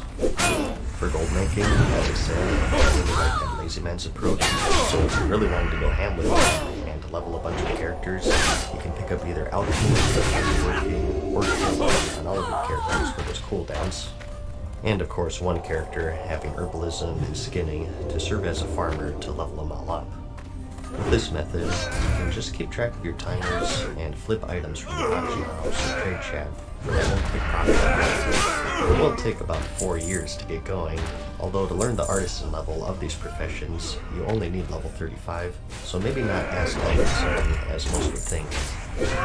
But that's about it. I know that these videos are way longer than they needed to be. It's kind of funny how I always set out for these videos to be character videos, and they always end up being nearly an hour long. I think it just goes to show just how much depth they have in my series. If you thought I skipped over some stuff, profession by profession, I highly recommend the YouTube channel because he's covered every single one pretty thoroughly.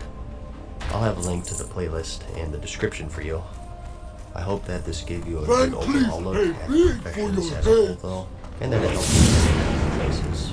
I do have other guides and videos that you may find handy. I have one for class picking, and I have 2 more for race picking. I'll have those linked in the description. Anyways, I found the video helpful, and I'll see you in the next one.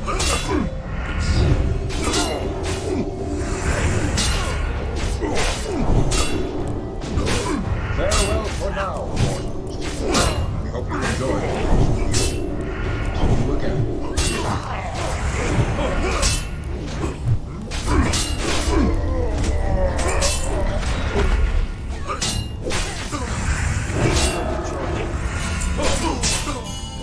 Oh!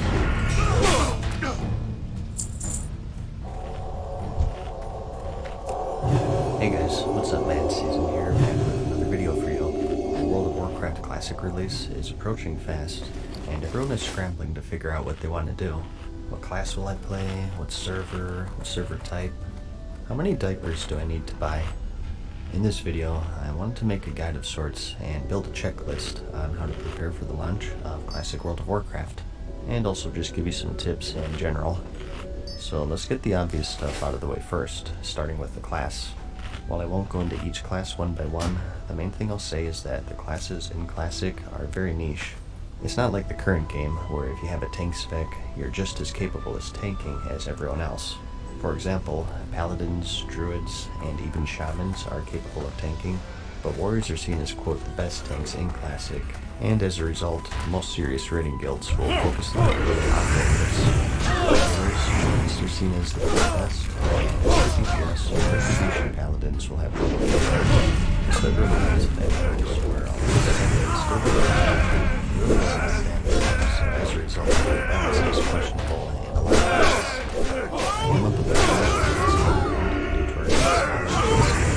Which will be a bit easier, and therefore guilds will be more lax. I mean, people 5-manned in Ixia back in 2005, and that was pre-AQ40, so I'm pretty sure you can afford to have a rating. But in regards to rating, class values, or the lack thereof, is definitely something you can consider. You can still find a guild that has DPS druid. It's just a little weird to a combat mode. You gotta stay realistic as well. As you can see here, I listed each class and ability as I remember it. This is a super fast English description, and it really doesn't do the classes justice. In my opinion, one of the cool things with Classic is that these classes are just run DPS, or mitigation. They have their own completely new tools and buffs that makes them valuable to any guild. For example, druids are interlead, which is crucial. So pretty much every class has some key aspects of them. More in-depth preview, and you have an hour to spare. In the description. It's a tough choice for sure, and with how long it takes to level and the level boosts, it's a super important decision as well. And the next question is always what race to choose.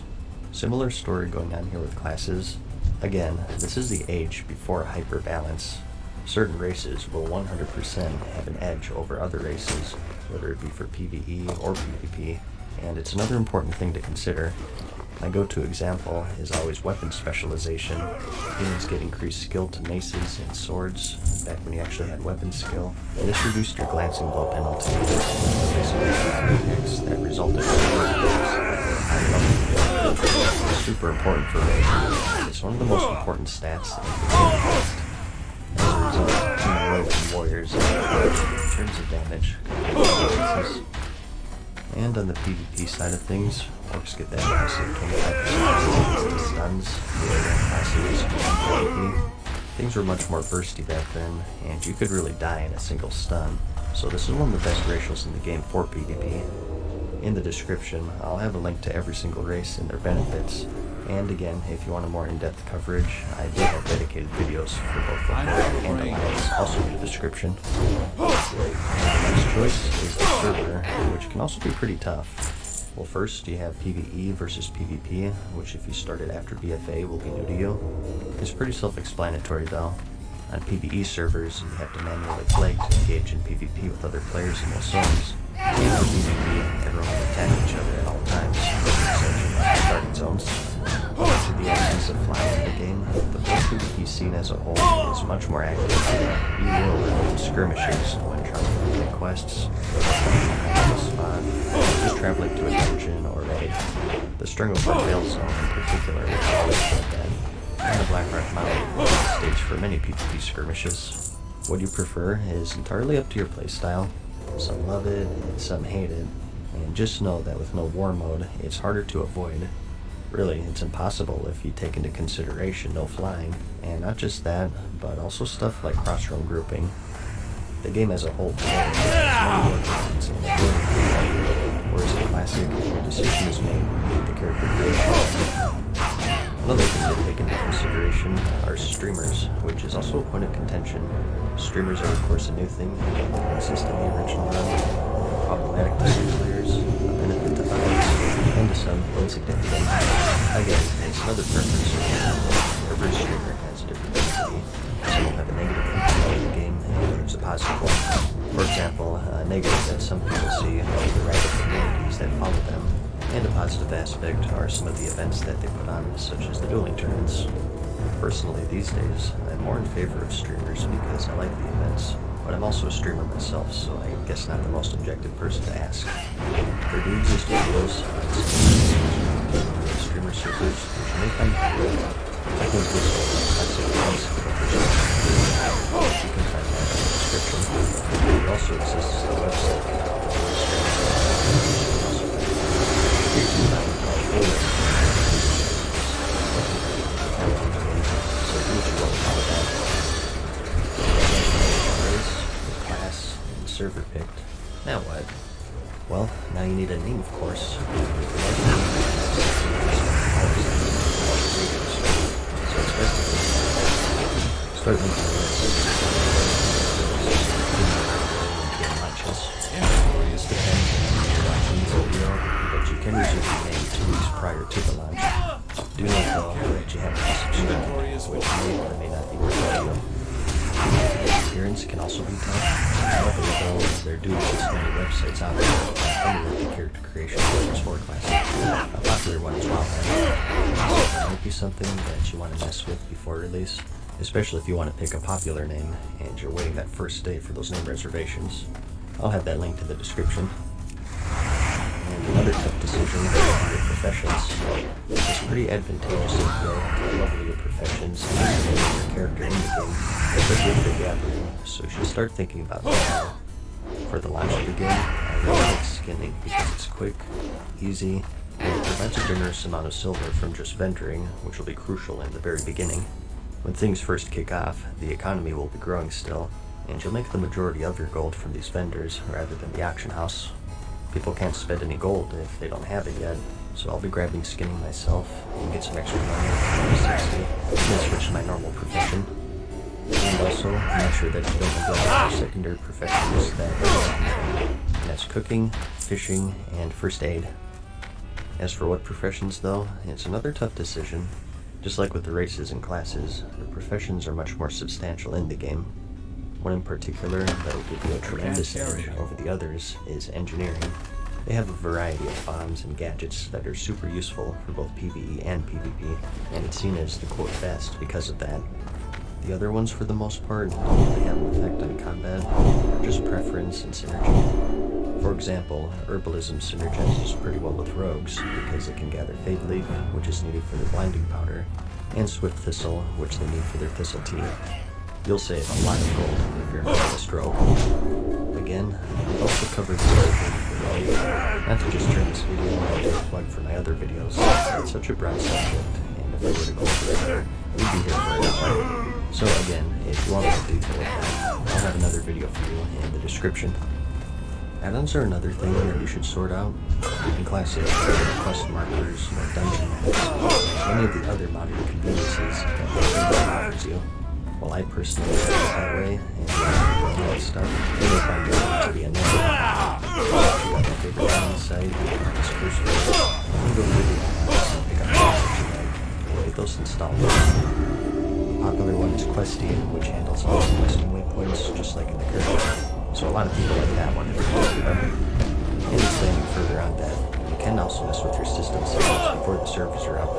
There's a button off to the right, so set up your graphics.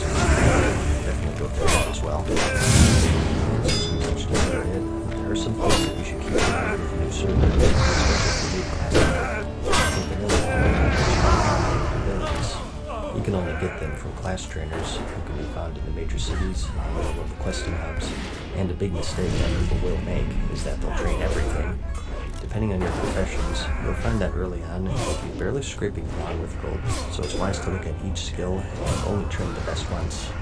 For example, maybe you can forgo some of the hunter tracking in exchange for a new serpent sting. Maybe the warrior's pummel ability isn't all that crucial to level up right away since it's just some extra damage. So just something to keep in mind. Super useful for saving up for your mount, so let's talk about that as well. get your 60% speed mount at level 40 and your 100% speed at level 60, and of course no flying in Classic. And you may have heard that it's quite a feat to be able to afford it at the appropriate level, and it's absolutely true.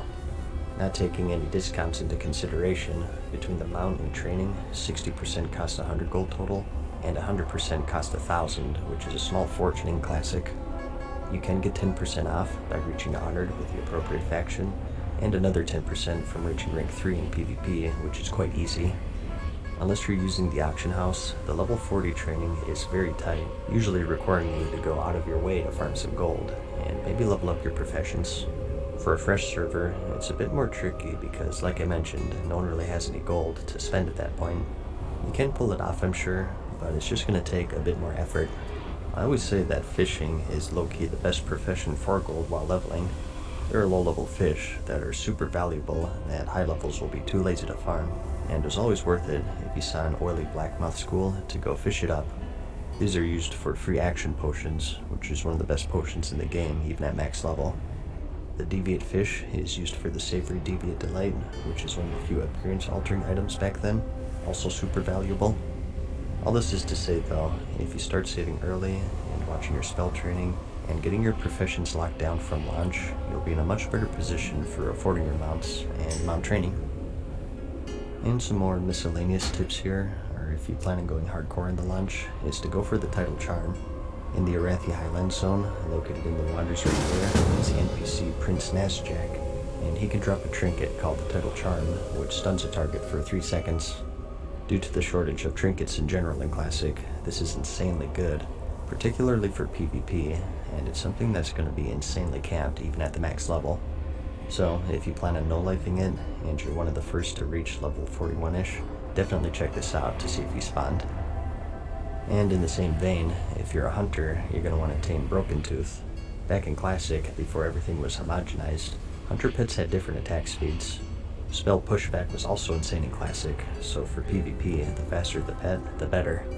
Broken Tooth is one of 2 pets in the game to have an attack speed of 1.0, the other being a bat in the Zul'Gurub raid, which won't unlock until Phase 4. So, as soon as you hit level 37, you should check out his spawn locations, which can be found right here in the Badlands, and see if you can get lucky, because this will be another thing that'll be super camped at level 60. But let's step outside of the game for a moment, shall we? Into that scary place called the real world. Ah, burns. Ah, man. Well, the gameplay sucks. I guess the graphics are alright. Uh-oh. Girls. Never mind, let's get back inside. I didn't sign up for Mythic mode. Let's regroup and study up on other brave souls who've laid the path before us. What you're watching is archived video footage from the original release of the game, November 23rd, 2004. So, this surely has some useful information in it. This is the World of Warcraft at 10:45. We're still installing it. We plan on playing for at least 12 to 13 hours. We're going to document it. 12 to 13 hours? What is this amateur bullcorn? So, let's go through the What? More than 12 to 13 hours. Good call. That only put us at 11 o'clock. Okay, that's what I like to hear. Getting serious now. And hey, look, they even picked up the collector's edition, so you gotta give them some respect. And of course, they've come prepared. Could that be supplies for today's a special event? Yeah. Hark, I'm show gonna be us. locked in here. Oh no. Yeah! Now that's what I like to see. Okay, as far as food is concerned, your first tip is to get the most unhealthy stuff imaginable. Dr. Pepper, Doritos, Hot Pockets. This is fuel for true gamers. The trick is to deny your body of real food. The combination of constantly being on the brink of death and the non-stop diarrhea will prevent you from sleeping, thus allowing you more time to get those precious levels. What level you done? 5. Silk, it's 340. What's your status? Angry? Why is that? The legs. And I keep getting booted. And I can't see my body. Anger because he keeps getting booted? Well, then it's definitely the original release. But take note, no matter how pissed you get, you never stop playing. just pound another chocolate pudding cup and get back in there. And speaking of which though, let's talk a bit more about your food of choice. We're off to a good start here. Dr. Pepper, love that DP, Doritos, chocolate pudding, but your feces is still a bit too solid at this point. Just to be sure, let's throw in some gummy bears, some nachos, and of course the go-to staple, Taco Bell. Of course having your mom order and deliver it to you. We don't want any social interaction now, do we? Diapers are also going to be crucial. Just because you have to go to the bathroom a lot doesn't mean you should be away from your computer. However, if you want a more long-term investment to save yourself some cash, you may want to look into something like this. And as for your entertainment of choice, you have many options. You always have the support of Twitch.tv, which season show along in your journey.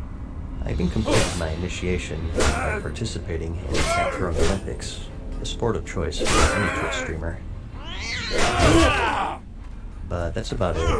The release of Classic isn't far now. I hope that you're leaving this video a bit more prepared and you're ready for the world of Warcraft.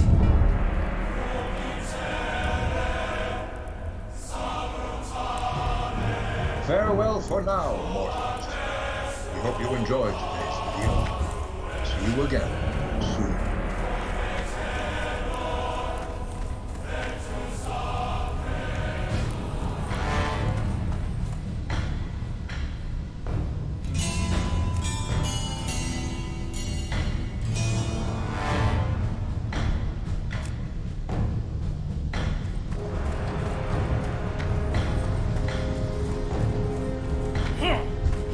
Hey guys, what's up man? Season here with another video for you.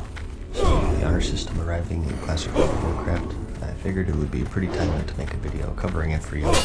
I'll explain how it works at the basic level, how to rank up, what rewards you can get, and plus sides and downsides, and all sorts of stuff to hopefully give you a short but thorough look at how the system works as a whole.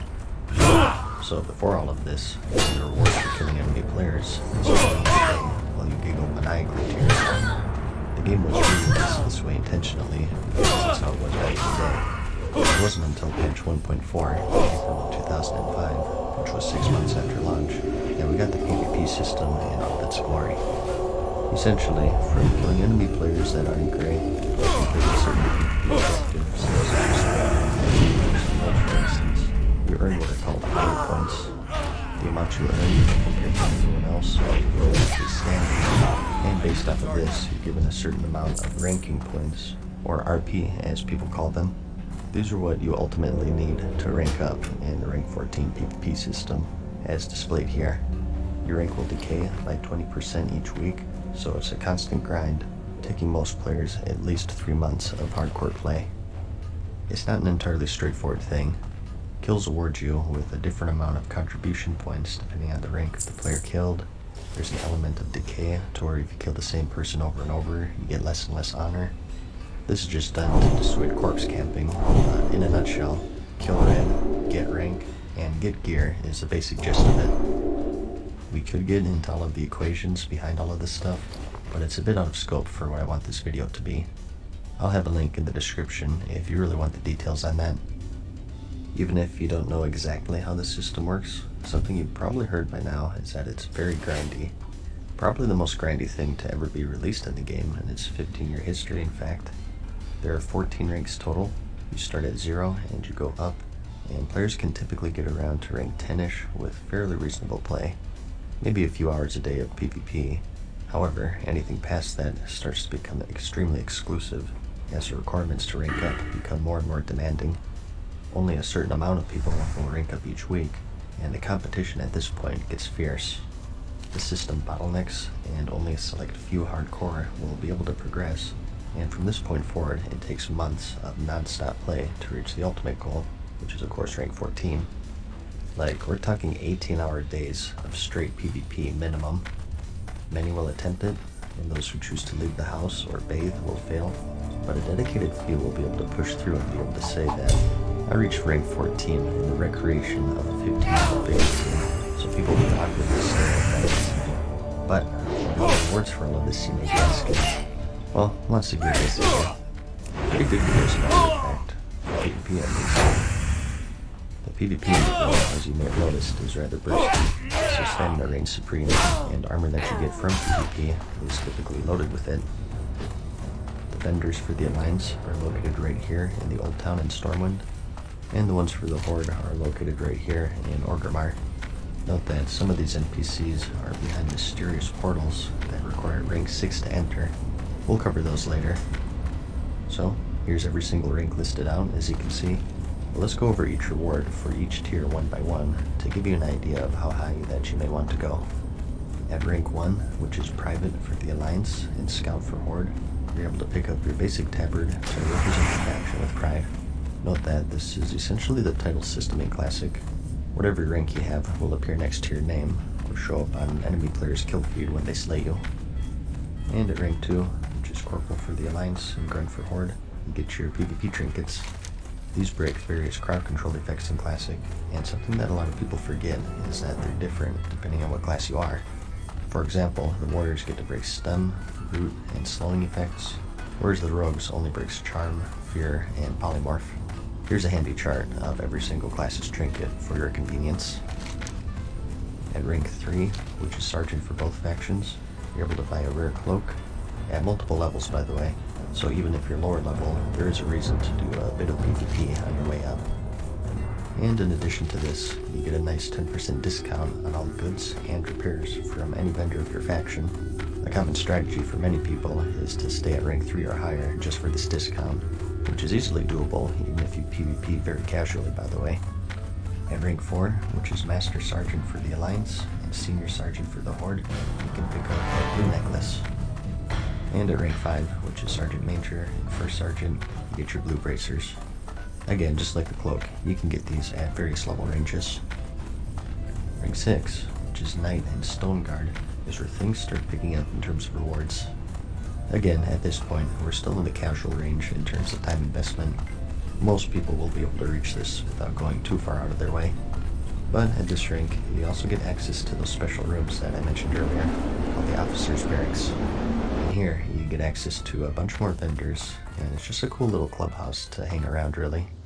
You can buy the second iteration of your faction tabard, and also some cheap healing and mana potions to keep in your back pocket. At rank 7, which is Knight Lieutenant and you can finally start working on your armor set. Every single class gets a special armor set with unique set bonuses. Looks-wise, any armor type will be the same.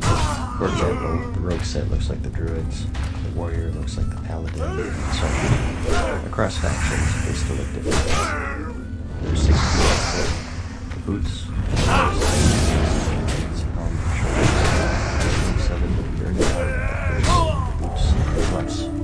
the gloves for each class will have some sort of special perk. As you can see, the Warriors have a reduced cost to hamstring. Rank 8, which is Knight Captain and Legionnaire, you can purchase the chest of love. Rank 9 is a bit of a break. It's not just for the allies, it's a for Horde.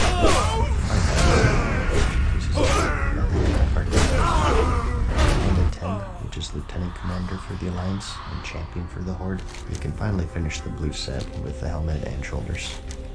This is where I stopped in my original run 15 years ago. At rank 11, which is Commander and Lieutenant General, you can purchase an epic and unique black version of each race's mount. And another unique thing with this rank is that you gain the ability to talk in the World Defense channel to rally the troops and coordinate PvP battles. The home stretch here is really 12 to 14 though. It's at this point is where the grind really becomes a grind, and it's where the men are separated from the boys, or the men with no lives. And I don't say that to be derogatory in any way. You really do have to know life in here to keep ranking. It's just a fact.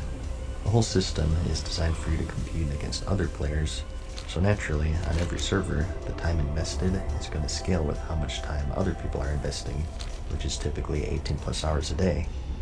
As you rank up in-game, you actually lose rank in real life with your relationships with your friends, physical fitness, and the ability to talk to girls. Bust out the hot pockets, because things are about to get sweaty. For 12, we have Marshal and General, and this is where you can start working on the upgraded epic version of your PvP set, starting with the gloves, legs, and boots. And at 13, which is Field Marshal and Warlord, you finish off your set with a helmet, shoulders, and chest. And lastly, atop the corpses of 100,000 enemies and thousands of Dorito bags and Hot Pockets is rank 14. Grand Marshal for the Alliance and High Warlord for the Horde. I would say that your girlfriend would leave you at this point, but come on, this is World of Warcraft, let's not kid ourselves here. At this rank, you're able to buy epic quality weapons, of course insanely powerful, more so early on before the higher end rates are released. All in all, from 1 to 14, you're looking at months of grinding, getting more and more demanding from rank 12 and onwards, eventually commanding 18+ hour gameplay sessions every single day. Rank decay, as I said, is a thing. Again, whether you rank or not is dependent on how many contribution points you earned versus other people on your server. You'll lose progress if you don't PvP enough, or if you earned what is known as a dishonorable kill. In the town hubs throughout the game, there are lower level quest givers and vendors and whatnot, and some of these NPCs will have their nameplates in gray and are labeled as civilians, and will grant you a dishonorable kill when slain, which will have an immediate negative impact on your ranking. No need to wait 1 week to see the result, it happens right on the spot. And do know that if you're in a group with someone who kills a civilian, you still get credit for that dishonorable kill, even if you didn't attack. So, due to this, many players who are raging have any quest jobs left to play, PvP activities, such as Dire Maul, for instance, where there's no civilians at all. And it's pretty much the rank 14 PvP system in a nutshell, at a very basic level at least. Again, if you want details with breakpoints and equations and whatnot, check out the link in the description and it'll explain it better than I could. Overall, it's an insanely grindy system, so just know what you're getting into.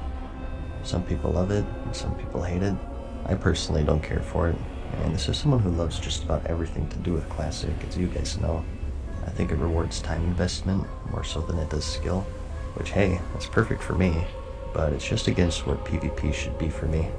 In fact, once Battlegrounds come out and people get their pre-mates ready, you'll notice something called queue dodging, which was rampant back in the day. Basically, you join a battleground, and you happen to get in against another pre-made, but they only have one person accept the queue.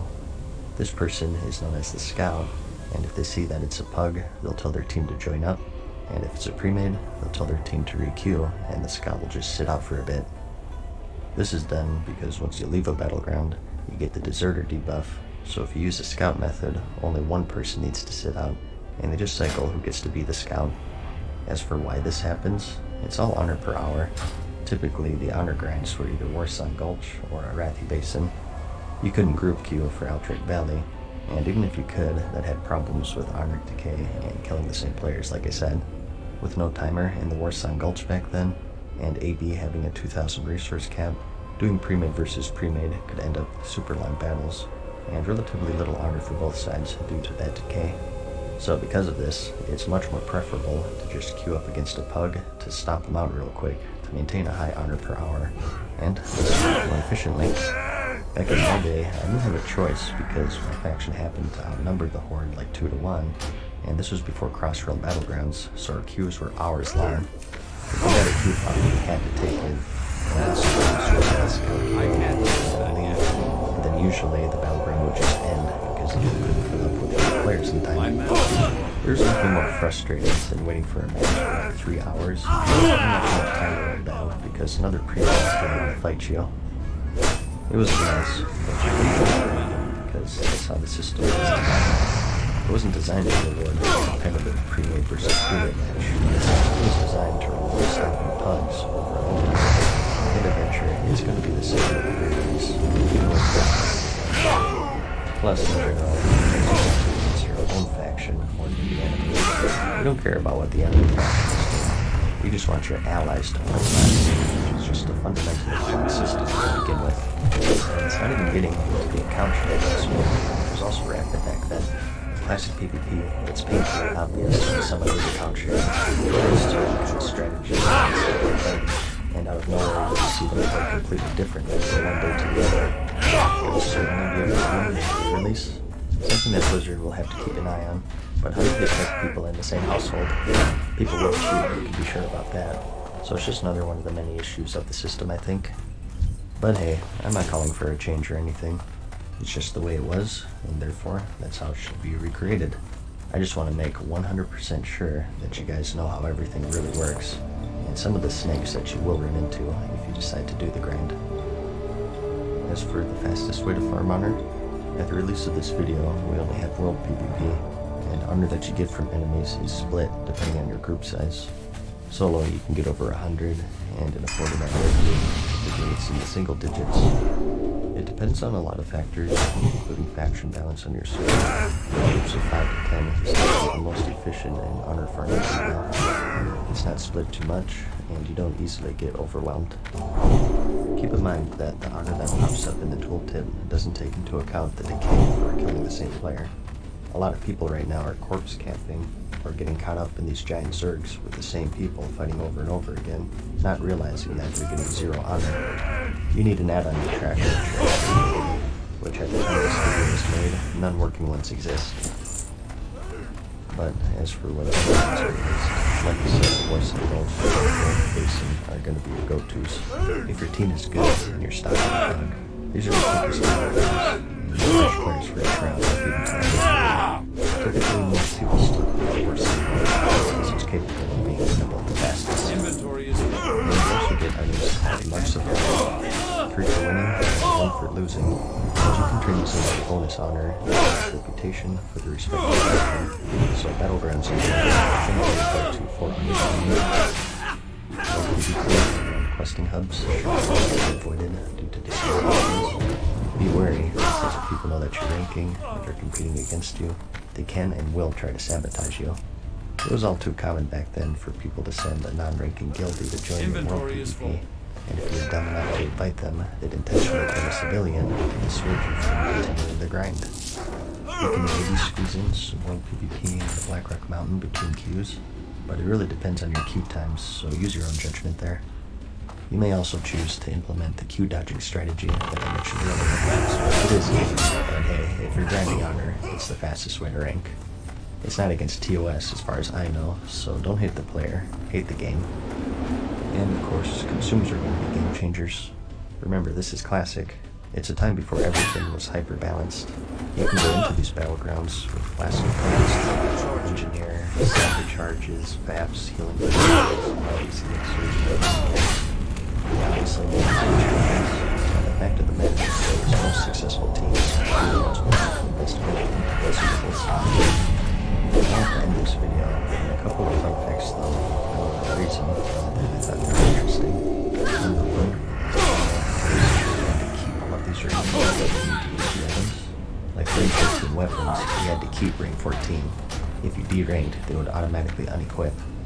Luckily, they showed a bit of mercy with that though, and they changed it pretty quickly.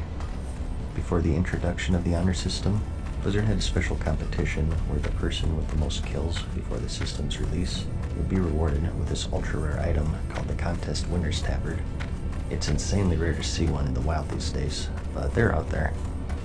Also, there's a plan for a rank 15 called City Protector that was scrapped before release. I talked about this before, so I won't go super detailed, but essentially, you were able to receive a special title depending on your race, and you'd also be able to teleport to your race's capital city. That's about all I have to say. I hope you have a good understanding of the rank 14 system now, its rewards, the time commitment, and the good sides and the downsides. And more importantly, I hope that you found the video interesting or entertaining. Like it if you liked it, and I'll see you in the next one. Peace.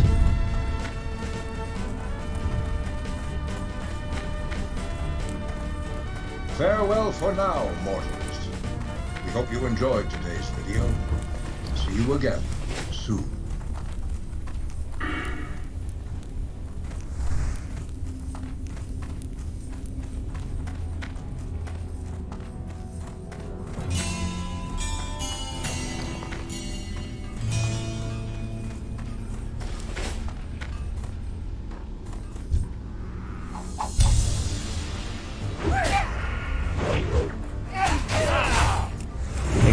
What's up next? Video for you. Blizzard recently announced that we're doing release attached to Phase 3, which are the Warsaw Gulch and Altric Valley, a bit earlier than originally planned. While Phase 3 is set to be released September 2020, these battlegrounds have been confirmed for the week of December 10th, which people are complaining about, but it actually matches up with the orders more accurately. These battlegrounds were released in patch 2005, whereas the battle was 1 month later in patch 1.6 in July 12th of the same year.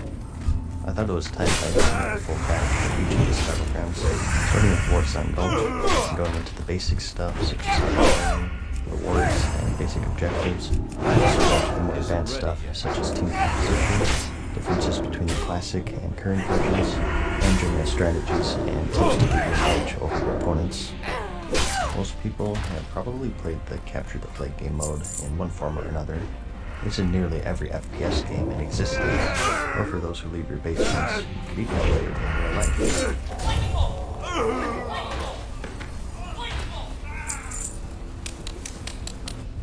The premise is simple. Force your way into the enemy's base, grab their flag, and bring it back to yours. In the case of World of Warcraft Classic, you must have your flag safely secured inside your base to score a point, and the first to 3 points wins.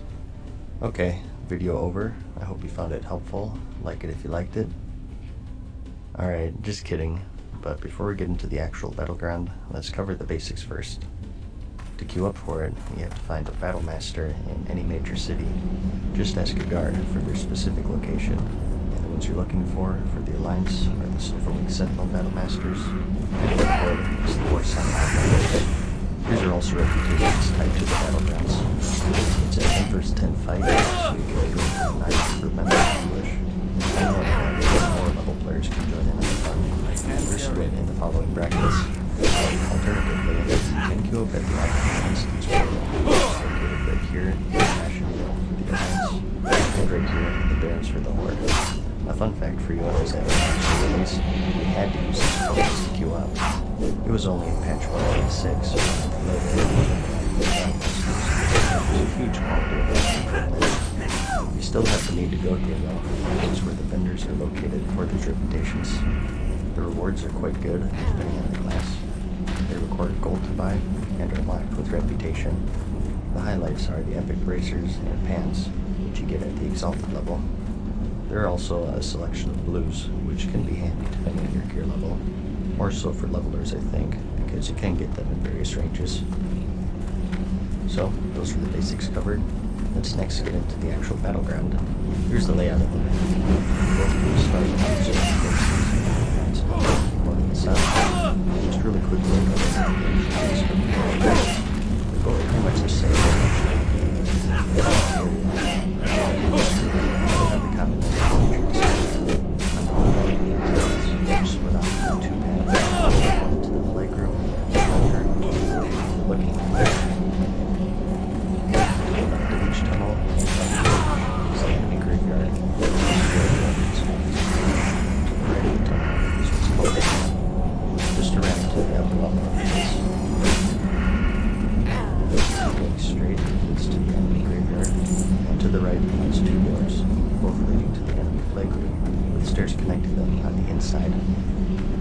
selection of buffs that spawn throughout the map where you should go on regular ramps on the huts and have the Berserker buff.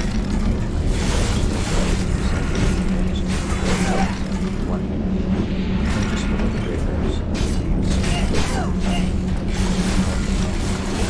Popular spot for this, waiting for the speed boots, 20 seconds,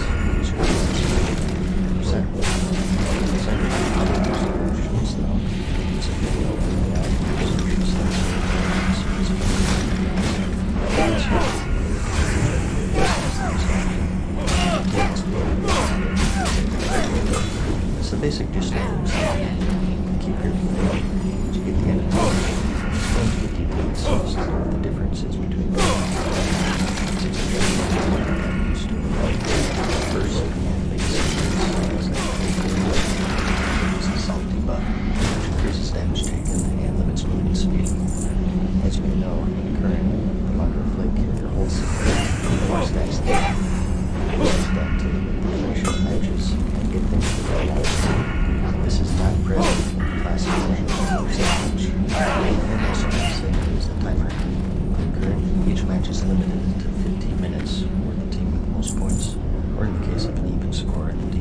class is labeled the victor. So just due to these features, as you can imagine, games can go on for hours. Those are standard levels. Next, there's no making compositions. Different classes and class levels. So to the table,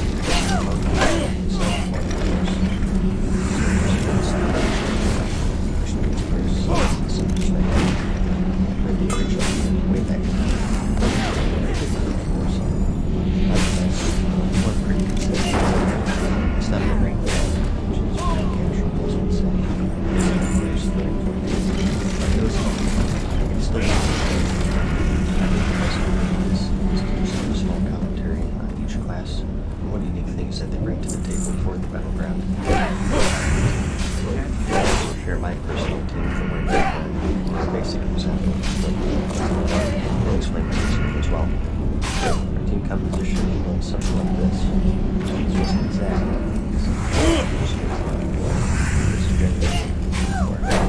I was the road back then.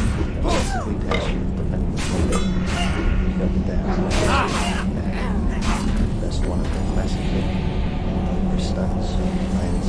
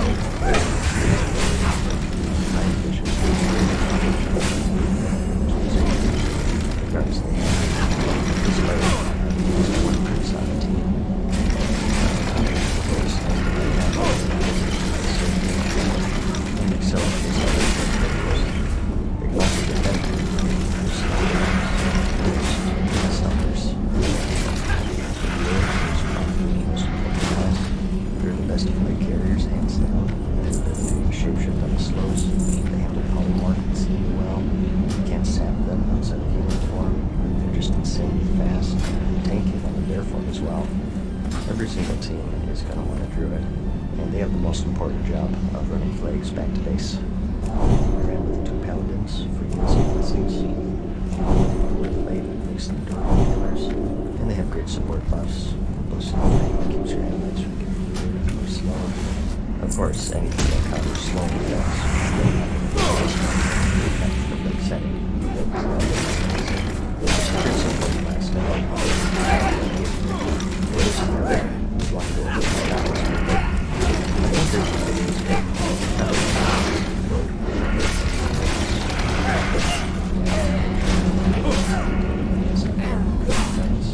Remember to keep a ear off of everyone, and with your course for the first damage.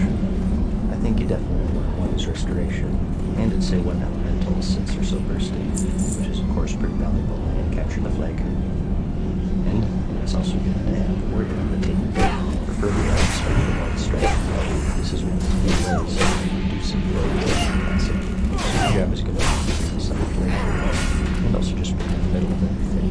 Big team fights. Warriors are the best class with pocket healers, so everyone has a on the team. Always do those defense. Survival is the legends and and extreme damage. Good by like for our team variant. I think most people want frost damage is the way we had good success with the fire damage. So we was a free damage. Certain moves up and very fast and healer. And lastly, is the one which is what reduces the effects of the entire game. It's pretty damage. But they also have some pretty good damage. Recursive tongues to slow and press casters.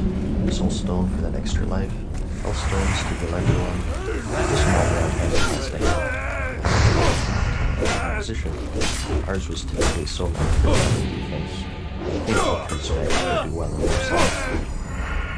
As for the basic strategy, your goal is to assert control of the middle of the map. You probably heard it before. If you control control middle, you win. It's true in most scenarios. It's not that simple. It depends on your position, the the enemy has, if any. Ideally, you want to stick together and control the middle, send it over the druid to another member, and load it with the trigger, keep the middle clear for an easy cap. The entire goal here is to stick together, and at the same time, try and keep the enemy split up. If some get by you, intercept their backup, so you keep them separated across the map. The death of a Warsong match always is losing middle, and then everyone just kind of wanders around doing their own thing. Try and keep relatively close to each other. But again, give it a nice go and try to turn it out. In the case of the teams holding each other's hand, the best place to post up without shooting is the roof. For each base, there's just one pretty small entrance, so it's easily defendable. Flares to keep rogues out, hunter traps, and if things go awry, you can simply jump down, and the graveyard is just outside. Communicate with the last timer to your player to let them know when it's a good time to jump down. When he or she reaches the graveyard, it's always right, so you can keep down very probably weak and low mana team. Getting the flag back is of course dependent on many factors, classes, and so on. There's no real way to review this, so I'll guide for this. Just group up, grab a bishop or two, preferably a rogue, elemental shaman, or 3-minute mage, and try to get it back. Of course, communicating with your player after returning, so he or she can get into position. Some tips for controlling middle, I guess, is, like I said, try to keep the enemy split up. Ideally, you want to get into a situation where only half of them are alive at any given moment. Finding the fresh spawns is soon as they drop down from the graveyard. Good teams will do this, but with that, I've played alliance enough to know what not to do. Splitting up the enemy team is going to be your best bet. Communicate the timer with your team. If they know that it's on resurrection, instead of fighting a future skirmish in the middle, you can just die and regroup much faster. At the end of the day, the key to winning is to have good composition and know how to win big team fights. Be organized with your crowd control, focus targets down, protect your healers. This is going to go further than anything else I can tell you. There are a couple of exploits that you should know about. I'll show them to you. It is of the flame and another is we'll just wait for the eventually jump right through it.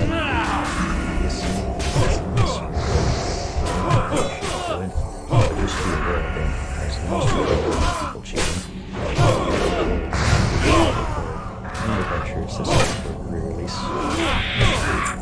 Consumes and engineer are going to be 14 guide.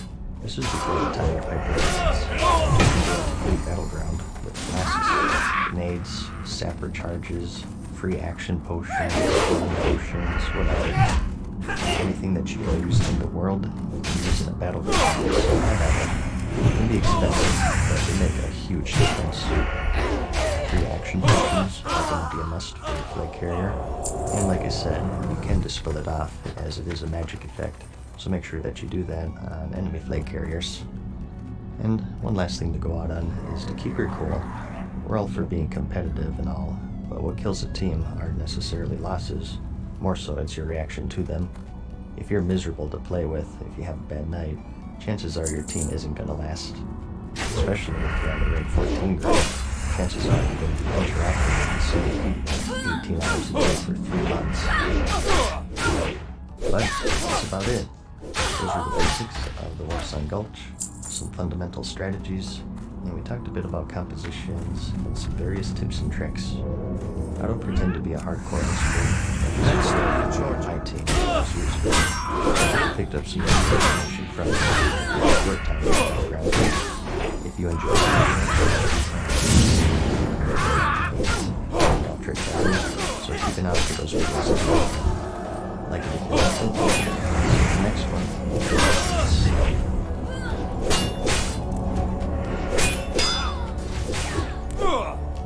Farewell for now, mortals. We hope you enjoyed today's video. See you again soon.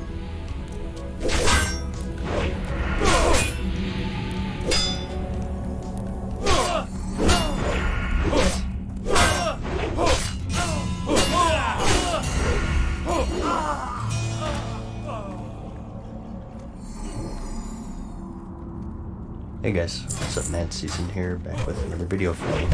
Finding out gold is mob farming,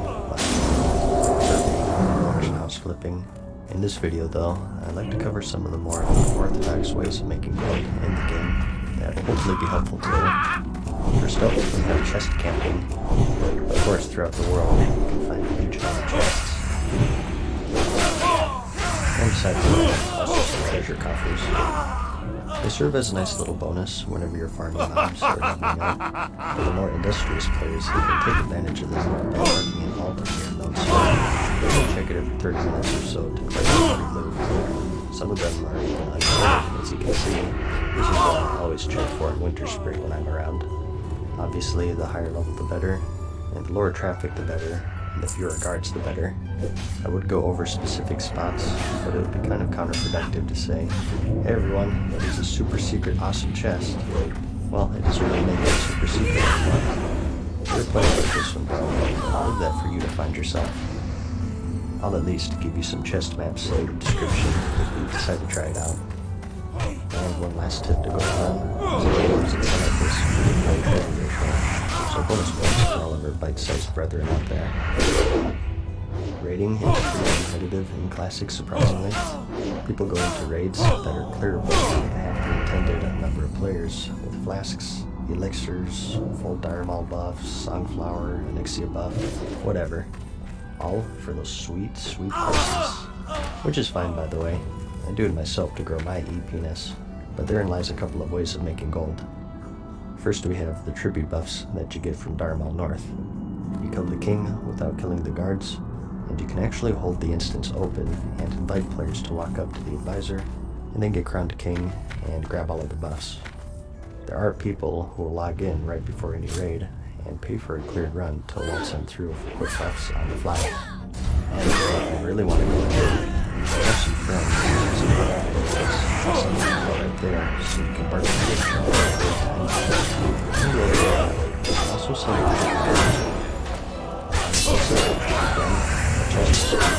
anyone can open, even though it's not there for the kill. Such as this one,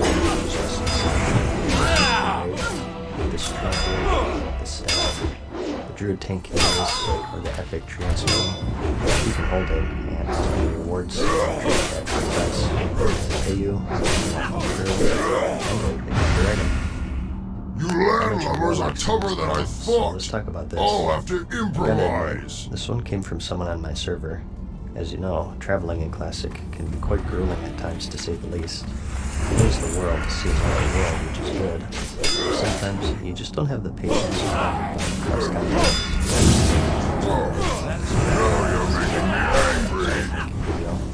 Some industrious players have taken it upon themselves to form a taxi service.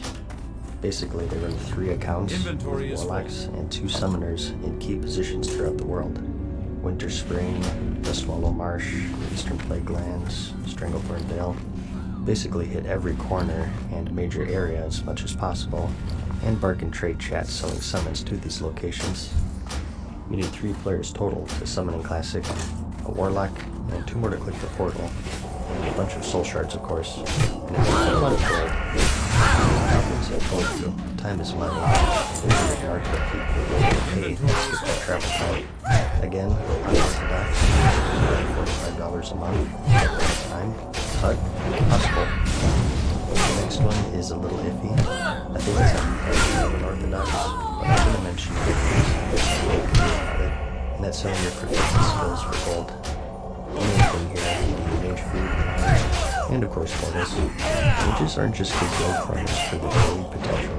You can earn a decent amount of gold by just making a barking macro in your major city and selling some countered food and water to players and getting ready to start their day. Food and water is expensive in the game, with gold being hard enough to come by. Who wants to start the day at the farm by ripping themselves off with vendor prices? Make sure that you get that rank 7 water from Darmal first to optimize it a bit more. And the portals, of course. Again, people will pay to skip a long trot to another major city. The rates are up to you, as it does vary by server, but it's just a low effort thing that you can do where you can be semi-AFK. maybe working on your main monitor, watching a Mad Season video, or whatever, and just hitting the macro every now and then, and earning some near passive gold. Tanks can sometimes get away with charging ruins as well, since they're in such a high demand. But it's something I see worth considering if you're a and rogues lockpick and skill can earn some extra gold as well. That's the cool thing with Classic. Time consuming, and all these classes have unique perks. It creates its own little market for players to engage in, and rogues are no different, and they too can make some gold through their class skills. Already a lot faster though, the Warlock also has a pretty unusual rate of gold. At level 60, only Warlock can embark upon the quest line to obtain their FP1. The quest chain leading up to this menu is long and expensive, requiring many person reagents to summon the Dreadlord, Lord Helnerath. Some of these items are the Zorathian Glyphs, Jeevee's Jar, and the Black Lodestone. Again, you need to use these in the finale when summoning the Dreadlord. You buy them from a vendor encountered during the chain, and they cost a whopping 250 gold total. The thing here is that you can retain these items even after finishing the quest, so you can see where I'm going with this probably. If you complete the chain yourself and keep these items, you can charge other warlocks to use your own reagents. Say maybe like 100 gold. They save 150, you get 100, and it's a win-win. The Dreadlord gives you up some unique loot. There's also that potential to charge people to summon him. And similarly, I know it's not how that this video is made. It's going to be the same with the Dungeon Set 2 quest chain. Throughout this chain, similar to the Warlock finale, you get items to summon extra bosses. It's a huge chain, requiring a lot of time and a lot of gold, just like the Warlock one. So not everyone is willing to go through all of it, but if you do it all yourself, you get items that summon Theldred in the arena, Depths Dungeon, Jarian, and Balthazar's room in Strathlin Humenside, Cormac the Ogre in Rasfrost Whisper's room in Skullamense, and Morgoth in Foon's room in Lore Blackness. We also have Isalian in Alzin the Wild Shaper's room in Darmal East, and lastly, Lord Valthalak in the Beast room in the Upper Blackrock Spire. Again, all totally unique loot. Some are good, some are bad, but I'm sure there'll be a market of people who want the loot but don't want to do the quest chain. And dungeon power leveling is also a pretty unorthodox way of making gold, I think. As you know, leveling in Classic is quite the task to say the least, and there are people willing to do anything to speed it up. Hey, if people are willing to pay for level boosts in the current game, they'll definitely pay some gold for Classic. They'll do it either for loot or just straight up XP. I'm seeing a rise in loot rents now that Warsong Gulch is out and that Twink scene is growing. Maybe up to 40ish is going to be high in demand and easier to do. The Stockades, and Ragefire Chasm in particular, are super convenient since they're located in major cities. And as far as optimizing things, Paladins are basically built with this, with their tankiness and their AoE capability, as are mages for their better AoE. It'll differ depending on the server, but for me, a typical Stockades run is around 2 gold, so with how quick that is, and if you get a full 5, that's 8 gold, plus all of the cloth and stuff if you reserve that, like many do. So, definitely a different style of making gold if you're looking to switch things up. And lastly, you can become a streamer. There's an interesting dynamic that comes with streaming in Classic World of Warcraft, and that's the fact that you're just more important than the other normies who play the game. It takes a lot of effort, but if you're able to build up an audience, you'll have people literally lining up to give you gold and pay you what's rightfully yours. It's this. Yeah. Just give me the gold scab. Effing blabbermouths, I swear. But that's about it. I hope this video helped and something. Gold is something that a lot of people struggle with. I've definitely been there, so I hope you found it handy. Like the video if you like it. I'll see you in the next one. Peace.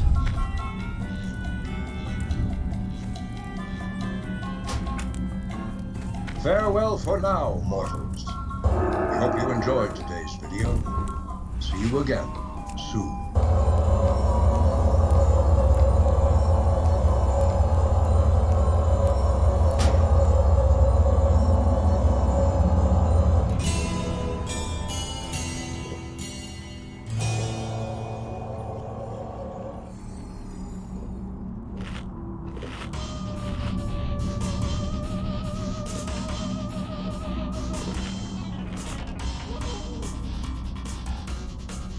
loot, pixels.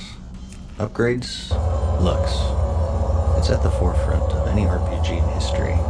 Everyone wants it, no one has enough, and people will lie, cheat, betray, and steal to get it.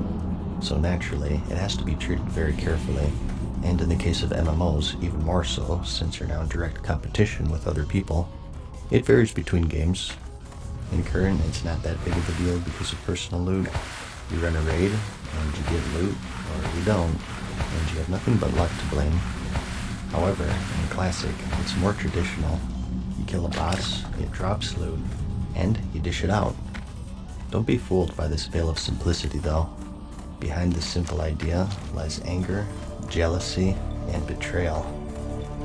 Something that players were not prepared for with the re-release was the loot and raiding, and in the game's short 7-month lifespan, many guilds have already fallen under the yoke of loot drama. And in this video, I wanted to talk about the 3 big ones, and their strengths and weaknesses for any aspiring guild leaders out there, or even those of you just looking for a guild. Anarchy. A state of disorder due to the absence or non-recognition of authority. Lady Luck reigns supreme with the first on our list, and that's open roll. Well, not fully open. You'd have to be pretty naive to have open loot to 40 people and just trust everyone not to take whatever they wanted. Oh my god! What the fuck? Oh my god. No, it's more like the Helmet of Wrath drops, so all tanks roll on it, excluding DPS warriors until all of the tanks already have it. The pros would be there are no favorites nor discrimination. The only thing that's standing between you and the item is your own luck. It's fair, right? Well, yes, in that aspect it is. But what about this situation? You have a tank who's online every day, tanks dungeons for guildmates, even if he doesn't need them. He brings consumables, PvPs, he's always online in Discord. This is a valuable guild member who gets along with most people. And you have the other tank, whose playtime starts and ends with raid. And you question if there's some sort of weird government experiment because they never spoken a single word in voice chat. This person wins the Helmet of Wrath, and you don't see him for 6.5 days, and your active tank is still using this piece of crap. Anything is variable. You could apply bonuses to rolls depending on activity or the ability to speak, but how much? What's fair and what isn't? Is it to all rolls? This brings in micromanagement and authority to a loot system that people flock to because they don't like micromanagement and authority in their loot system. So, let's bring some order to all of this, shall we? Adding bonuses to those who are more active within the guild. Maybe the more stuff they do, they get points. Points for raids, of course, but maybe also attending guild events, PvP, well, it's not a very creative idea, because it's existed for around 20 years. First brought about in EverQuest, the DKP system was one of the ways to distribute loot in the original Classic. It's hard to find a guild that didn't use it, in fact. Basically, each boss in the tree gives you a certain amount of points. You kill Lucifron, and you and everyone else present gets 2 points. And you kill Nefarian, and you and everyone else present gets 6 points. This is the bare minimum the system is set up for. It varies guild by guild. Some get points for PvP, and some for donating materials or gold to a guild. The derivation of popularity is instead of DKP, PvP or effort points, and a second points, which goes out as a tier. Loot priorities decided on quotient points to rulers. A more detailed version of DKP, essentially. Going back to the base DKP system, we'll spend these points on the actual items. There are a couple of different ways of doing this as well. One is an auction style, where you choose how many points you spend. So player A bids 5 points on an item, then player B chimes in with 10, and so on and so forth until the highest bidder wins. And you also have the second variant, where items have a set point value, and the person with the highest point total wins it, and then gets that price deducted from their total. So, going back to that Helmet of Wrath scenario, this time it would go to the active tank, assuming that he has the most points. The other tank will eventually get his points, but as appropriate to his activity within the guild, will be much later. The pro of this method is that you get what you put in. And remember, you're thusly rewarded with more gear more quickly. It'll get more use since you don't log out for 6 days after 8 hours. There are times though.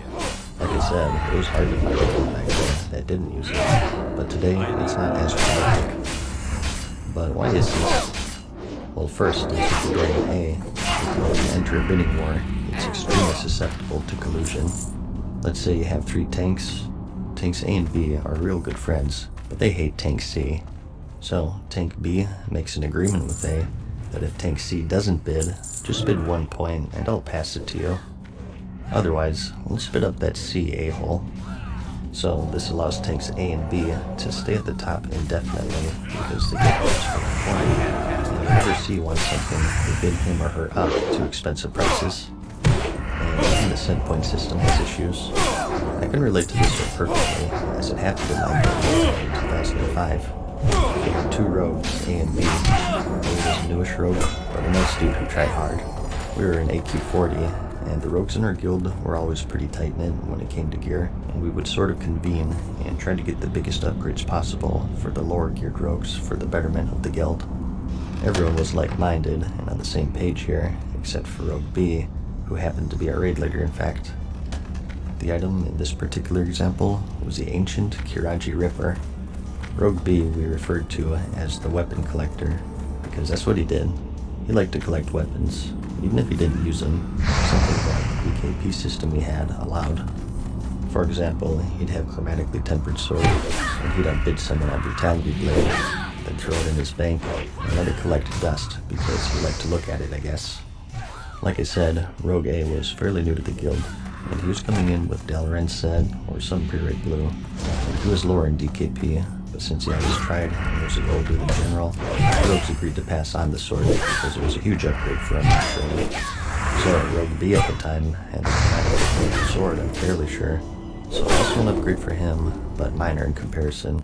And when the sword dropped, he bid on it, locking Rogue A out, and then another rogue in turn outbid him, and then he got pissed, he G-quit, and the rest is history. The whole thing was pretty petty, but that's loot in a nutshell in Classic. It's all petty. There is also a pay-to-win aspect if you give out points for donating gold or consumables. It depends on the guild. Some set a limit to it, but still, some people can take issue with this. It's also a logistical nightmare. I was good friends with the guy who did the DKP for a guild. He would be up at night trying to settle disputes. Like I was here for the first 2 bosses, and then I left, and I came back for the last 2. Or, oh, this guy was AFK for this fight, so you should deduct points. So, the point system is exploitable and it is on flaws. The last group of players here, though, just say F it. No rolling, no points. We decide where the loot goes. And of course, talking about loot council here, a group of people, typically officers, get together and vote on who gets what. The pros and cons of this are going to be pretty self-explanatory. If run well, this is what benefits the guild the most. And more importantly, corruption and personal grudges dictate who gets what. We all know the story of the loot council, whose itinerary is to hear themselves first, and then the rest of the rabble later on. It's a hard thing to describe because it's so subjective. Something that seems grossly unfair from the outside may be perfectly reasonable on the inside, and vice versa. It really just depends if you have honest people truly making the best decision for what's good for the guild. And when you bring in human nature into the equation, anything can happen. I think the one concrete thing you can say is that it's the most susceptible to drama. Free-for-all can be frustrating, but ultimately, it's your role against theirs. DKP can be manipulated, but it's inevitable that you'll get something. Loot council, it's possible to get matches for 2 months. You don't get loot because you don't perform well. You perform well because you don't get loot. Plus, I have some less dictating what you deserve and what you don't deserve. Just rubs people the wrong way. It's like, if you're a good boy, you get a treat. Honestly, I mean, you have to listen to this. I think in general, for me, DKP is the most important. The thing I like about DKP is that eventually you're gonna get something. Eventually, no matter what, you're rewarded for the amount of time that you put in. It's not always anything.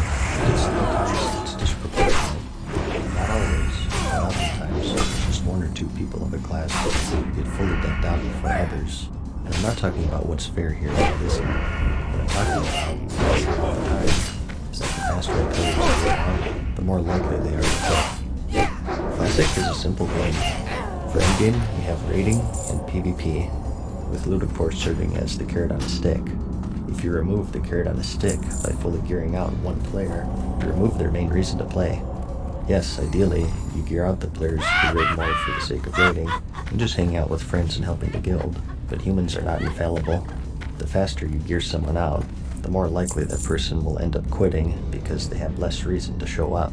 I feel like loot console guilds have a harder fight against attrition way more than DKP None may or challenge the guilds, Brotherhood. because they get in this cycle of either one person all this loot, and they really look for reasons for them to play, they quit, they go to the next person, and rinse and repeat. It's putting all of your eggs into one basket, which is really risky. I think with DKP and free roll, the biggest advantage they have is that loot in general is spread around more, therefore they have an easier time keeping an active roster. I think these two systems are the most dominant. To those who care more about progression, they go down the more risky loot console route. It can be done well. I'm actually in a loot console guild in this video, and I haven't had no troubles personally. The bottom line is that there's no system where everyone will be happy. Loot really does make people crazy in this game. Someone, in some way, will always feel like who cares, this is bullhorn, I'm joining the Sunder Guild, the exact same thing will happen. Hopefully this video didn't provide the impression that the leadership is always in the wrong. Members can be just as bad, if not worse, trust me. I think people vastly underestimated personal loot and how it virtually eliminated all of this drama. The items do need more in Classic due to competition. I mean, I just like to bring up that I remember this specific item from 15 years ago that Guild had drama over, and I can't even remember what I had for breakfast yesterday. If that doesn't tell you how much more important loot is, I don't know what will, but it's definitely at a cost. If it were me, I would just go with the bouquet method. At weddings, the bride turns around and throws a bouquet over her head, and whoever catches it is destined for love. I would do that with each piece of loot, and watch people tear each other apart, and see who can come out with all their digits intact. So, the best you can do as a guild leader is to try your best to be fair with whatever system you decide. And the best you can do as a member is try your best to find a system that's right for you, and understand that sometimes that's the way the cookie crumbles, and that each boss drops 2 or 3 pieces of loot for 40 people. With the re-release of Classic, many things have changed. Bosses have become easier, the meta is more established. The only thing that hasn't changed is that loot makes people really angry.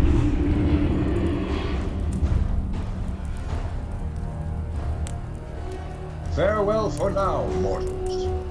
We hope you enjoyed today's video. See you again soon.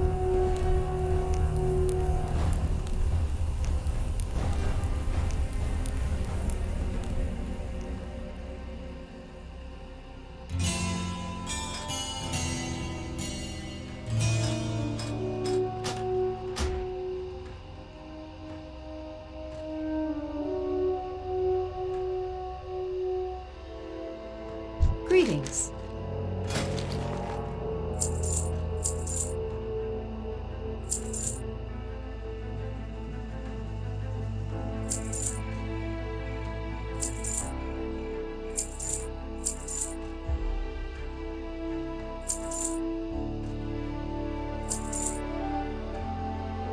Farewell.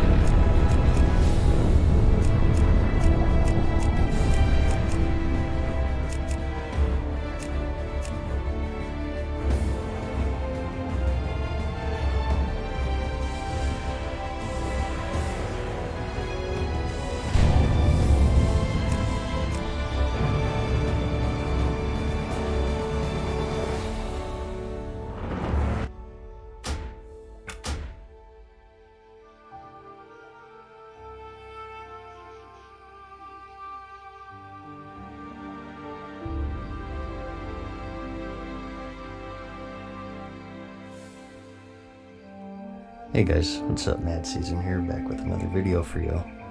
It's been a little bit, hasn't it? Time marches on, people and places change. Such is the case with life, except in the world of classic Azeroth, where I've been spending the past couple of months. For those who don't know, I've been AFK from YouTube for a while in pursuit of rank 14. PvP, get honor, and sleep for a few months until you can finally say that I've obtained rank 14 in the recreation of a 15-year-old video game so people can awkwardly stare at you. I've yet to use it as a pickup line in bars, but I've worked on every possible scenario in my head, and theoretically, I have a 100% success rate. Throughout the process though, one question has cropped up again and again, and that's, is it worth it? No. Thanks for watching, like the video if you liked it, and I'll see you in the next one. Peace.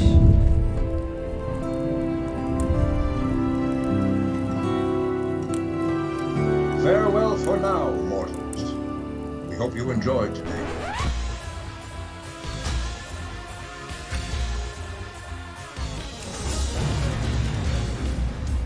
Okay. I guess I'll at least try to give my personal take on it all. It really is an open-ended question though, because your experience will vary so wildly. When you find a steady group, is that group good? Are the people fun to play with, or are they miserable? What battleground are you doing? What raid tier are you doing the grind in? What faction are you? And how sweaty is your server? There are 1,000 different variables that can make or break the experience for anyone, but in this video I'll share mine and talk about the good, GG. the bad, Yeah, it's unfortunate. That shit happens. You're not gonna win every fucking game. and the ugly.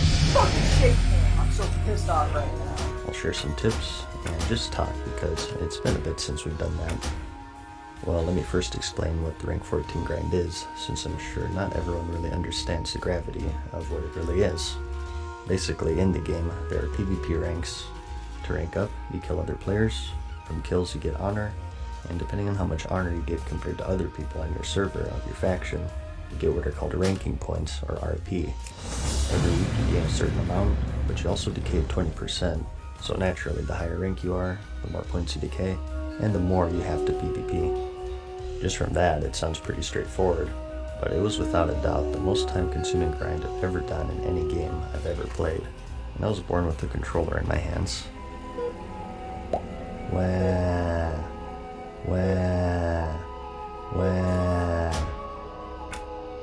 All in all, from rank 0 to 14, it's around 3 months.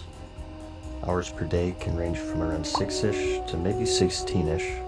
This number varies on what server you're on, how much you win, what battleground you're doing, and what faction you are, and so on and so forth. I'm on Fairlena Alliance, which is pretty competitive as far as alliances